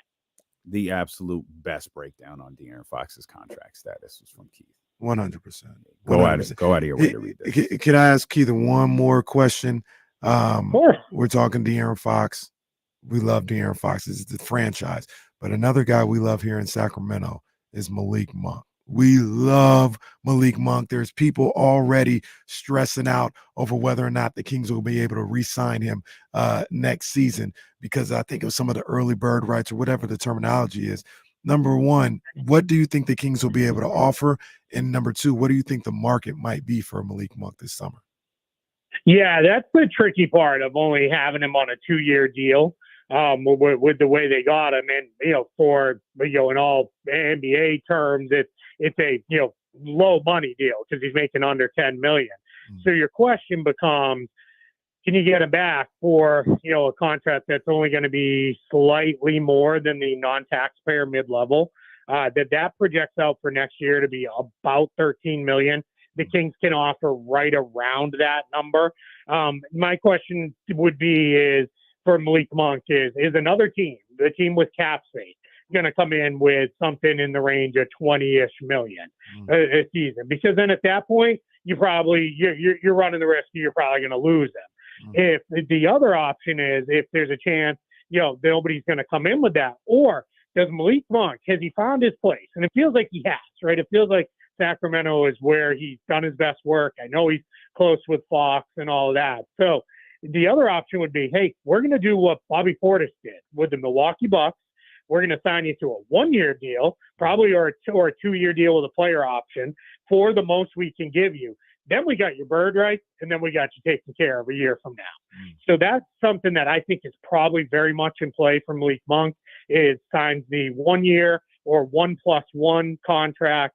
Then he's a free agent again after next season. But then the Kings have his full bird rights, and then they can pay him whatever they feel the full rate is. And it might even be, hey, you could have got 20. We'll give you 25, 30, because that feels a little bit better for where we're taking care of you. And I think Sacramento's starting to get a reputation with this front office, this ownership group now of, hey, if you come here and do right by us, we're going to do right by you. Harrison Barnes is a good example. Fox got the max extension he could get then, and they took care of Domantas Sabonis through the renegotiation and extension. So I would say the chances of them retaining him is pretty high. It just may be a little bit of a path to get there. This team's going to cost $1 billion by the time we're done with it. Well, the cap's going up. Oh, cap's going up. TV money. In-season tournament, baby. Brought to you by Apple TV. Expansion's coming. Keith, we appreciate you, man. You're one of the best. Always love talking to you. Thanks for joining with us. I appreciate it. Thanks so much for having me. Keith. That's our man, Keith Smith, right there. Again, the article is on my Twitter page if you want to go read it, man. Great stuff from Keith Smith. You should be following him. You should be following Trista Crick as well. She's going to join us when Dealing with Casey return here on Sacramento Sports Leader, ESPN 1320.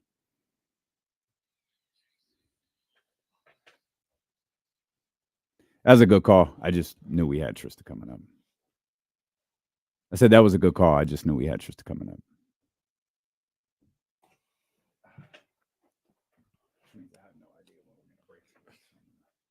Could be a 3.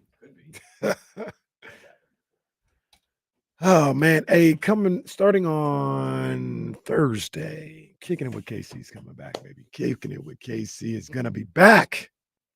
Not today. Tuesdays and Thursdays. to go with the 13th round, my love for shoes will be on full display. Kicking It With KC is back. You guys got any more shoe questions for me?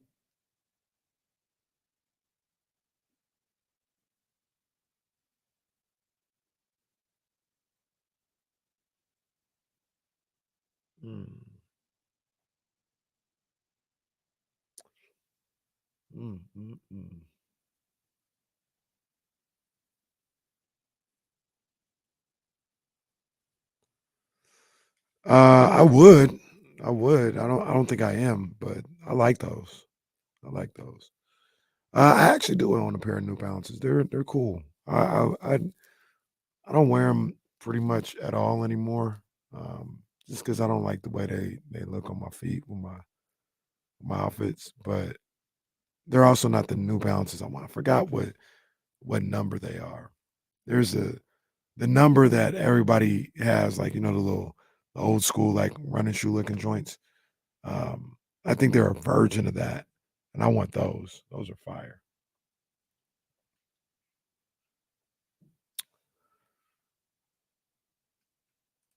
Favorite hoop shoe, the Kobe 4. Kobe 4 is amazing. Amazing. Well, okay, maybe I didn't answer your question correctly. That's the most comfortable hoop shoe I've ever had, the Kobe 4. My favorite,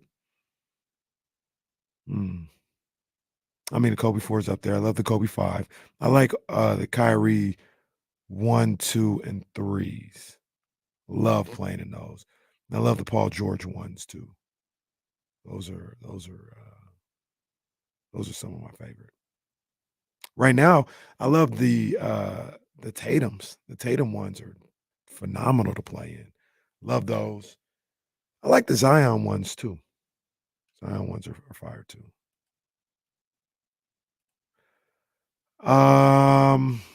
Trying to help myself. I don't need. Yeah. Jeez. I'll try. Look, I'll try. That's my boy Avery. That's my boy. So I'll try, but whew, that's a tough one. That's a tough one. I mean, you a big baller anyway, though. You probably got. I don't know Rachel. I know Rachel. She got connects all over the place, courtside, suite level. I mean, shoe deals. I mean, she got connects everywhere. So you probably got them. It'd probably be easy work.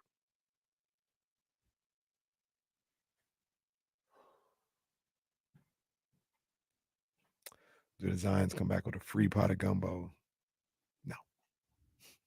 Although I've been talking to my buddy, I got him on the hunt for these one Jordan ones that I need. You wear a 5 youth? That's hilarious. TC, you don't like the Jordan 9s? That's my favorite one. Yeah, I like the Jordan 9s, absolutely. Jordan 9s, hell yeah. That's the first Jordan I ever got was the Jordan 9s. So they're in my heart forever. I'll never forget that Super Bowl Sunday, 1993, Cowboys versus Bills, the second time. And mom came home with Cowboys were trailing at the half. Yeah, Thurman Thomas couldn't find his helmet. Oh, we're back? Oh, we're back.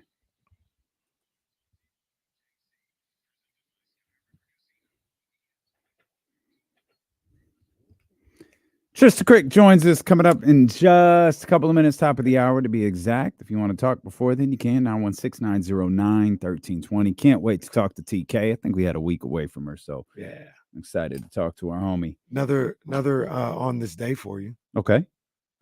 On this day, 21 years ago, do you have any idea what happened? 21 years ago. That was December 12th, 2002. Well, what is this in? Which is is this basketball? Basketball. Nah, I don't know. LeBron James makes his national TV debut when St. Mary's St. Vincent takes on Oak Hill Academy on ESPN. Bill Walton in the house. Dickie V in the house. Now these high school games are played all the time. Mm-hmm.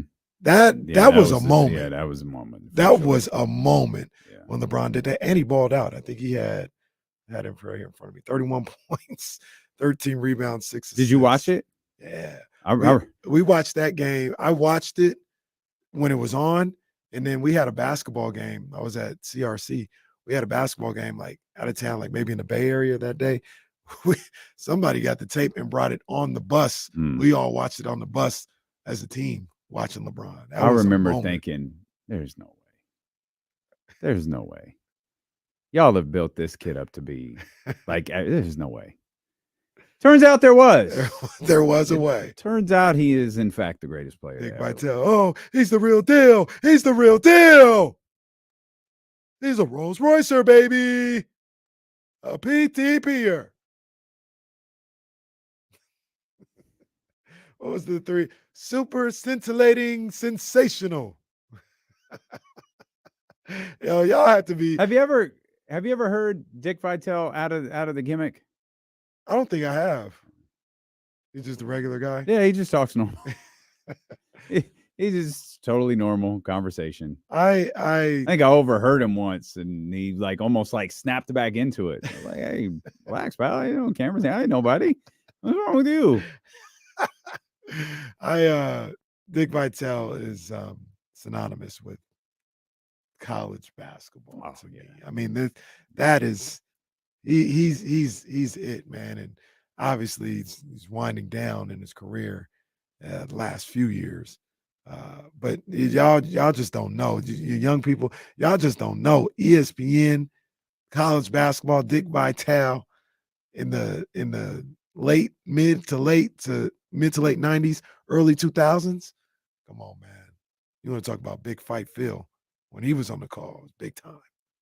You remember when Duke beat Maryland? They were down 10 with a minute to go. I remember that vividly. Oh, wow. Oh, yeah. Wow. Jason Williams doing that one. I will never forget that game. That was wild. Yeah. That was absolutely insane. Yeah. It's like one of those two best teams in the country. It's one of those games, if you were fortunate enough to watch live, like you'll never forget it. Like you'll never forget watching that game. Speaking of announcers, it was a big story this morning that Al Michaels isn't calling any playoff games. Apparently, he didn't know that until this morning. I'm not trying to laugh. No, I ain't laughing. He's like, it's in my deal. Like, where are you hearing that from? Wait a minute. Break that down because I don't even know this whole story. So was reported through a source that Al Michaels isn't calling any of NBC's playoff games. Apparently that news broke this morning without Al Michaels knowing that. Come on, man. So the Show Post, some respect, NBC. the Washington Post got a hold of Al Michaels and he's like, it's in my deal. Where are you hearing that from? That's part of my deal. Are you hearing something that I'm not hearing? Well, Al, apparently, because the story hasn't changed, it doesn't sound like Al Michaels is going to be on the call for any of the playoff games this year. Well, sucks. Hey, it happens. You went to Amazon. Yeah, you left, bro. You're not entitled to anything. So they're saying right now, NBC playoff plans to have 3 games during Wild Card Weekend. Tarico and Collinsworth and Melissa Stark, they'll handle 2 of them. And shout out to our guy right here, Noah Eagle. And Todd Blackledge will have the other. Todd Blackledge is good. Yeah. He's really good. Yeah, good stuff by NBC. I hate to hear that for Al, but did you hear that thing, that rumor or the story that he said he doesn't eat vegetables? Oh, yeah. I've heard where did I hear that? Dan Patrick used to tell that story all of the time. Like if he went to, they'd go to a steakhouse or whatever with Al Michaels and Al would order a steak. But he would also say, don't put any garnish. Don't put anything green. Like I just bring me a steak. I want nothing else. Yeah, I have heard that before. And it is weird. The man's 79 years old, so it's worked. It's effective, I guess. Yeah. I don't advocate for this, by the way, but apparently it's worked for Al. So I know you just said it, but I pulled up the article on Awful Announcing right now and seeing the quote. The quote's wild. It's wild to read that quote. Said it's in my deal. What are you hearing? Where are you hearing this from? Of course, we're adding our own voice projections. I just can't believe that in an age where gambling and sports wagering is so prevalent that you wouldn't want Al Michaels front and center. Well, because of your broadcast, my man is out there and he's like, "Oh, if they kick a field goal here, they're gonna hit the over." Like, he's just blatant about it. He is pretty blatant about it. He used to do the well, that touchdown makes some people really happy. That was him and Brent Musburger. That was their thing. Now he's just blatant with it. Did Musburger ever confirm that "you're looking live" line was a shout out to gamblers, so they knew the weather? I didn't know. Someone said that Musburger used to say "you're looking live" because he would want the gamblers watching the telecast to know this is a live shot of where the game is being played. So if you see snow, if you see rain, or if you see, perfectly blue skies, this is what you're looking at. Any gambler worth their salt already knew. Well, that's why I always thought that. Yeah, that I don't doesn't buy sound that. right. But Musburger's kind of, he's 100% in the. He's like on SiriusXM's gambling channel. Oh, you're gambling by putting him on your channel. I'll give you that. It's a shame. It's a shame that. Well, hey, yeah, if it needs to come to light, it needs to come to light. But it's a shame that it had to come to light because I really enjoy Brent Musburger. Yeah, it's a shame. And everything had to come to light. It's a shame his decades of being a crappy human being have come back to the forefront. Is what it is. So long. And then has the Brent. nerves to call Raiders games after saying what he said about Tommy Smith and John Carlos. Is he still on Raiders games? Oh God, no. I think so. Not for several years now. No, he's 100% on. And if we're being honest, he never really was. He joined them the last year of Oakland, and when I say he mailed it in, that dude mailed it in. He was damn near Boban on the commercial. Oh, he ran some more. He got tackled. He What the hell is this? He broadcast on radio like it was TV. Yeah, it was awful. He was just terrible. I should just know. terrible. I should know whether he's on Raiders game. He's not on. He's not. No, I should well. know. Well, catch all Raider games here. On ESPN. Sorry, Charlie. You're getting called into the principal's office when this is over. You're home for Raider Nation. Charlie gonna come over here and pound on the window like, hey. Charlie's prize deal just gone to hell because Kenny Caraway doesn't like the Raiders. They always come on. Hey, Charlie, I'm not tuning into a 3-0 football game, okay? Yeah, damn it. But yeah, Brent Musburger. So long. Speaking of Jason Horowitz, by the way, is the Raiders broadcaster. Shout out, yeah, my God. Oh, yeah. Shout out Jason Horowitz. Yeah, does a shout out great Jason. job right here on No, he really ESPN does, man. 1320. I enjoy listening to him call a game. It makes a lot of these Raiders games bearable. He does a great job. He does a great job. He Every totally Sunday, does. I'm listening to this man on ESPN 1320. Kenny gets it. It's when he's on his way to Slim and Huskies to pick up the pizza for the 49ers game. That's when he's listening. Shout out Slim and Husky. You know what Always. the NFL Always. the NFL does, and I wonder if they're going to continue to do this. This is something they used to do because the Niners and the Raiders were in the same market. They almost, maybe once or twice a year max, they would play at the same time. But it was always if the Niners played at 1, they put the Raiders on the road and they play at 10 and vice versa. If they were on Monday, then they could do whatever. I wonder if they're going to continue doing that. I don't know. That Raider question you asked yesterday, though, it's been stuck in my head since you asked it. Yeah, I don't know. I thought that was such a good question. Kenny asked yesterday, is there's a point where the Raiders just aren't the same in this market anymore? Like the Oakland is worn off, like they've established their roots in Nevada. It's an entirely different thing. I get it. It's not if you live in this area, if you live in Sacramento and you were a Raider fan, like if you were a Los Angeles Raider fan, you're Oakland Raider fan, it's like equal distance to Los Angeles. Yeah. Like Las Vegas, Yeah. it's like the same Right, exact amount of distance apart. It's just across the state, which seems to be the breaking point. And that, I don't know, for some reason, like you asked the question, I was like, I don't think so. I don't. And then, like, I don't know, for some reason, the Kings game ended. I'm trying to go to sleep. And I was like, damn, that damn Raider question is just like twirling around my head right now. I think Tommy DeVito's agent is wild. Oh, Did you see snap. that? Did you see my man going Yo. viral yesterday? That is wild. That was wild, man. They had my mans yesterday. Oh, yeah, he agent. You'd wear that outfit for sure. He agent. Missed the hat. Missed the hat. New probably. York Probably without agent. that, At yeah. that. You're a New York agent. Real quick on that Raider thing. Because I thought about it a little bit later too, because I was thinking about these games and the start times. I don't think anybody that's a Raiders fan now is leaving the Raiders in this area. What I do think is going to happen though is they're not going to gain any more fans here. You're not it's been cut off. The water's been cut off. Whereas Niner fans, Okay. people born here will grow up being Niner fans. People born here and raised here are not going to turn into Raider fans on their own. Maybe it's a family thing or whatever, but the faucet has been cut off. Interesting. Faucet's been cut off in Detroit too. Oh, but that's different. Oh, it's so cold in the D. well, let's bring in the big homie. Where is Trish? Oh, so Trista, we got to get used to Trista's new digs. Like there's It's not it's not gonna look like this for long. I'm just still trying to figure it out, decorate. This is its own room.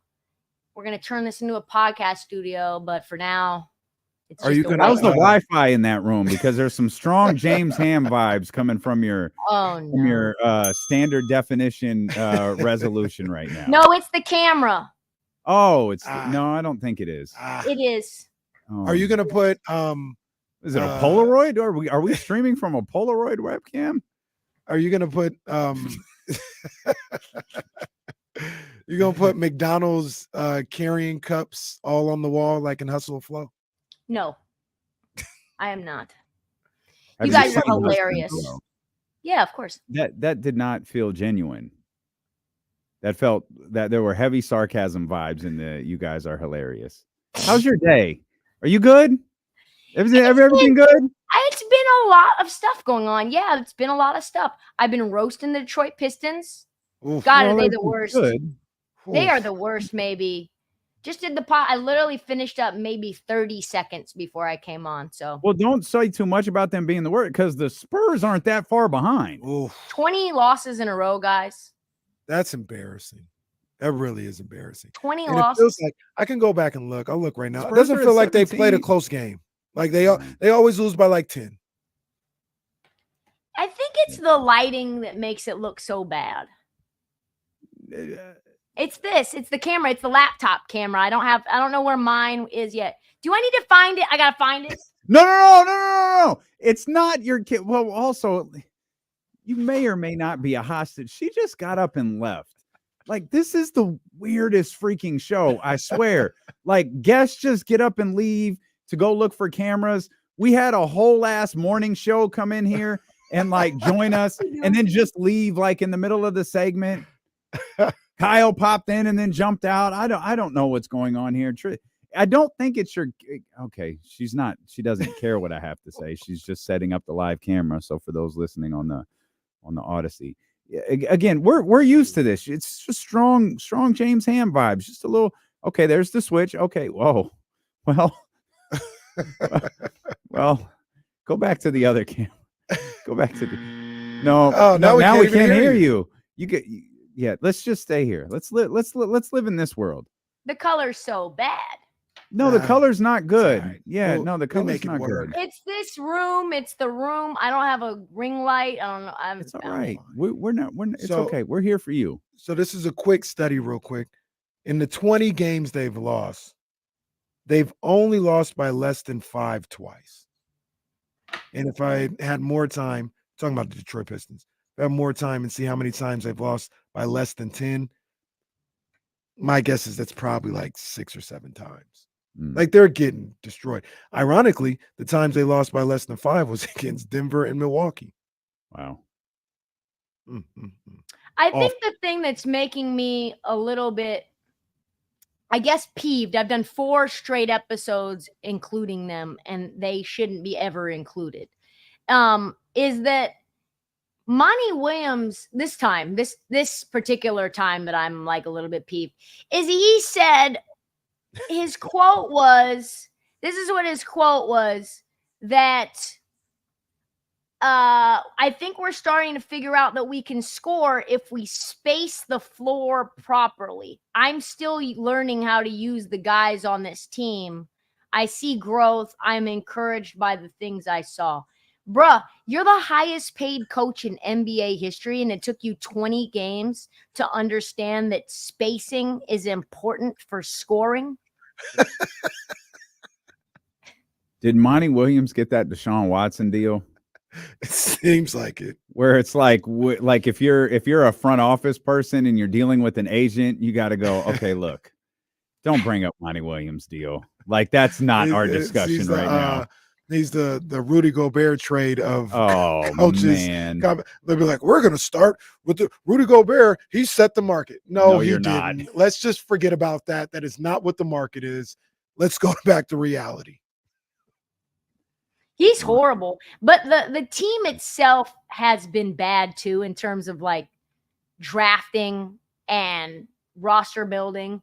They turned down 2 first-round picks for Bojan Bogdanovic. They said they need a bigger offer in order to get him off their books. Yeah, these dudes are bugging. Come on, man. They're just, if we're talking about Bojan Bogdanovic, come on. This guy's not even on the same timetable as the young guns on this team. You need to flip him. And the drafting, the selection of players, we know that probably, and we talked about this actually when this draft came. I was never a Jaden Ivey fan. And I'm now like, it's bad on this team when I'm like, I'm defending Jaden Ivey. You shouldn't have drafted him. But when you did at 5, you got to use him. Mm-hmm. They're not, so he's barely in the rotation, right? I saw. There is good news though. I just thought of this. The Pistons are so bad, we could start saying they drafted Marvin Bagley. Oh, that's how bad they are. We could rewrite history, and no one will think that we're wrong. Can you believe they drafted Marvin Bagley so early? Crazy. Yeah, Going crazy. back to the Marvin Bagley draft, Detroit's really been effing up. That's it. If we all band together, we could do this. Well, here's the other thing we got to do. We got to get Cade out of there. Remember, that's what they like to do. You got to get Cade out of there. The stars out of there. Yeah. Got to get Cade Cade out of there. Shout out to producer Kyle. Detroit has 2 one-possession losses this season. 103-102 lost to the Heat on opening night, and 120-118 to Milwaukee in early November. That's it. That's tough. Says more about Milwaukee than it does Detroit. Well, it's so bad now. We were talking about this yesterday briefly, TK. Like, now the conversation is, it can't be us. Like, the opposing team's got to go in there like, it can't be us. We can't be the ones that they beat tonight. We're going to be the story, not them. We got to get the job done tonight. Yeah, now it's Indiana. I took Indiana last night -7.5, and that was a sweat. Boy, they won by 8. And it was they were up 10 or 11 with 36 seconds left, and they won by 8, and the line was 7.5. And I'm thinking to myself, no way, Indiana, even though they're tired, even though they're coming back from Vegas, they can't allow this to be the look ahead game, this to be the like slump game. No, you need to come out and give your best against the Detroit Pistons. Anything can happen, but I don't know when they're going to win again. They play like all playoff teams. Oh, no, they got Utah. Tell me their schedule. Who do they play next? Back-to-back with Philly, at Milwaukee, at Atlanta, home Utah, home and away with Brooklyn, away with Boston, at home for Toronto, at Houston. Maybe Toronto's the one. Maybe Toronto at home. But like Damian said, now everybody's antennas are going to be up. They're not going to be us. We're not going to lose to them. You think they set the record? The record's 28. Oh yeah, I'm saying right now. Let's see. Philly is 21, 22, 23 Milwaukee, 24 Atlanta, 25 Utah, 26 Brooklyn, 27 Brooklyn, 28 Boston. Toronto might be for the record. That would be 29 if they lost. That's actually a great betting game. That's a great betting spot. I don't know who I want to take in that spot, but if they've lost every game and they would set the record. They're really going to lose 8 more games. Man, they might beat Utah at home, but I don't think Will Hardy's going to let that happen. That's crazy. No. Will Hardy let that happen. That's because that's awful. The conversation now. We can't lose to them. Can't lose to them. They are awful. Before we talk De'Aaron and the Sacramento Kings here, now that the in-season tournament is over, what do you think? I love it, dude. I want it longer. I want more pause. It's a flag. Multiple flags on the play. That's all right. We got you. You want it longer. What else? I want it to go deeper. Okay. Oh, jeez. Oh, snap. Yeah. I'm throwing my hat on the play. I think that's great. Only have the flag. I got to throw my hat on the play. That's what I do now. That's yeah. No, I thought in all seriousness. Over here. In all seriousness, I think they should play each team in their group twice instead of once. Okay. And then I think the knockout round should extend. I want the end of either the end of it to be around Christmas and New Year's or the end of it to be around All-Star break. I think if you have the in-season right around it. I don't know how that works with the All-Star game. Maybe you just cut the All-Star game all together and it's the in-season game. You got like some other thing. Maybe that's one-on-one. I don't know how you change the All-Star game to make it better, but I think if the in-season tournament final was that weekend, that creates tension and excitement, which we know we love. Tension and excitement. It's all in the anticipation, right? If it goes all the way to the trade deadline, then you know what you have. Now you have competitive basketball all the way to the That's deadline. a full in-season tournament at that point. Well, the crazy thing about that is, I mean, you can space this thing out a little bit, right? Where like you could have weeks that are designated for the in-season tournament. So I don't know, 1 week in November. This is in-season. This is NBA Cup week where all the pool games happen, and then you don't have another one until mid-December. This is NBA Cup week, and that's how you get to the point where this thing lasts until January, possibly even February. Well, wasn't the whole idea though? Because I don't know if you guys have heard this before, but the regular season doesn't start till Christmas. Wasn't the whole idea to kind of fill that spot? Yeah, get us to Christmas, right? Which, I mean, December, what was 12th. it, 8th? Yeah. When the game was, that's pretty close. Yeah. I liked it how it was. I hear what Trista's saying, and I'm sure they're gonna have some little upgrades here and there. But I thought it was perfect. I thought everything was great about the in-season tournament. I roasted Ethan Strauss. Episode comes out tomorrow. Ethan Strauss had his glasses on. He had his calculator and his glasses, and he has determined that the in-season tournament is a flop. I read that article, and all I could think is, this is why Kevin Durant hates your ass, is because of stuff like this right here. It's like, I feel that these guys don't really like basketball, and they don't. About to ask you. Yeah, They don't. They clearly haven't played or watched, and from the point of a fan, they're clinically looking at the game in terms of like zeros and ones, instead of like the fact of the matter is, first and foremost, if you want to talk about it financially only, right? We can do that. Amazon lost money for 10 straight years, and now they're a monster. This is the first year, and the first IST final, 6 million viewers. Better than any other non-Christmas Day game, period, in history. Okay, for year one. And people didn't even barely know it. The players barely even knew that it was going on when it was going on. They're like, I don't even know what's happening. The courts are different. We're wearing different clothes. And then they took them to the knockout round before they even knew they were in the tournament. Yeah. I knew something was going on. The court was different. Everyone was really loud. That was a real quote. I can't remember who said that, but that was funny. It's okay. Yeah. So from a financial viewership, brand building standpoint, like we know that it was a success that way because he's basing it.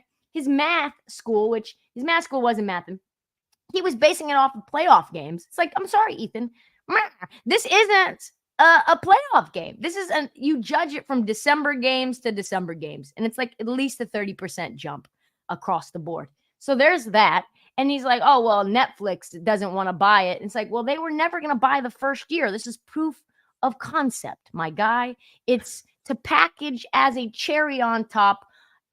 Okay, we got a bidding war with TNT and NBC because I think NBC is going to want to get into the biz. They're going to want to broadcast games. You got Apple wanting to get in the mix, Amazon. Okay, so let's slice and dice. Who gets these IST games? Are you willing to pay a little bit more if we give you the group stage? Are you willing to pay a little bit more if we give you the knockout stage? What if we just give you the semis and the playoffs? Like the crossover between ESPN and TNT, I thought was awesome. But the fact of the matter that matters the most is that we're talking about it and we're watching the games and we're enjoying it, and the players enjoy it when they don't enjoy normal regular season games. Right. And the other thing about it is the games are going to be there regardless.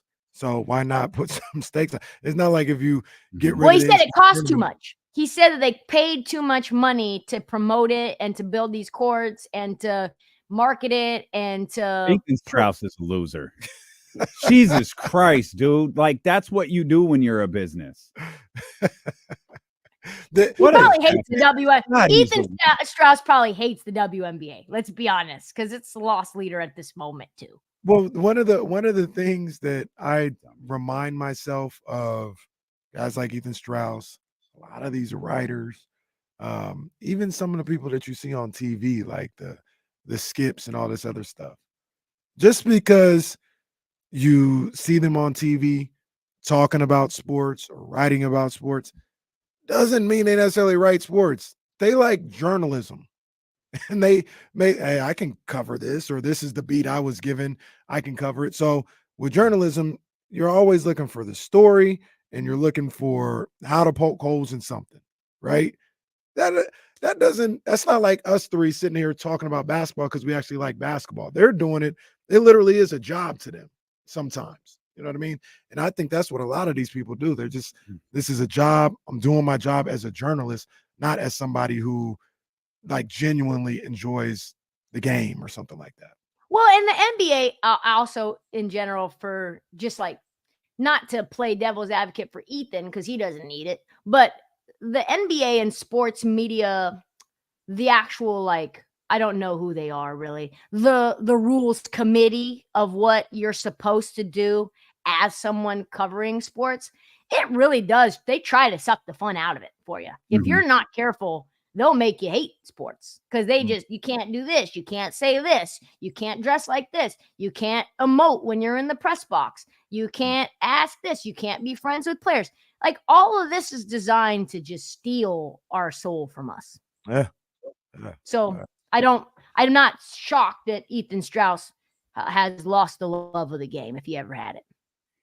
Speaking of stealing, let's talk about De'Aaron Fox. Who did not have a steal last night. He didn't. Steal last night, and he needed one to hit my parlay. He was the last leg. He doesn't care about my parlay, but he was the last leg, and he did not hit it. That's a bad beat. It was a bad beat. It was like 8 legs too, and he was the last one. Oh. I stayed up till midnight for that, and 1 a.m. But Great game though. Great game. He was balling. He shook that kid out of his boots. Oh, poor put him Smith. Put him on Free Street. He said, "You don't want the smoke." And then told him about it. Yep, that's the best part. Well, on top of that, he told him before. Yep, did it, and then told him again. That's it. That ain't nice. That's what we love about basketball. That right there. See, that's it. So look, so this is your bag. Where is De'Aaron? We know De'Aaron's an upper echelon player. We know he's one of the best two-way guards in the league. Where is he in terms of trash talkers, like elite trash talkers in the league? He's so, I would say, understated because he's like this nice, genteel guy, right? You hear him post-game, and you're just like, man, what a gentleman, right? Kind of like in that Steph ilk. And it makes sense because they're like aligned brand-wise. Like, I would say they're similar. He's less ostentatious on the court as Steph. Steph does a lot, like histrionics, the boo-boo dance, the shake it off. But we started getting bigger moments, like bigger stages for the Kings. De'Aaron's going to start doing more and more and more of that because he can. And I think everyone's starting to really see what we've all known about him is that, like, this guy is like top tier box office, right? But he's got to be a top 5 guard in trash talking for sure. Yeah, I can see that. You know, he does little things too where, you know, he'll hit the 3. Let's just kind of walk back, leave it up, point to the crowd a little bit. It's you know, if it was somebody else, it might get under your skin a little bit, like cocky. Like, I love it though. Oh, maybe he should run around doing this after he hits a shot. He Come can on, run he around lucky, doing that. He lucky he didn't come through the lane to get laid out doing all that. Settle down, Steph Curry. Settle down. Steph Curry does way too much. Steph Curry, I think he is different than Foxy because I think Foxy doesn't want to be hated like in mass. Steph kind of wants to be hated in mass if you're playing against him. He is so annoying.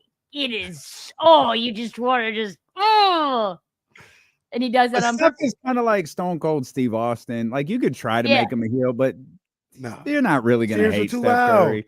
Yeah, he's too good. He's too great. And like, plus he did it like when he started that whole thing. He did it to Dylan Brooks. So everyone was like, it's okay. He did it to Dylan Brooks.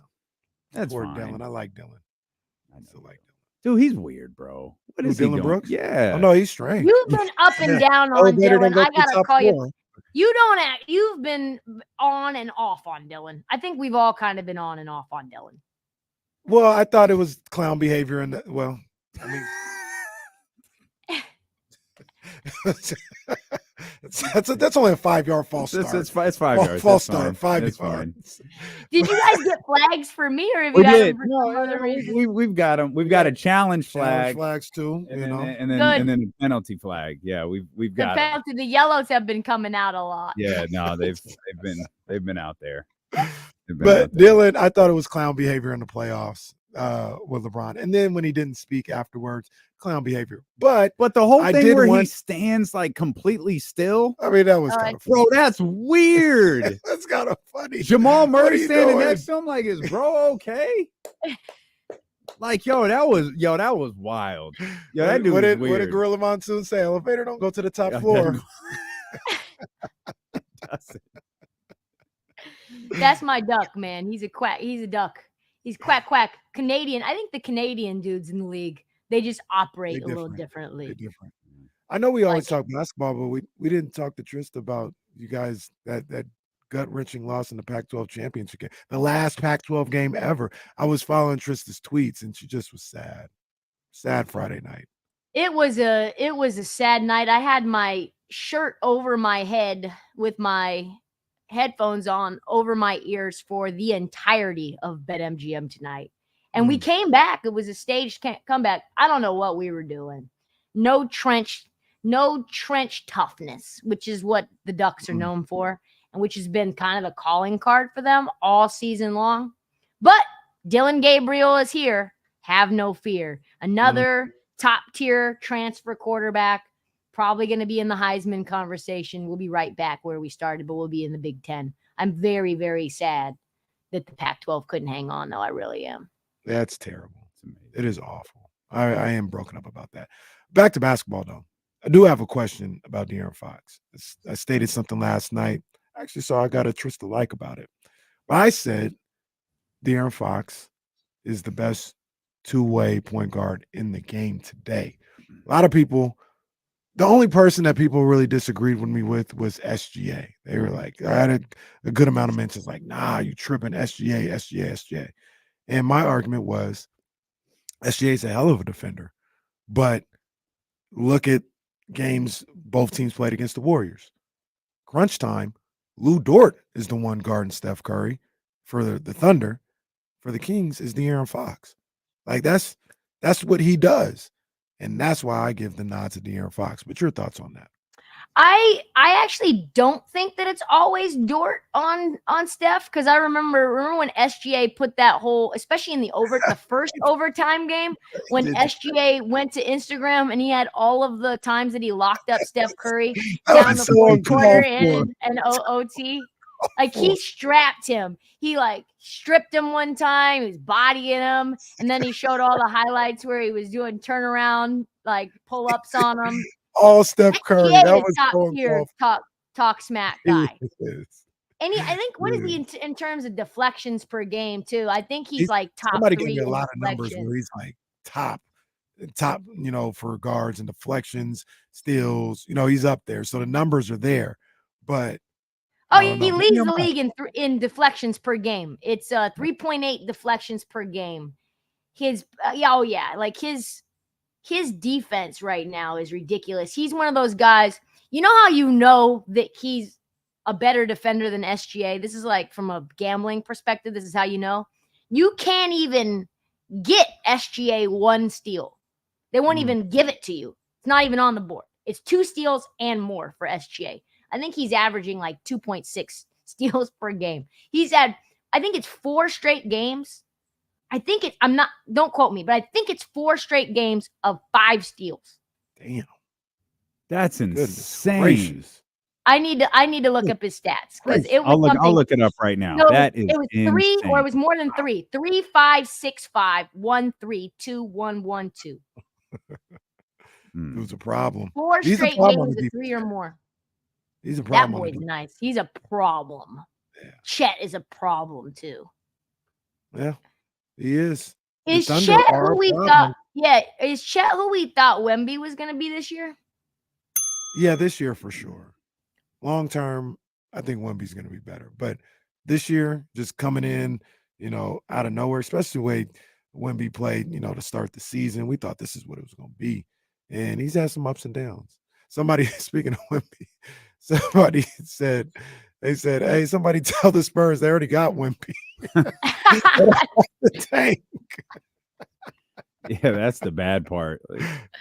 They're not losing on purpose. They're set that, and that's what I said. Don't let the Pistons distract you from the fact the Spurs have lost 17 straight. They're really bad too. But they have pieces, and so I don't really know what's going on. I think they need to stop fooling around with Jeremy Sohan at point guard. They got to stop with that. That's ridiculous. Stop with that. It doesn't make any sense. Jeremy Sohan doesn't want Jeremy Sohan to play point guard. He said that straight up. I do not want this role. I do not know why I am in this role. I do not like it. It does not suit me. Please make it stop. See, they just won't. It's like a sick Greg Popovich joke. They just won't stop. Trista Crick, host of the Heat Check podcast. I do want to shout out our boy Antonio Harvey. Hey, who says, Trey Lyles ain't crazy Canadian. No, he tried to choke slam Brooke Lopez, sir. Well, didn't he just slap up Valanciunas last week? I believe he did that as well. Trey Lyles is low-key the Kings enforcer. Hey, shout out Tone. I know for a fact, owner of a Trista Crick sweatshirt. Yeah, that's my guy, Tone. Go ahead, Tone. That's indeed facts. One of many. TK, we appreciate you as always. We'll come back with more. Steeling with KC. Brought to you by Sky River Casino and Sacramento Sports Leader, ESPN 1320. Excellent.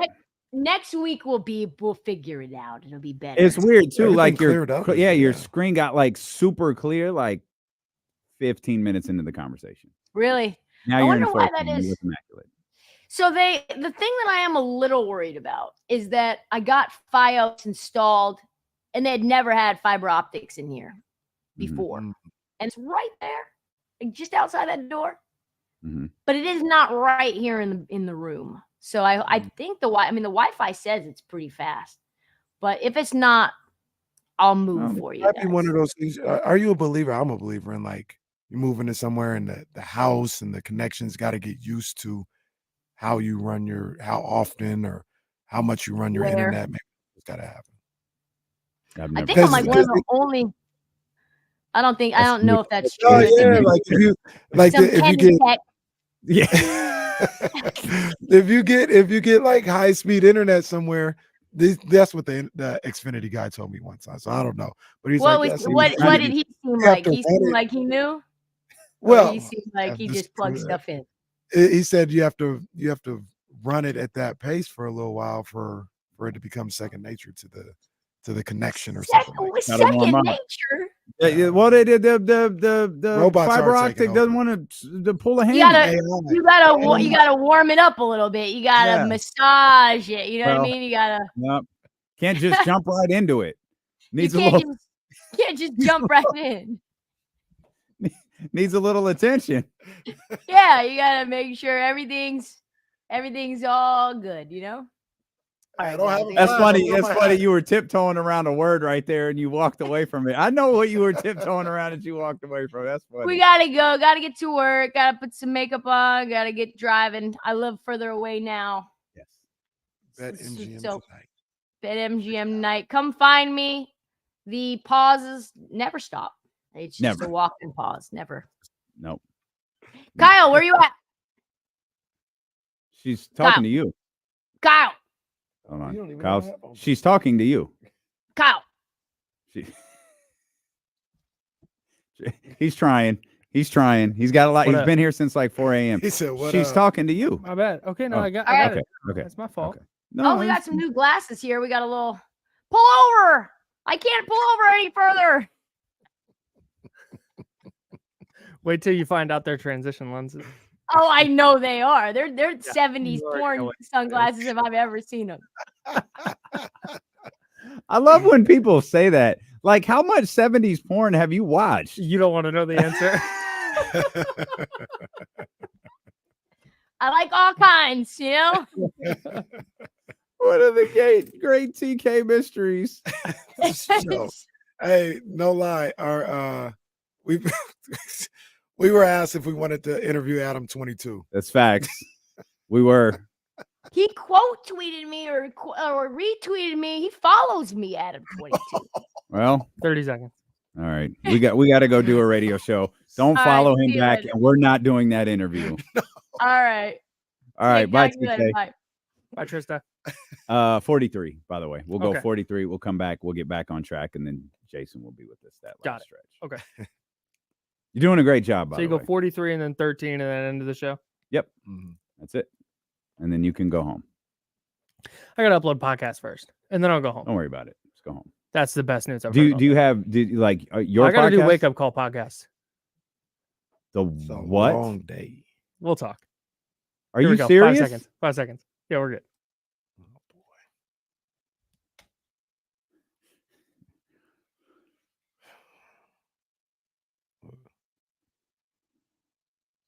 Might have lost D-Lo. God.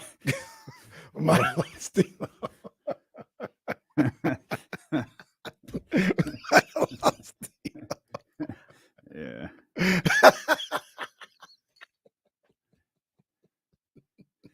Kyle pisses me off right before we go back to break. No, I'll tell you. No. Go do your radio show. I'll tell you later. Okay. No. We'll talk about it. Yeah. All right. Oh man. Okay. I have a hard time telling people no. Okay. My question is, who asked? Your boss? Your KSFM boss. Okay. Sounded like Marge. Got it. I could have just Radio said show. complex. He's not listening. He's not. That's fine. It's fine. We're good. We got this. We're gonna talk Kings basketball radio show. There were 2 football games last night. I'm not gonna storm down the hallway. Not gonna do that. Nope. Deal with it later. Deal with it later. Just now, you sounded like the host on the interludes, the Mad Rapper interludes, and he's like, "All right, we'll just take a sip of water and come right back, and we'll be right back." We're back here. We're back now with Mad Rapper. Why are you so mad? Did you get the check though? Jason Jones going to join us the final hour of the show. Will Z, when's Will Z going to join us? Oh, like 10 minutes. Will Z will be with us in like 10 minutes. Hey, I'm just gonna do this now. Does everybody have links that needs links? Yeah. Okay. Thanks. Yeah, I didn't know you sent them. I knew Jesse was out, so I tried to Great. Thank you. get ahead of that and sent them. And when I say get ahead of it, I meant at like 12:15 when I realized I didn't send any of them out like I intended to. Perfect. Yeah, so they got out there. So Will has it. Jason has it. We're ready to rock. Kyle's doing a great job. He's been here since 3:30 this morning, roughly. And apparently he works for every goddamn station in this building. So there were 2. I want to get back to the Kings. I think there's a lot more to talk about with the Sacramento Kings. Even some things we didn't get to talk about with TK, but bro, the Giants won a football game last night. I didn't see that coming. And perhaps more importantly, and again, for those that's just tuning in, our main man, Kyle Madsen of the Insiders, is with us. Scheduled day off for Jesse. Scheduled day off. Not ducking the smoke. No. After the Dolphins proved a lot of people right by coughing up a game to the Tennessee Titans last night. That's a bad one. It's not good. Not good. See, Not teams- good. Since 2016, we're like 764-0 and leading by 14 with less than 3 minutes left. Is that a shoot for real? It's something like that. It's something close to 800-0. Well, now 801, but yeah. Wow. Obviously, most of us were probably half-ass paying attention to what was going on in the NFL last night. Most of us outside our man Jesse don't have ties to any of the 4 teams that were played last Terrible night. games, 2 uninteresting games. We were the most I saw consecutively of the game prior to this morning is what Casey and I had on for the 45 minutes during the KSFM show when both of those games were on. Also, stop with the Monday night doubleheader. We don't need that. No one asked for it. Don't do it anymore. I don't know where that came from. And both games were good.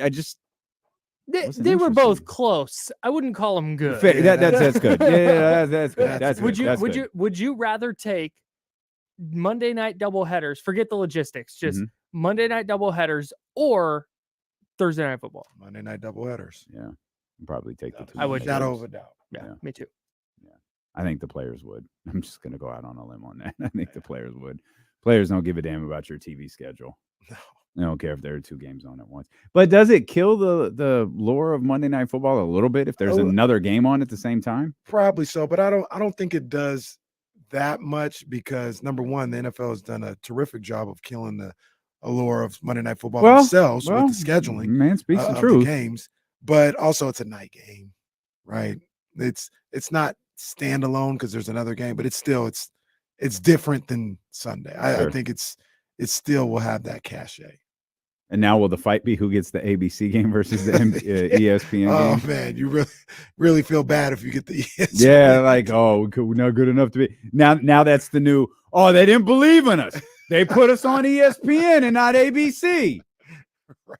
All right. Right. Lead in was the PTI, not the Bachelor. Right. Right. Yeah, I didn't see that coming for Miami. It doesn't really change how I feel about them. I still think they're one of the top teams in the AFC. Still think they can get to a Super Bowl, but there's no way around it. That was a bad loss. Yeah. That was a bad loss. To be ahead the way that they were with the amount of time that was left in that game, that's tough. And I know this isn't necessarily the case because I'm sure Tennessee has given up a lot of points and they're not a good team. Like I'm sure in a number of different games they've given up a lot of points, but it feels like a guy like Vrabel who can put together a defensive game plan. It's another time when this high-scoring offense has been grounded to a certain degree when you go up against a defensive-minded team, and that's what's going to happen in the playoffs. That's what's going to happen when you go up against the Baltimore Ravens. If they get in, a team like Cincinnati. Now, I don't know if Cincinnati will be able to score enough, but this is December playoff football last night, what we saw. And, I mean, they score 70 when it's September and against nobody. And then when you go up against a defensive-minded team, they struggle. And those are the things like that game last night when everyone likes to look at the head of the schedule and go, this is an easy schedule. This is a difficult schedule. And they're literally on their strength of schedule metrics. Stuff like that happens last night. Like the Giants couldn't put 2 plays together for an entire season. And they go beat a Packers team that had playoff, like very, very real playoff hopes. They just got beat by the Giants. Not talking to anybody in particular, just pointing out because the Packers lost, the 49ers clinched the playoff spot. I repeat, I'm not talking to anybody in particular. No one needs to yell at me over this. I'm just, telling you that the 49ers clinched the playoff spot last night. Okay. What are you so happy for? I mean, there's nothing to be happy about. You know what? I'm mad the Niners clinched the playoff spot. They backed in to the postseason now. They didn't even know to go get a win to get in the playoffs. What a joke. Hey, I know, hey, we take L's. We talk about it before. There's no need. I mean, it's whatever. We have a good time with it. The Nick Wright clip at the beginning of the season now is hilarious. Did you see? You reposted that yesterday, Sunday. Yeah. He basically was like, they're going to come in second. He said they're going to make the playoffs, but they're going to come in second in the NFC West behind Seattle. And his whole reason was like, the regression is real. The honeymoon's over for Brock Purdy. This team, they'll find out really quickly. The NFL gods, everything that went their way last year is not going to go their way this year. They're about to clinch their division by winning by like 6 games. Do you remember? It's funny, the regression of what's funny about that is that he confidently called out the regression of Brock Purdy while throwing all of his figurative money on the back of Geno Smith. Boy, who literally regressed during the season last year. That is phenomenal. Hey, shout out to Geno. I'm a Geno Smith fan. I love his story. That was not shade at all. Geno might be done. Again, I'm a fan of what Geno was able to accomplish, was able to make himself some money after years of just now getting a real opportunity to lead the team. Mm-hmm. However, that's not where I would have placed my money. So that was certainly a wild take. Were you around for CM Punk and the Straight Edge Society? A little bit. Every time I see Nick Wright, I think of the Straight Edge Society version of CM Punk. The long hair, the beard. I do remember that. He's going to have one of his co-hosts shave his head or shave her head, like live on Fox. Who was the Straight Edge against? Like somebody was not Straight Edge, right? Who was he feuding with that? It wasn't Cena. Jeff Hardy. Yeah. Was it Jeff Hardy? It might have been Jeff because he was Jeff talking Hardy. about. Well, that was uncalled for because he was talking about. He was talking about he was talking about very real life incidents with Jeff Hardy. That was completely uncalled for. Reminds me of the first time that I realized, not the first time it happened. First time I realized that was uncalled for in wrestling was when they were talking about Hawk from Legion of Doom and his alcohol and drug issue, and they had him walking up the Titantron because he was fell drunk. off. No, that's not funny. They really tried to make us believe that Draws pushed Hawk off the top of the Titantron. It's like 1,000,000 feet in the air, and Hawk just goes falling off. He was drunk and up on the Titantron walking on. I said, "Come on, man!" Our friend, whose name I won't mention, so he doesn't get called into the office later, tweeted a couple of days ago, and it's very accurate. The Attitude Era was low-key trash, except for the main event stars. The Rock and Austin, but like the Attitude Era was low-key trash. Oh man. They literally threw Hawk off the top of the Titantron. They're just like, I'd be fine. He's just drunk. He's just on there on a bender. Do you want to weigh in on this wrestling conversation? I just couldn't agree more about the wrestling. Thank you. We'll come back. Every time Jackie had a match. Well, there goes your top. Yeah. Yeah, that. Every time. Matt George is reminding us Chris Jericho too. Chris Jericho feuded with Punk. That sounds right. That's right. Yeah. We'll come back. Stilo and KC brought to you by Sky River Casino. We'll get back on track. We'll come back. We'll talk more Kings. Of course, Jason Jones as well here on Sacramento Sports Leader, ESPN 1320. They started to set up Punk and Rollins last night, finally. Like, really set it up. You have my attention. Well, you already had it anyway, but you really got my attention.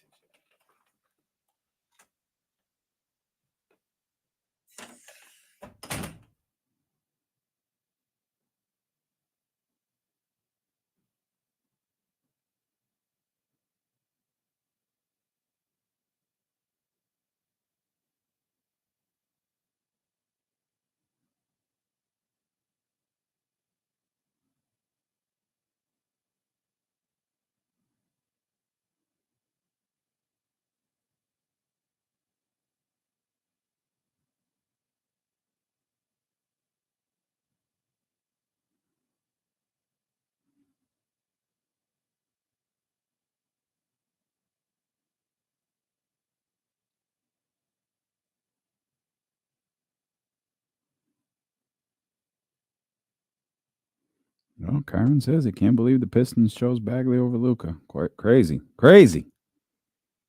That's one of those like I'll never forget where I was moments. The Bagley draft? Yeah, when the Pistons took Marvin Bagley instead of Luka. I just like it was incredible. What a disaster.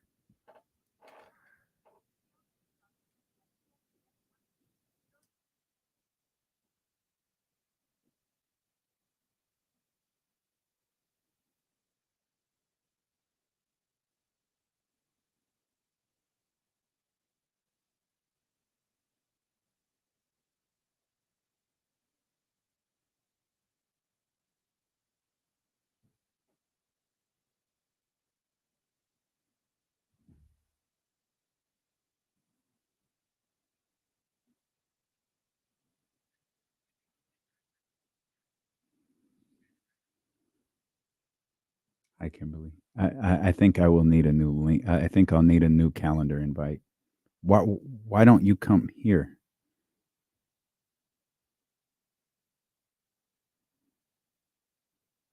Kim just complained to me that she has to do everything around her. She's not wrong. She does.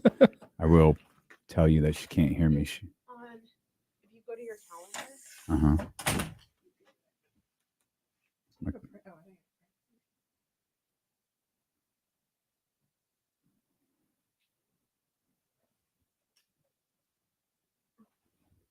I look like dirt. That's cap.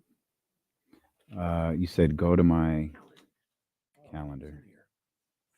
We're keeping it G-rated. And then what do you want me to do? Oh, No, they're going over calendar invites. It's crazy. What's up, Shotty House? you're welcome. It's a canceled DEI meeting that I've never ever been a part of. I don't know why that's there. Oh, that's old. Yeah, it was created by Rocky. I'm actually going to cancel our DEI meeting this week. I don't have time. Wow. Looking forward. Wow. Do you want to be on the Got about a minute. team? No, thank you. I knew better. Well, that's funny for a lot of reasons. What she said? I didn't have a choice. I love you, though. Thank you. This party is a really big deal to that young lady. Jesus Christ. I'm kind of excited for it. First one. Oh, maybe that's what it is. 30 seconds. I'm never got- probably driving, so I'll just take you home. Oh, great. Thanks. Yeah, you could turn up. All right. Awesome. Because driving home and then taking an Uber would be such a pain in the ass. Yeah. Big time. All right. 10 seconds. Okay.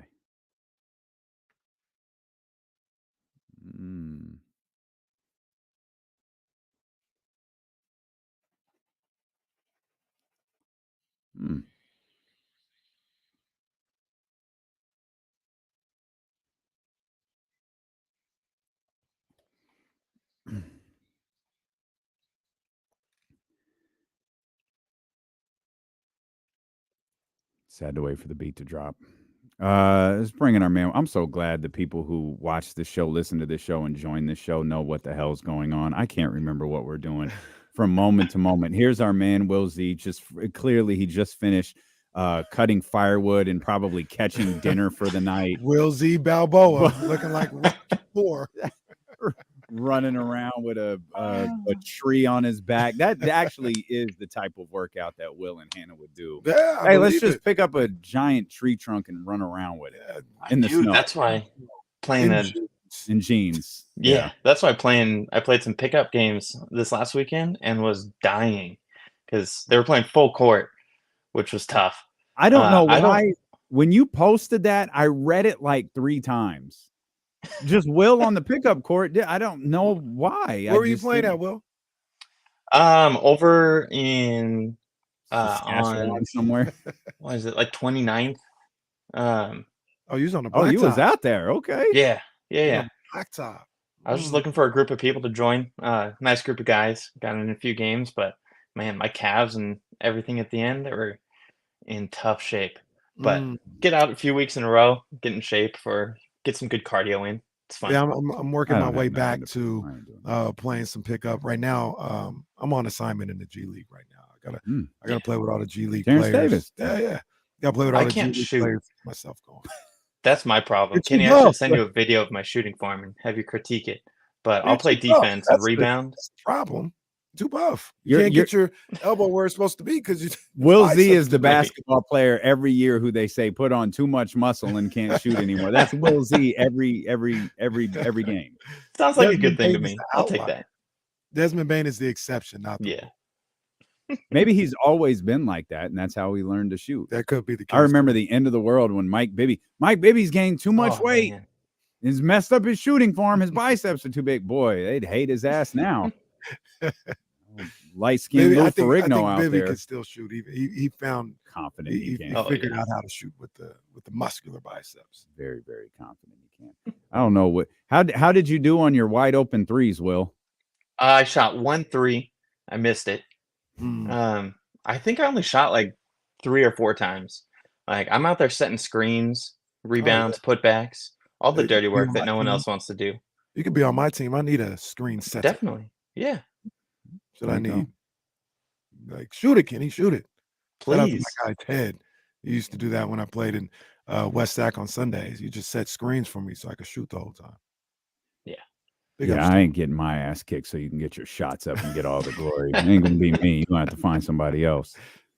Be out there coming back with bruises because Kenny wanted to get his shots in tonight. Yep. Nope. Draymond Z. Draymond out here doing jumping jacks on guys' chest out there on 29th. Will, before we get to tonight's game, because there is in fact a game tonight against the Los Angeles Clippers, let's talk about last night. What stood out to you? I know you were in attendance with your back against the walls of the Golden One Center. You were in them Drew the Local guy seats, the last row. Those are those KC seats. Oh, KC come who? on now. Kenny Caraway. Who's I'll be up there with my people. Don't do that. I'll be up there. No, it was fun to be there. Yeah, It was a last minute decision. Tickets were pretty cheap. It was like $20 to get in the door. So just went by myself, had a good time, and thought it was a really fun game. It was a fun environment. We hit both of your kind of respective stats. Damian with the assists, Kenny, those wide open threes. I know you were talking about it earlier, but the craziest thing about that stat to me is that they got 24 wide open looks. That's average. Like that's exactly what they get on the season. 23.3 to be exact, but it's them hitting it that was so wild. It wasn't some outlier game where the Nets defense just consistently broke down. Like the Kings were doing what they do on any given night and getting 24 wide open looks. It's just that they finally hit them at a wild clip of 75%. And then part of that, yeah, go ahead. No, you go ahead. Go ahead.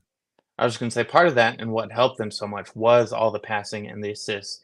And the ball was just moving all over the court last night and really seemed to disrupt Brooklyn's defense.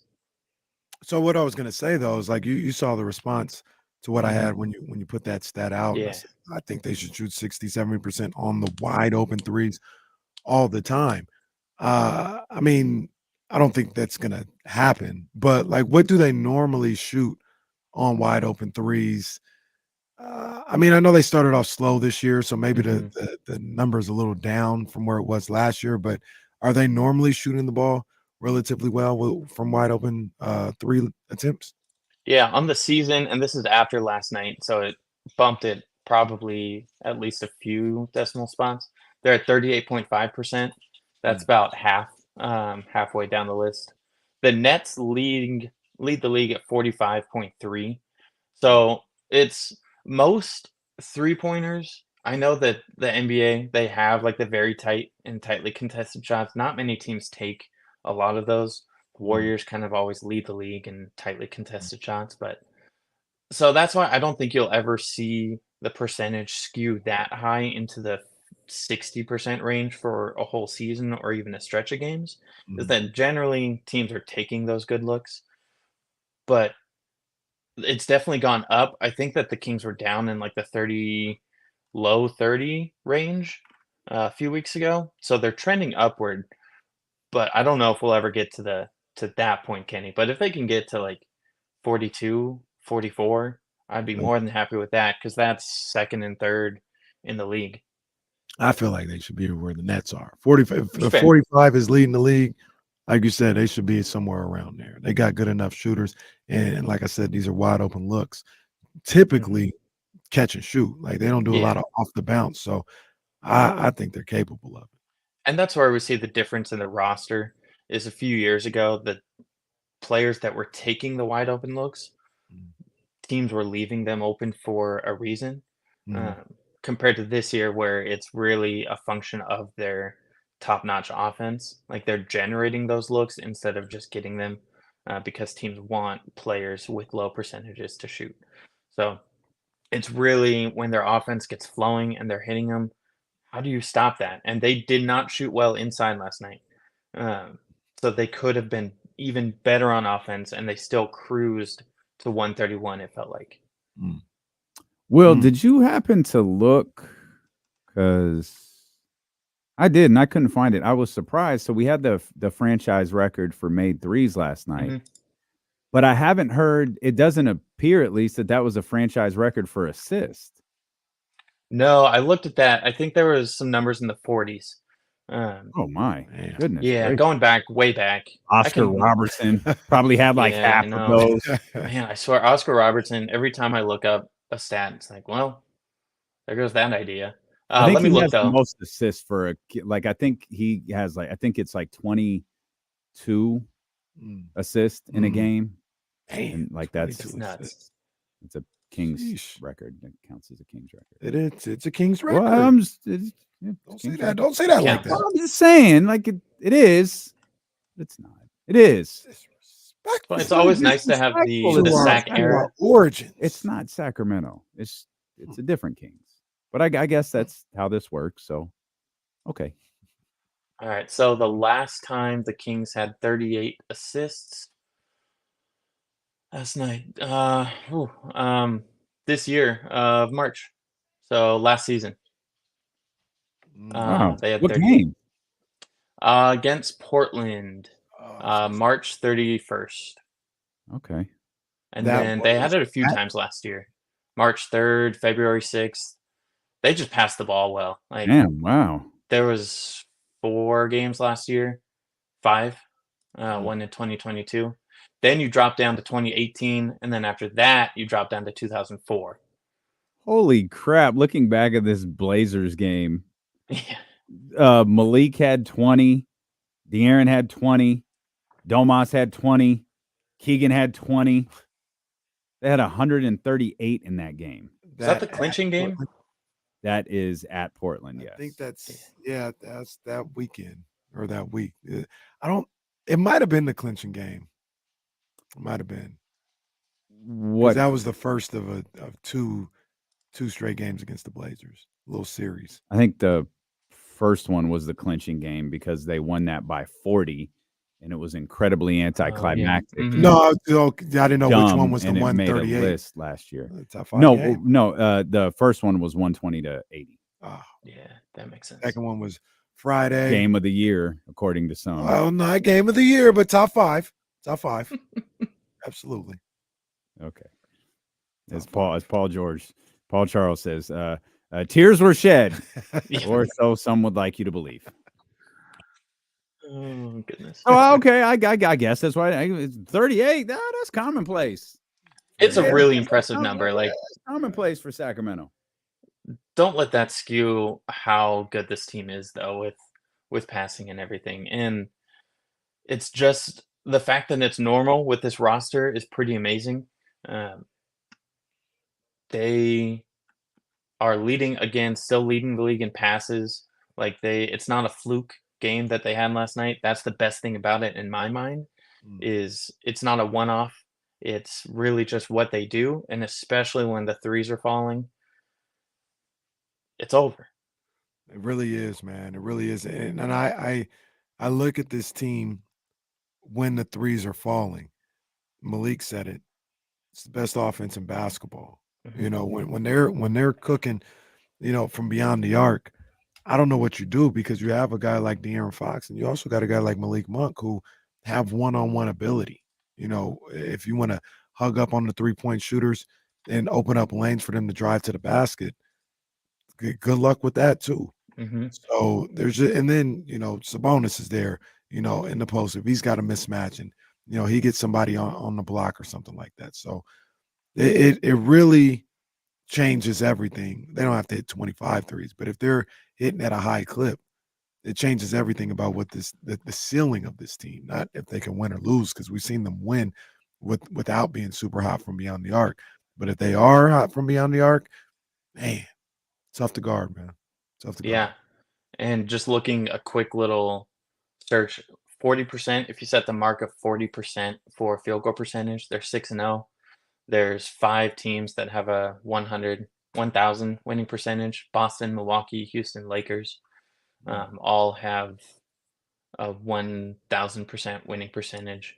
If we set that, let's just play around here because that's fun. 38%.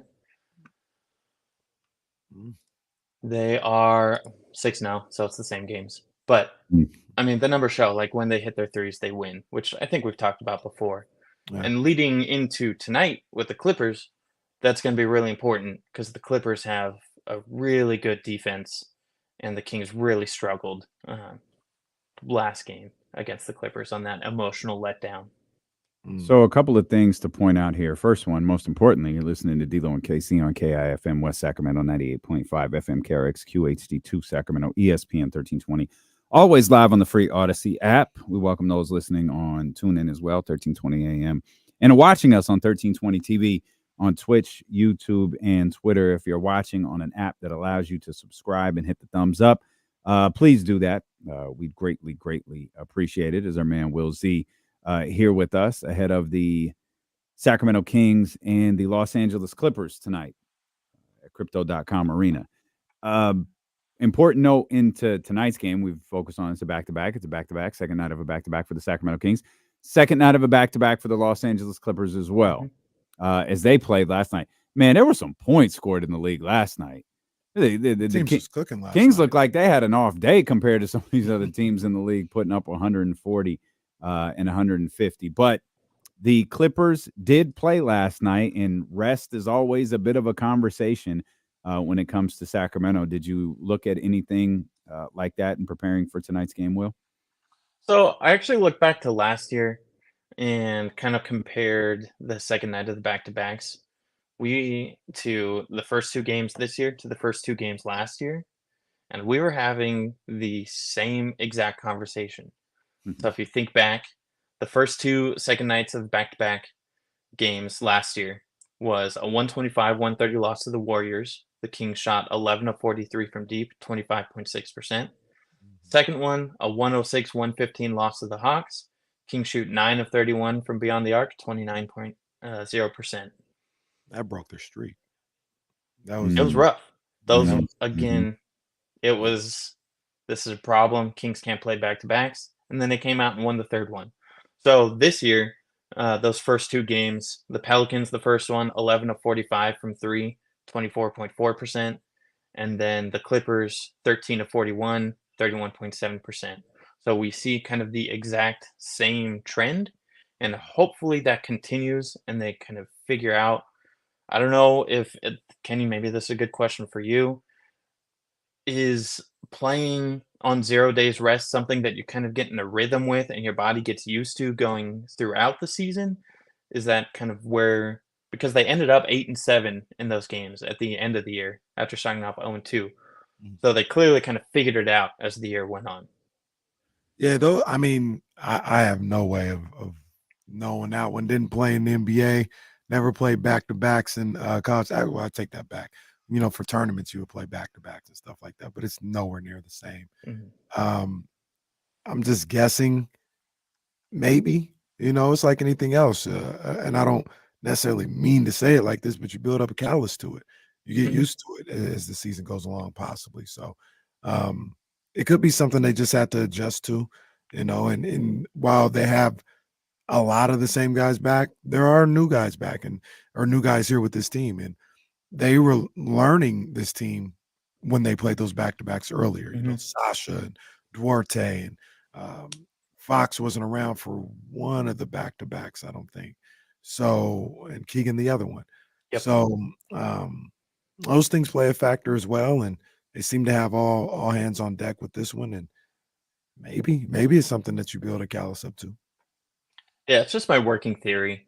I don't think it's ever something that will fully get answered, but I think Keegan being back is huge.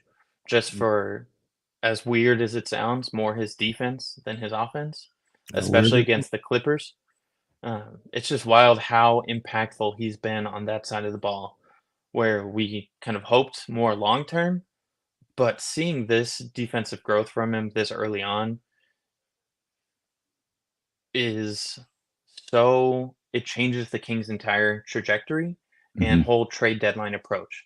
Like, you now have this in-house defender compared to having to go get maybe an OG or that like wing stopper. If he's already on the roster, that opens up so many different things. But for tonight specifically, Kawhi just cooked the Kings last time.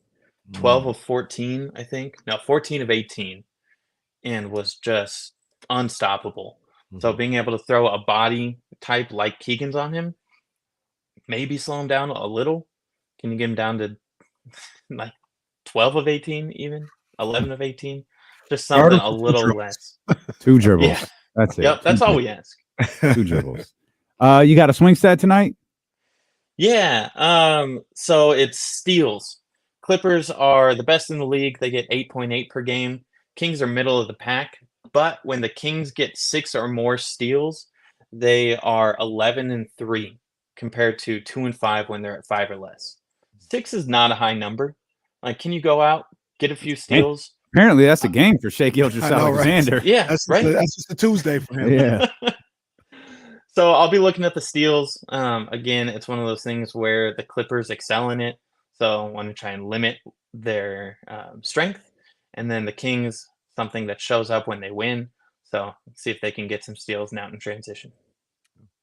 Okay. I'm looking forward to it, man. I watched that game last night with Portland and the Clippers. That was a tight game all the Yeah. way down. So, they had to exert some energy just like the Kings did.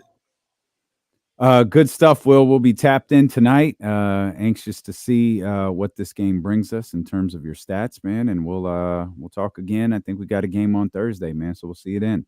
Looking forward to it. Thanks, guys. All right, you got it. That's our man, Will Z. He's got to go chop some more firewood and maybe catch dinner for tomorrow. But you talk about, 146 for Philadelphia last night, 121. By the way, Bogey scored 40 last night in a game that Trae Young got thrown out of. Yeah, that was uncalled for, too. He didn't have to get thrown out. 136 for the Knicks, 133 for the Bucks, 134 for the Thunder. Of course, the Kings scored 131. And you just mentioned the game that you were watching. Kawhi Leonard, 34 points. Your boy Anthony Simons, 38. He's cooking. Clippers got that one, 132 to 127. Yeah, he's cooking. They had a day off, and they're just rejuvenated. The whole league with the day off, just rejuvenated. Spurs scored 82. Well, and lost by 11 because the Rockets only scored 93. Not sure what happened in that. 93 to 82, 11-9 Rockets. Only 2 teams. Oh, there's Cleveland. They score. There's Cleveland at 94. Well, they played Orlando. That's your boys, yeah. Orlando out there cooking. Cleveland's underachieving. Cleveland's over 500 though. Cleveland's underachieving. I got a text from our Cleveland insider. Uh-oh. He thinks JB might be. Well, we saw that coming. If it's not an NBA season unless JB Bickerstaff gets fired. Like let's be honest. Like JB and God bless him. Like if JB Bickerstaff isn't either fired or an interim coach, it's not a real NBA season. The season don't start. That's right. The hell with Christmas. It's when does JB Bickerstaff? You look like you were about to drop some, like you had the greatest bar of all time. I was literally going to say that the season doesn't start. People think it's Christmas. Oh, I just said you said exactly what I was going to say. Sorry, I didn't mean to steal your heat there. John Morant. He was grabbing his headphones like it was about to go down here in the studio, and then he dejectedly put them back. Give me that beat. Yeah. Turn me up in the headphones. I'm about to say. It's flag time, maybe. But John Morant said he acted in self-defense when he had to punch a 17-year-old. Mm-hmm. All right. Okay, John. So look, just be better moving forward. So I want to be clear. I want to be fair too to the rest of the testimony. Part of the self-defense was that the young man pulled his pants up, and where Ja's from, when you pull your pants up, that's a fighting stance. He also was defending himself against the young man putting the ball at his feet, because that's disrespectful. And I guess apparently now it's threatening. It's just terms to start punching people. Whether you agree with the lawsuit or not is not the story. Ja's foul. Yeah, Ja's out of pocket. Ja's foul. Like, come on, man. Don't do that. And by all accounts, you were egged on by like your crew. Mm-hmm. And I think some reports said his dad. Hey, man, you're on your way back. Nothing you could do about the past. Just be a better John Morant. I don't mean to. And yeah, see, I hear you. I did that already. I'm not doing that anymore. He doesn't get the benefit. I wish the best for all of that. Yeah. Dude, you got to show me something this time because I'm done with you. Hey, I am too. You do it good, but I said that peer pressure line and it made me laugh because I got home last night after the KSFM show, flipped on the TV.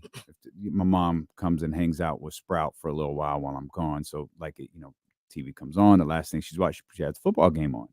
So with YouTube, what happens a lot of times, you turn the TV off.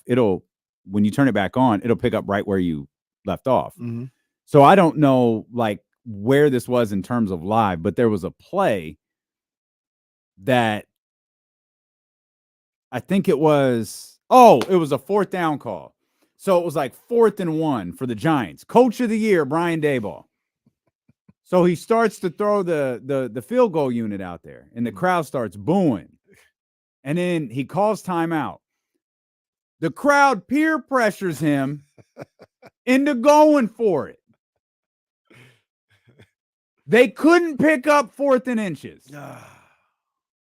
Brody got peer pressured into going for it on 4th and less than a yard, and his team couldn't pick it up. I laughed like hell as I grabbed my remote to turn it over to Mark Jones. Damn. Oh, I cracked up. That was the funniest thing in the world. Daboll having a rough year. That's your coach of the year, huh? You got MetLife Stadium telling this man what to do. At some point, he's got to stand up and go, hey, I know my team better than you do. They ain't getting this 1 yard. We're kicking the field goal. Nope. Walked away with nothing. But got the win. Got the win. Been having my ear to the street. I love Philadelphia. Oh boy. They starting to turn on Sirianni real quick. Oh, you don't say. You don't They starting to turn on say. that boy quick. That is stunning to find out. A cheerleader. They said, what does he do? Ain't nothing but a cheerleader. I feel like I've heard this before. Well, we'll come back. We'll talk to Jason Jones. There's a lot to talk to Jason Jones about, including the Sacramento Kings, De'Aaron Fox. And we'll get his thoughts on a few other things going on in the world of sports. That's when D'Lo and Casey return here on Sacramento Sports Leader, ESPN 1320.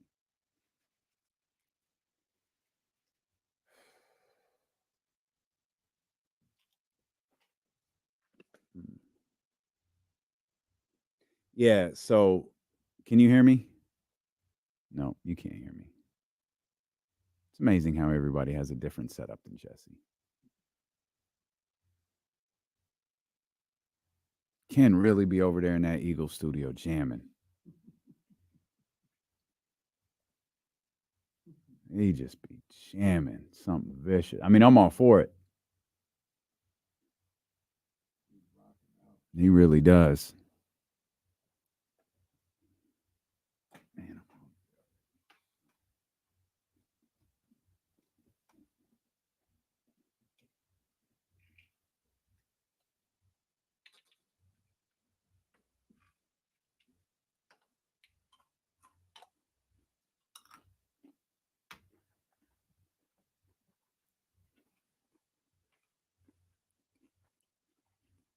Oh, right on, Michigan.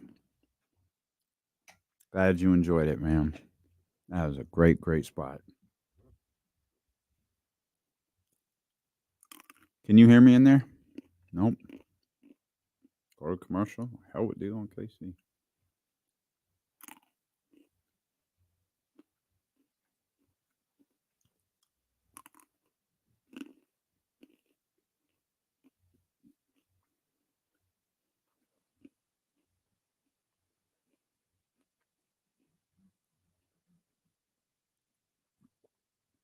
Kim constantly look like she's about to fuck somebody up.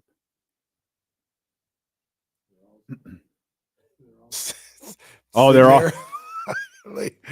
Is she over there? Hey. Yeah. Best behavior.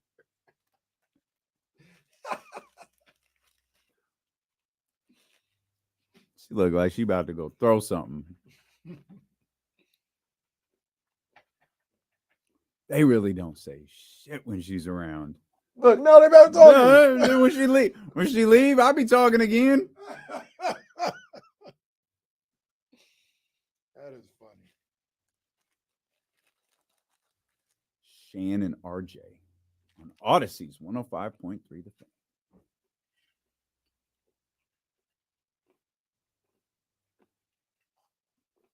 They don't go on the morning roast no more. Okay. It's not called the morning roast no more?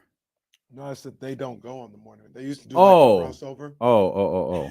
Monte said they declined last time. Well, their social media person probably did some funny shit, and they were like, "Yeah, I'm not going to do this anymore."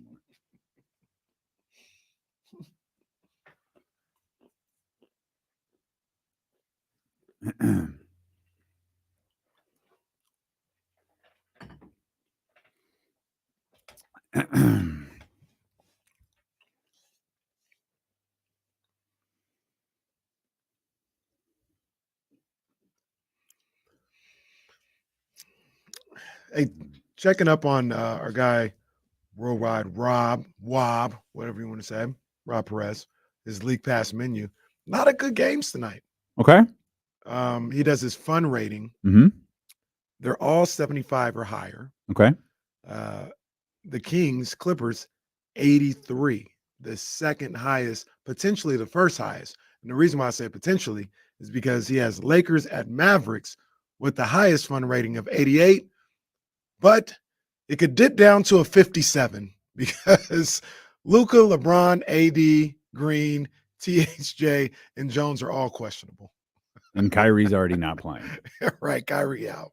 So it could be a great game or a disaster for teams. It's funny. What was the first score? 88 was 88 with a potential of 50. That's funny. That's funny. But they got what's the line for the Kings game? Kawhi all the way back. Okay. Yeah. All right. Suns Warriors is 80. KD is out. Suns Warriors, yeah. Nuggets Bulls is 75, and Cavs Celtics is 79. Nuggets Bulls got a 75. All right. Apology rescinded.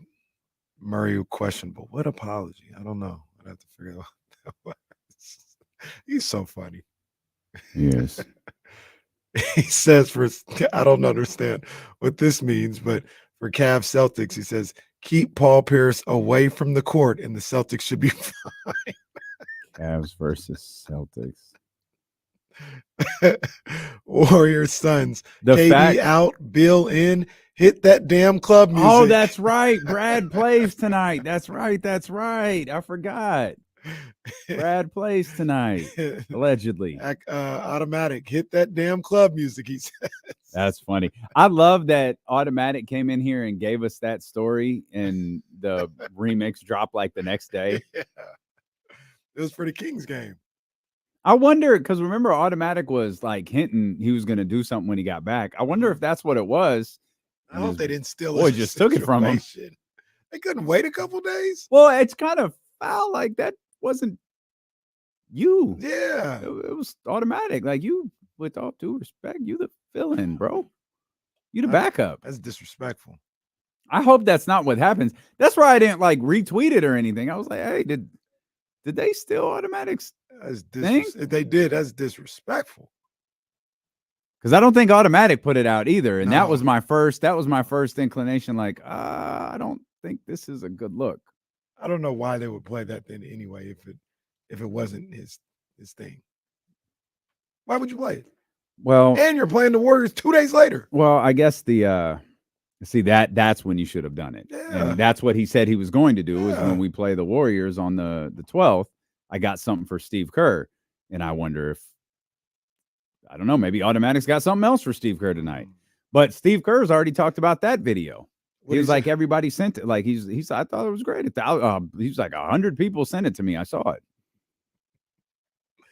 Good. I'm glad. Sir, that's not the DJ that pissed you off. I'm glad Steve Kerr is back to being lovable because he's getting old and crotchety.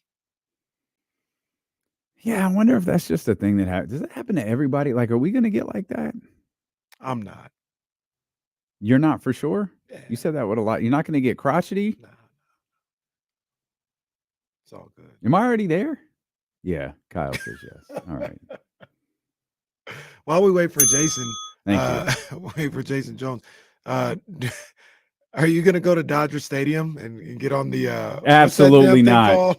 I don't remember. You said something. You said you said, yeah, they're building and you said something to Dodger Stadium, and all I said was, I guess I'll just pretend like I know what that is. No, actually, I take that back. They're not building. There's a proposal to build a. Damn, where is it at? It's called a skiers will probably gondola. I don't. I guess I had to ask you. You had to show me what it was. I didn't. I thought I would have called it a lift. Gondola. Okay. I would have called it a lift. You know definitively what that is. Yeah. Yeah, I had no idea. So they're trying to. I don't know when I would ever use that in a sentence. Well, you went up on the gondola. Where? The gondola took us Where to the top am of I the mountain. going? No. When? What mountain have I been to the top of? Skiing, Besides this radio one. What? I don't ski. Who are you talking to? I don't ski. Is a gondola just like enclosed, an enclosed lift? Is that why they call it that? So the regular lift is not a gondola. We can't hear you. I don't know It's more if of you're a talking. bench. Oh, It's more of a bench is the lift. The gondola is like the bucket. At least that's my experience. y'all just ride in anything. I haven't been in one. And they You want gonna take one to Dodger Stadium? No, they want to build one from like Olivia's house on Broadway to Dodger Stadium. Like a 10-mile ride in this thing. I'm good. It's like riding from Natomas to downtown. Like, that's a pass for me, dog. No, thank you. I'm good. No need for that. No need for that. Not interested in that either. Shoot, wow, look at that. The picture just changed. Oh yeah. Yes, look at us. Yeah. Sorry for the radio audience. That if I was a professional, I would have ignored it, but I'm incapable. And so shout out to our man Seth. Oh, we look fly now. That's a dope ass picture. Big ups to Seth. Shout out Rachel. Shout out Seth. Shout out Dave Garcia 209. That's good stuff right there. That startled the hell out of me. I was like, what the hell just happened? Appreciate you, Seth. Thank you, brother. You rock. Jason Jones going to join us coming up here in just a couple of minutes. The Kings hit 5 games over 500 for the first time this year last night. You think they stay there? I mean, someone's got to lose the second night of a back-to-back, so why not? Why not the Clips? Yeah. Why not the Clip joint? Let's bring in our man, Jason Jones. Jason Jones. The professor. The professor, he's indeed. counting down the days, the sad days. I think there's probably a Clipper memory of the day for the last days at Staples Center here. No. No. I mean, what when they blew the lead in the series against Memphis, when they blew the lead against the Rockets. Wow. Damn. He may also be bringing up Doc Rivers' greatest hits as well. I mean, there's so many great moments. Yeah. So where- sad to see them go.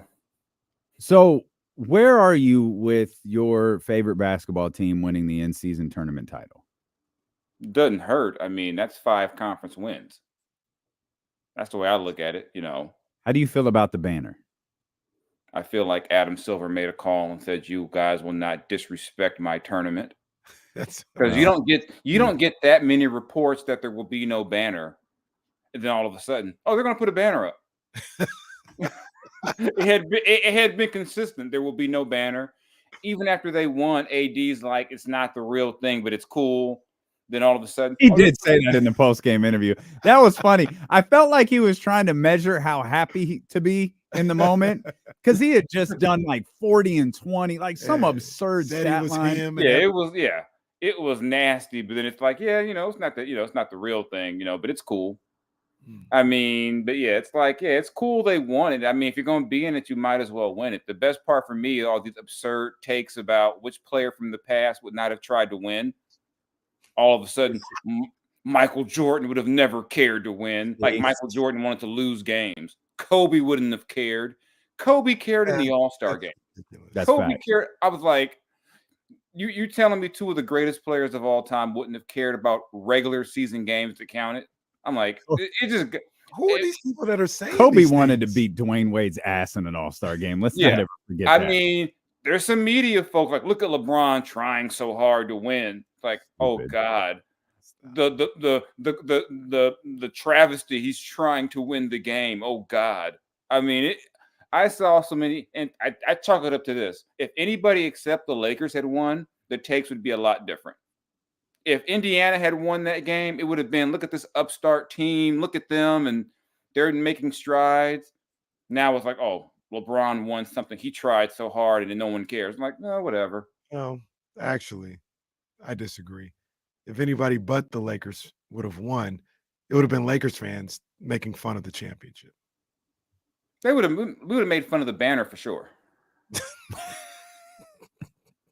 I like the way that they're doing the banner though. I like it.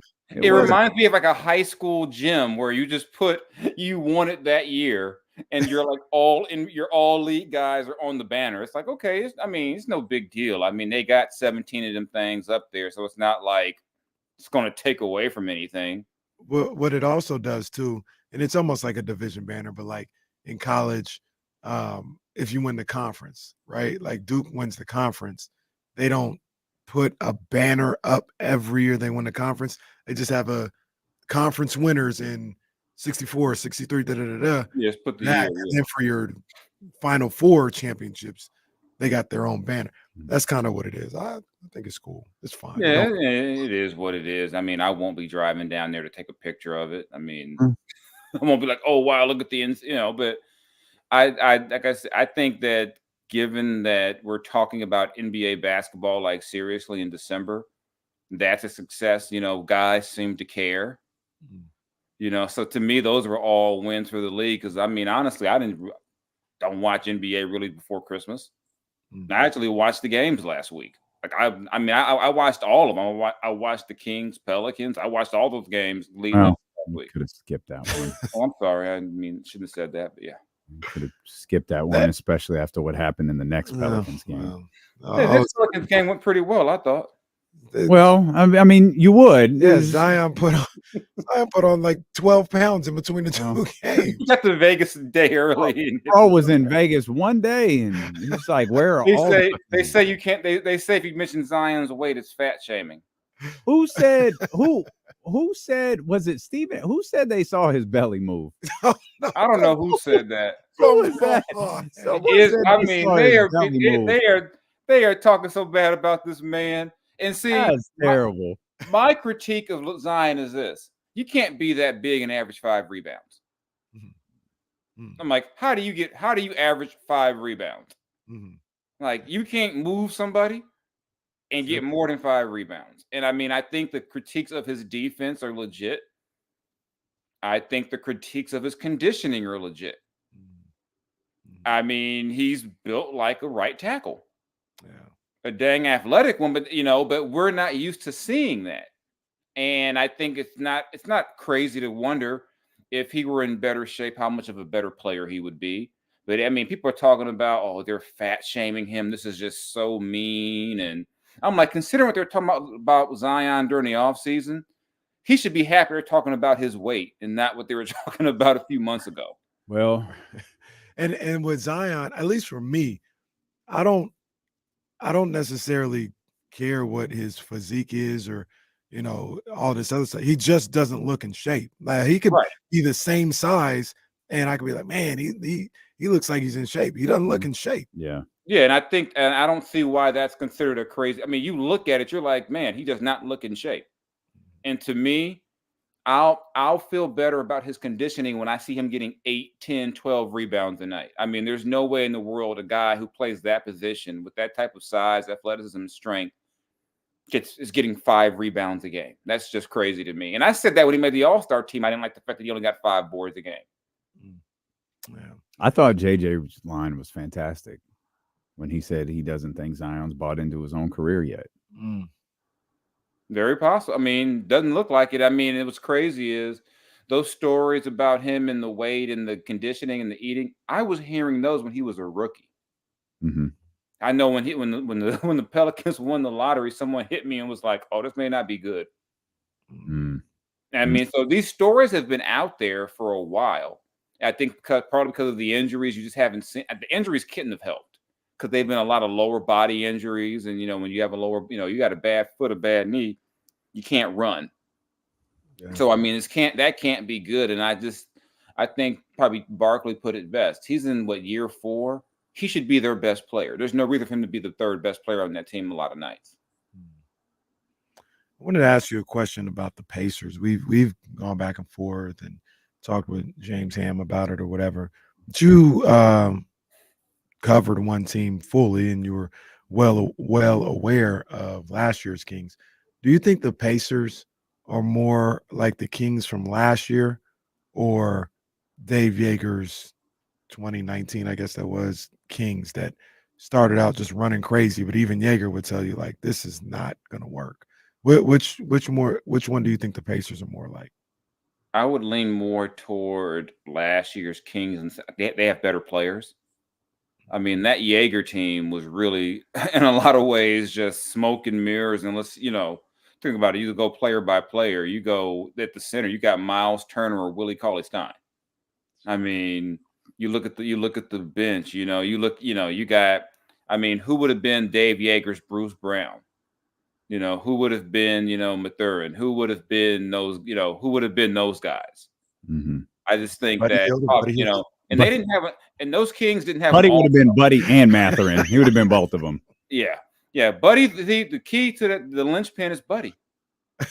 You got to have a Buddy Hield on one of those teams, and and the thing is, and I think the other comparison too is that you got a legit all-star, a legit top 20 player, or whatever you want to put him, with Tyrese, and that Yeager team, De'Aaron was still really young, Buddy was, and I think at that point those guys were all had their best years, and they were to get to 39 wins, whatever it was, and I think kind of like that Kings team last year, I think Indiana will be be an above 500 team.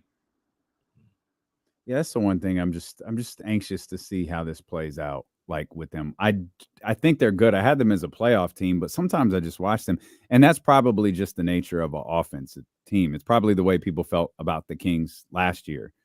Is you just like, can they keep doing this? I mean, because if Buddy and Mathurin hit a tough 2-week stretch, it could be 3 games under 500 unless Tyrese is doing 40 and somehow pulling 17 with other players outside of those two a night, him and Miles Turner. That's going to be tough. Yeah, you wonder, are they ever going to stop anybody? I mean, but it doesn't feel like it. I mean, hell, they're playing the way they got to play. I was about to say they did eventually stop the Pistons. They did. Yeah. Everybody stops the Pistons. The Pistons are the slump busters of the NBA. You feeling bad, so girl dumped you, phone, DMs have dried up. Here come the Pistons. Okay, I feel better.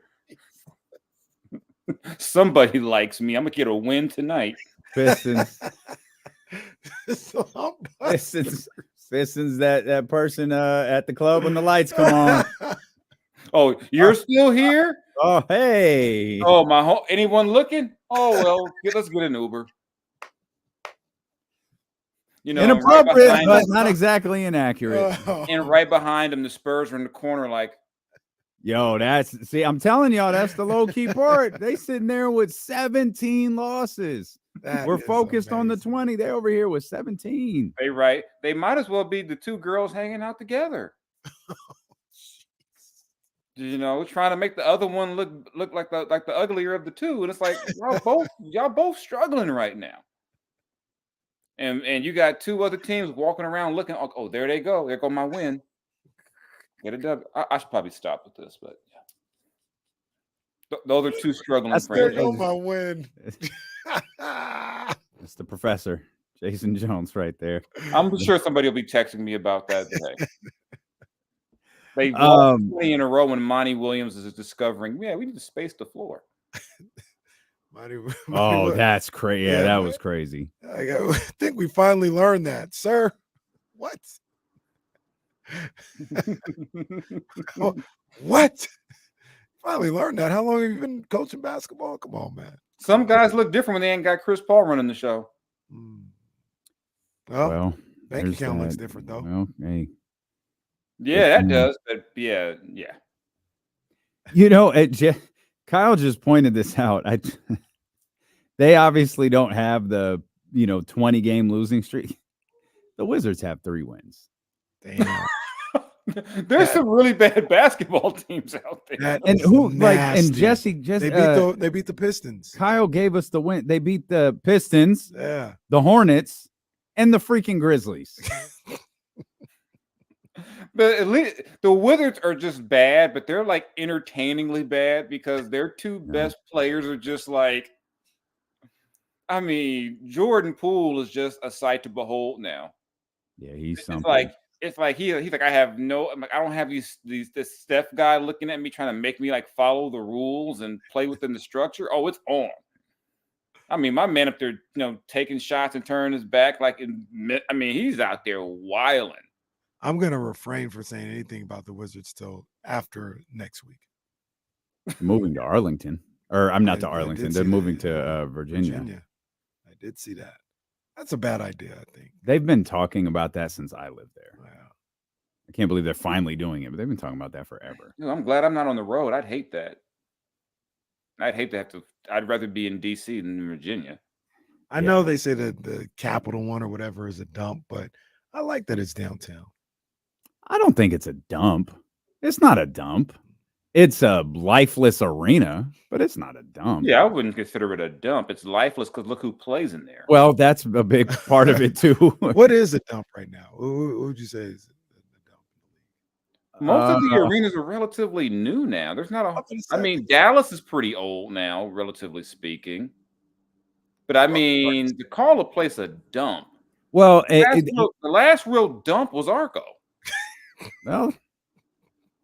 Well, I didn't like Oakland either. Yeah, Oakland wasn't much better. But yeah, I mean, that arena's old. I mean, how long has Chase has been open for a few years now? 4 or 5 Yeah. What about Phoenix? Phoenix is fine. They could. I know they want to upgrade that place, but I mean, it's not like I said, to be a dump is like I said, the last real dump in the league was Arco. What about Smoothie King? So that's a dark arena. I don't like Smoothie King. They didn't bring me a smoothie either, but I guess it wasn't working.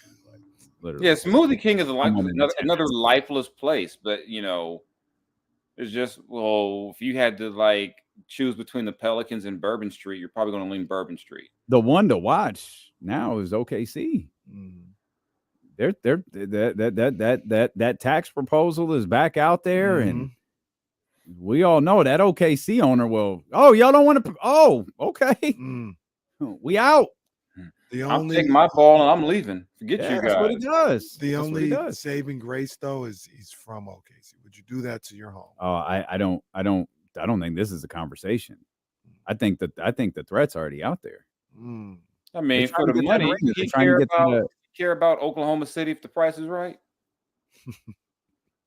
To move? Nah, he absolutely doesn't. He's a businessman. Somebody gonna pay him for an arena. Go where that money is, I guess. Yeah, that's the deal. Can I get an arena without spending my own money?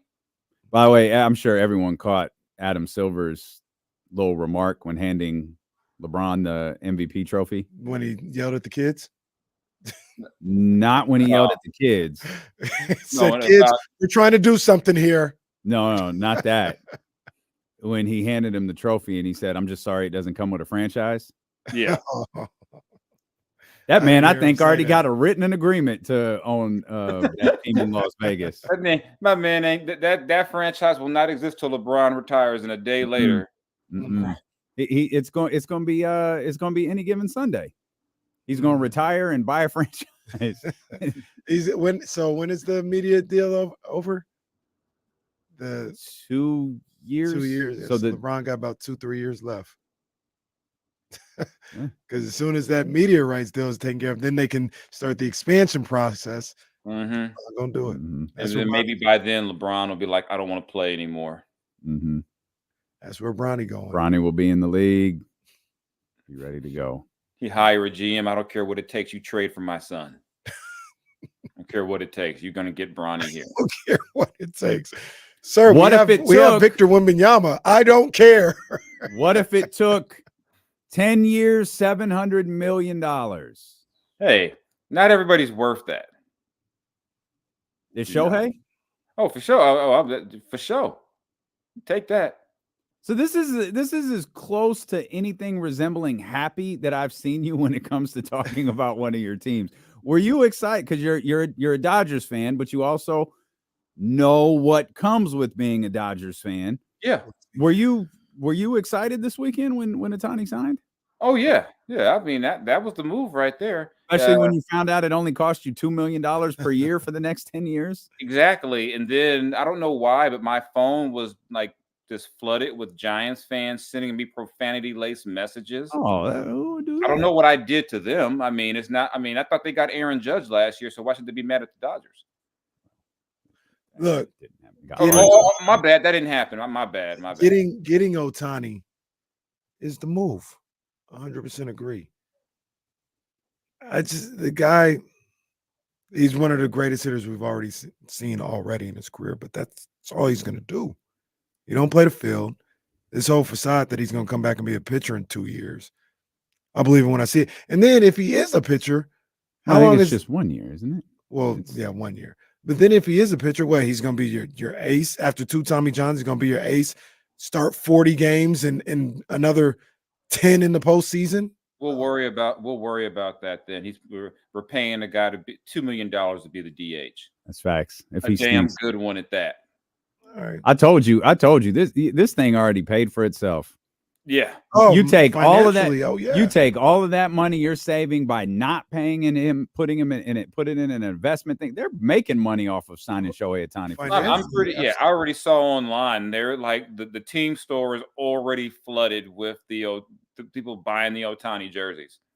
I mean, somebody was asking me, can the Dodgers afford it? I said, this is going to be a bargain for them. How much money they're going to make? I mean, are you kidding me? Even if you were paying him $70 million next year, you know how much money they're going to make? It's going to be ridiculous. You can build that thing, that lift. Kenny was just the gondola. They want to bring a gondola from basically Broadway to Dodger Stadium. Do whatever they want now. They're going to have so much money. Build 2 of them. Yeah, they do whatever they want now, And then Ohtani was just like, go give me some pitching now. Well, that's not going to happen. Well, okay, whatever. I mean, but Kenny, were you sitting around wondering when they kept on mentioning the Giants, like, well, what if this happens? Did you ever get your hopes? But hold up, you're a Dodger fan. Why am I asking you that? Definitely not a Dodger fan. You're a Dodger and a Laker fan. I mean, I know you were excited because I didn't get any crazy messages from you about the signing. So yeah, well, I mean, I had already resigned to the fact that because you were happy going to the Giants. Because you were happy. I already said he was going to the Dodgers. The Giants just signed someone. It wasn't Ohtani, but they got somebody. I mean, the Giants. Look, this group of Giants, they don't. Yeah, they got somebody who played in Korea from Korea. They're unserious. It's an unserious group. You don't think Jung-Hoo Lee is a serious deal? I don't know much about him. 6 years, $113 million. So we'll see what happens. Yeah, look at him, happy to be just happy. Is there a smile on my face? Yeah. No. You're just like happy with your hands up in reverence. I mean, wow. Blue. Hey, well, careful! You're wearing all red. Like, be careful, man. You're in Los Angeles. Like, take it easy. Yeah. You can't find any pictures of me in front of AT&T Park looking so happy. I'm not looking happy. I can't tell. I mean, I can't tell. Really can't stand it. I mean, of all the places to pose for a picture, why would you pose in front of the Dodger store? My wife asked me to. Well, he posed in front of yeah. Look at that. Okay, convenient crop there. A convenient crop. And then he blames the wife. Oh, she told me to stand in front of the Dodger sign and pose. I've never posed in front of a Giants thing like that. The Dodgers can go to hell. Straight to hell. The question is, will they go to the World Series and win it? That's the question. That's what I need. Well, the Giants won't be in the playoffs, so it's all good. Maybe not. I mean, that won't change the fact that you guys aren't going to win. Oh, they're going to win. Don't worry. They're going to win until they don't win. Last year was the year where I had no hope they would win. This year I had no pitching. I know they had no pitching. They done got none now. Hey, it's December. Don't worry. Got money. My boy Got plenty of money. Bueller will be back. They'll sign a couple of guys. They'll trade some prospects and get another guy. Is Kershaw done? I wouldn't mind him as my number 4. I think he said he wanted to come back. They're gonna they're never gonna make Kershaw retire. Kershaw, his thing is so weird. they're never going. The thing is, he wasn't bad last year. It's just that he was, and he just broke down. He kept pitching when he was hurt. They had no pitchers. Let's cover the whole spectrum here. We talked about the Lakers and the Ice. We obviously talked about the Kings, the Dodgers, Shohei Ohtani. You're gonna go to the WWE, right? You don't want well, I'm curious your thoughts on Seth and Punk, but 3-0? I don't know what you're talking about. I don't acknowledge that. Hey, that's what I do. Hey, that was a good showing on the road. It's a good showing on the road. That was a good showing. They They need a quarterback. Oh, and they're screwed because they're not bad enough to get like a top 5 pick. My mistake. Thought they were in Minnesota. They weren't. It was a home game. Okay, that's forever. That's that's the Raiders are just playing the 17 road games a year. The Raiders are playing nothing but it's not called this anymore, but the Red River Shootout. That's all they're playing every week. Except when they play the Chargers, they're the home team in LA. Well, I was going to say we probably should acknowledge Justin Herbert's out for the year. Yeah. Now they're playing a guy whose name is literally like a hockey stick. What? The man's name is Easton Stick. Easton. Easton Stick. They play tomorrow. Do they play? They play Thursday. What's today? So yeah, I can get my frustration, disappointment out the way early. If they lose, they lost to what was the guy in Chicago? They can lose to Easton Stick. Easton Stick. Did he go to Georgia? Where did Easton Stick? 3-0's tough. Like that last pick was so bad. It's like my man dropped back, saw 2 guys on Devontae. Devontae was behind both the DBs, and he was like, "You know what? YOLO. I'm gonna go ahead and throw this in there." What does Devontae do at this point for this season? Like, do you play him at all? I mean, he's a competitor. You want to keep the competitive balance, so I understand why you would. But I mean, what are we doing here? This is the prime of his career. What is he playing 4 meaningless games for? I mean, I'd shut him down. I'd shut down Crosby, and I'd shut down Josh. I mean, what's the point? I mean, there's no point in shutting down Josh Jacobs because he ain't going to be back. They need a quarterback. If I'm Josh, I shut myself down. Yeah, I mean, they need a quarterback. And that's the problem with the McDaniels-Ziegler era. If you were going to get rid of Derek Carr, you either get a clear upgrade or you draft a guy in the first round. They didn't either. So now you go into another offseason where you need a quarterback. They're not going to bring Jimmy back. Aiden O'Connell is not your quarterback of the future. You're not going to be high enough. I mean, right now, probably the top 3 guys in the draft will be gone where they pick, unless they can move up to get into the top 3, top 4. So maybe do you stay where you are? Do you take Bo Nix? Do you take Michael Penix? But they need a quarterback. They need one bad because this ain't it. I mean, this ain't it. They need a quarterback. I think now. Well, I was going to say you had to find out. Yeah. Well, we did. Yeah, I mean, you had to find out because you knew what Jimmy was. You had to, and now Aiden O'Connell was not going to be your quarterback. And I think if you got to decide, are we going to keep the interim GM? I think, and what do you do with? I have no problem with them keeping Pierce if they can upgrade the coordinator spot. I just think I think now that you've got the players actually trying to play and playing hard, you can actually see where the deficiencies are. I mean, it's an offensive line that's not great at pass blocking.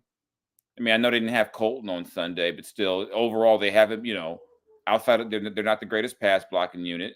You still need some D-line help. Even though they lost the game, when I saw Carter run that fumble back for the Eagles, I was like, yeah, Tyree Wilson. Yeah, I just they just they it's hard to believe that 2 years ago that team was in the was in the playoffs, Mm-hmm. and now you look at them and you're like, man, they just. I mean, did Josh sign enough expatriates? Well, like Josh said, they're a work in progress. He was like, we're rebuilding / You never like when a GM had you got Devontae Adams, Josh Jacobs, and Max Crosby, and you're saying before the year the season won't be evaluated necessarily by wins. I'm like, oh yeah, it's terrible.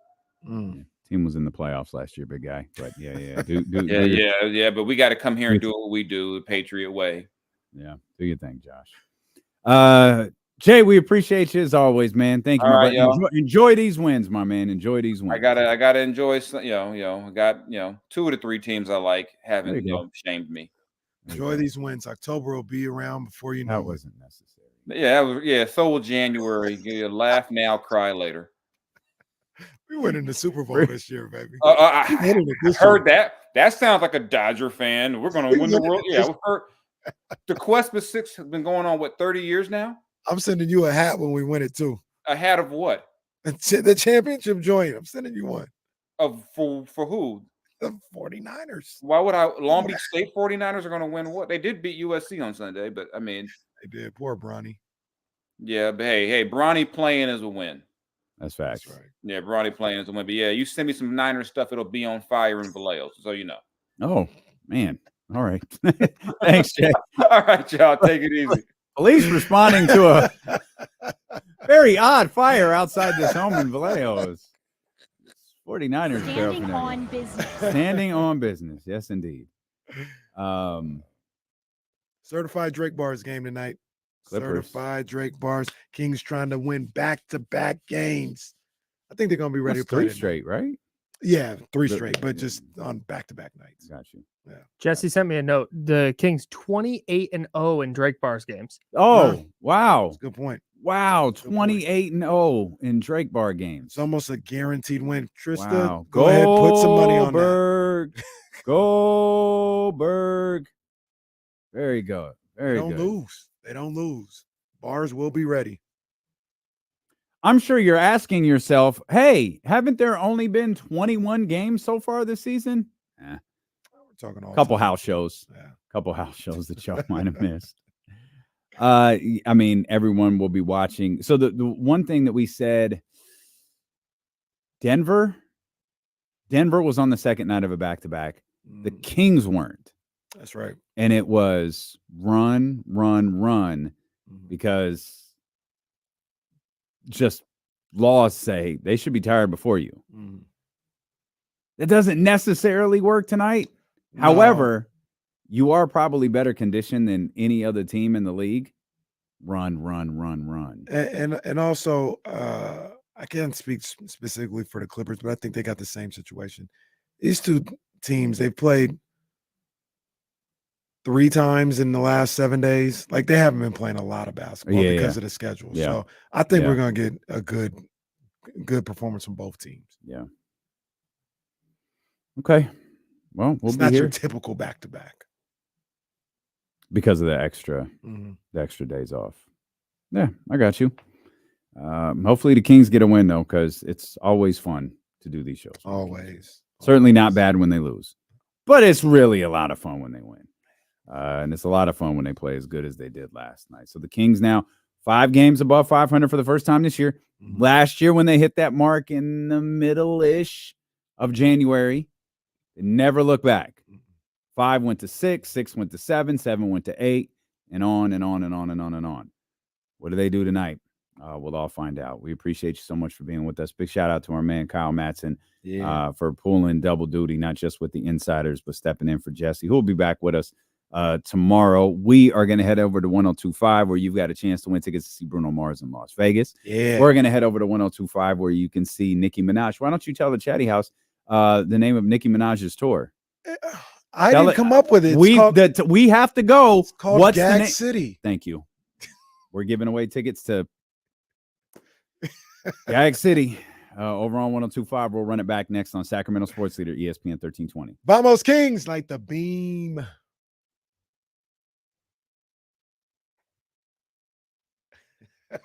Yeah, let's shoot though. Yeah, Kitty. Can you hear me?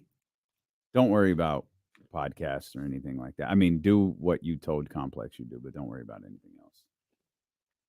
Oh, okay. So you're good. I'll take care of everything else. Nope. Don't worry about the podcast. You're good. Well, you don't need to do that either. I don't like that. All right, y'all. You know what it is. We gotta flip over. Hit the thumbs up before you go, please. Thumbs up, subscribe, all of that good stuff. Slowly growing closer and closer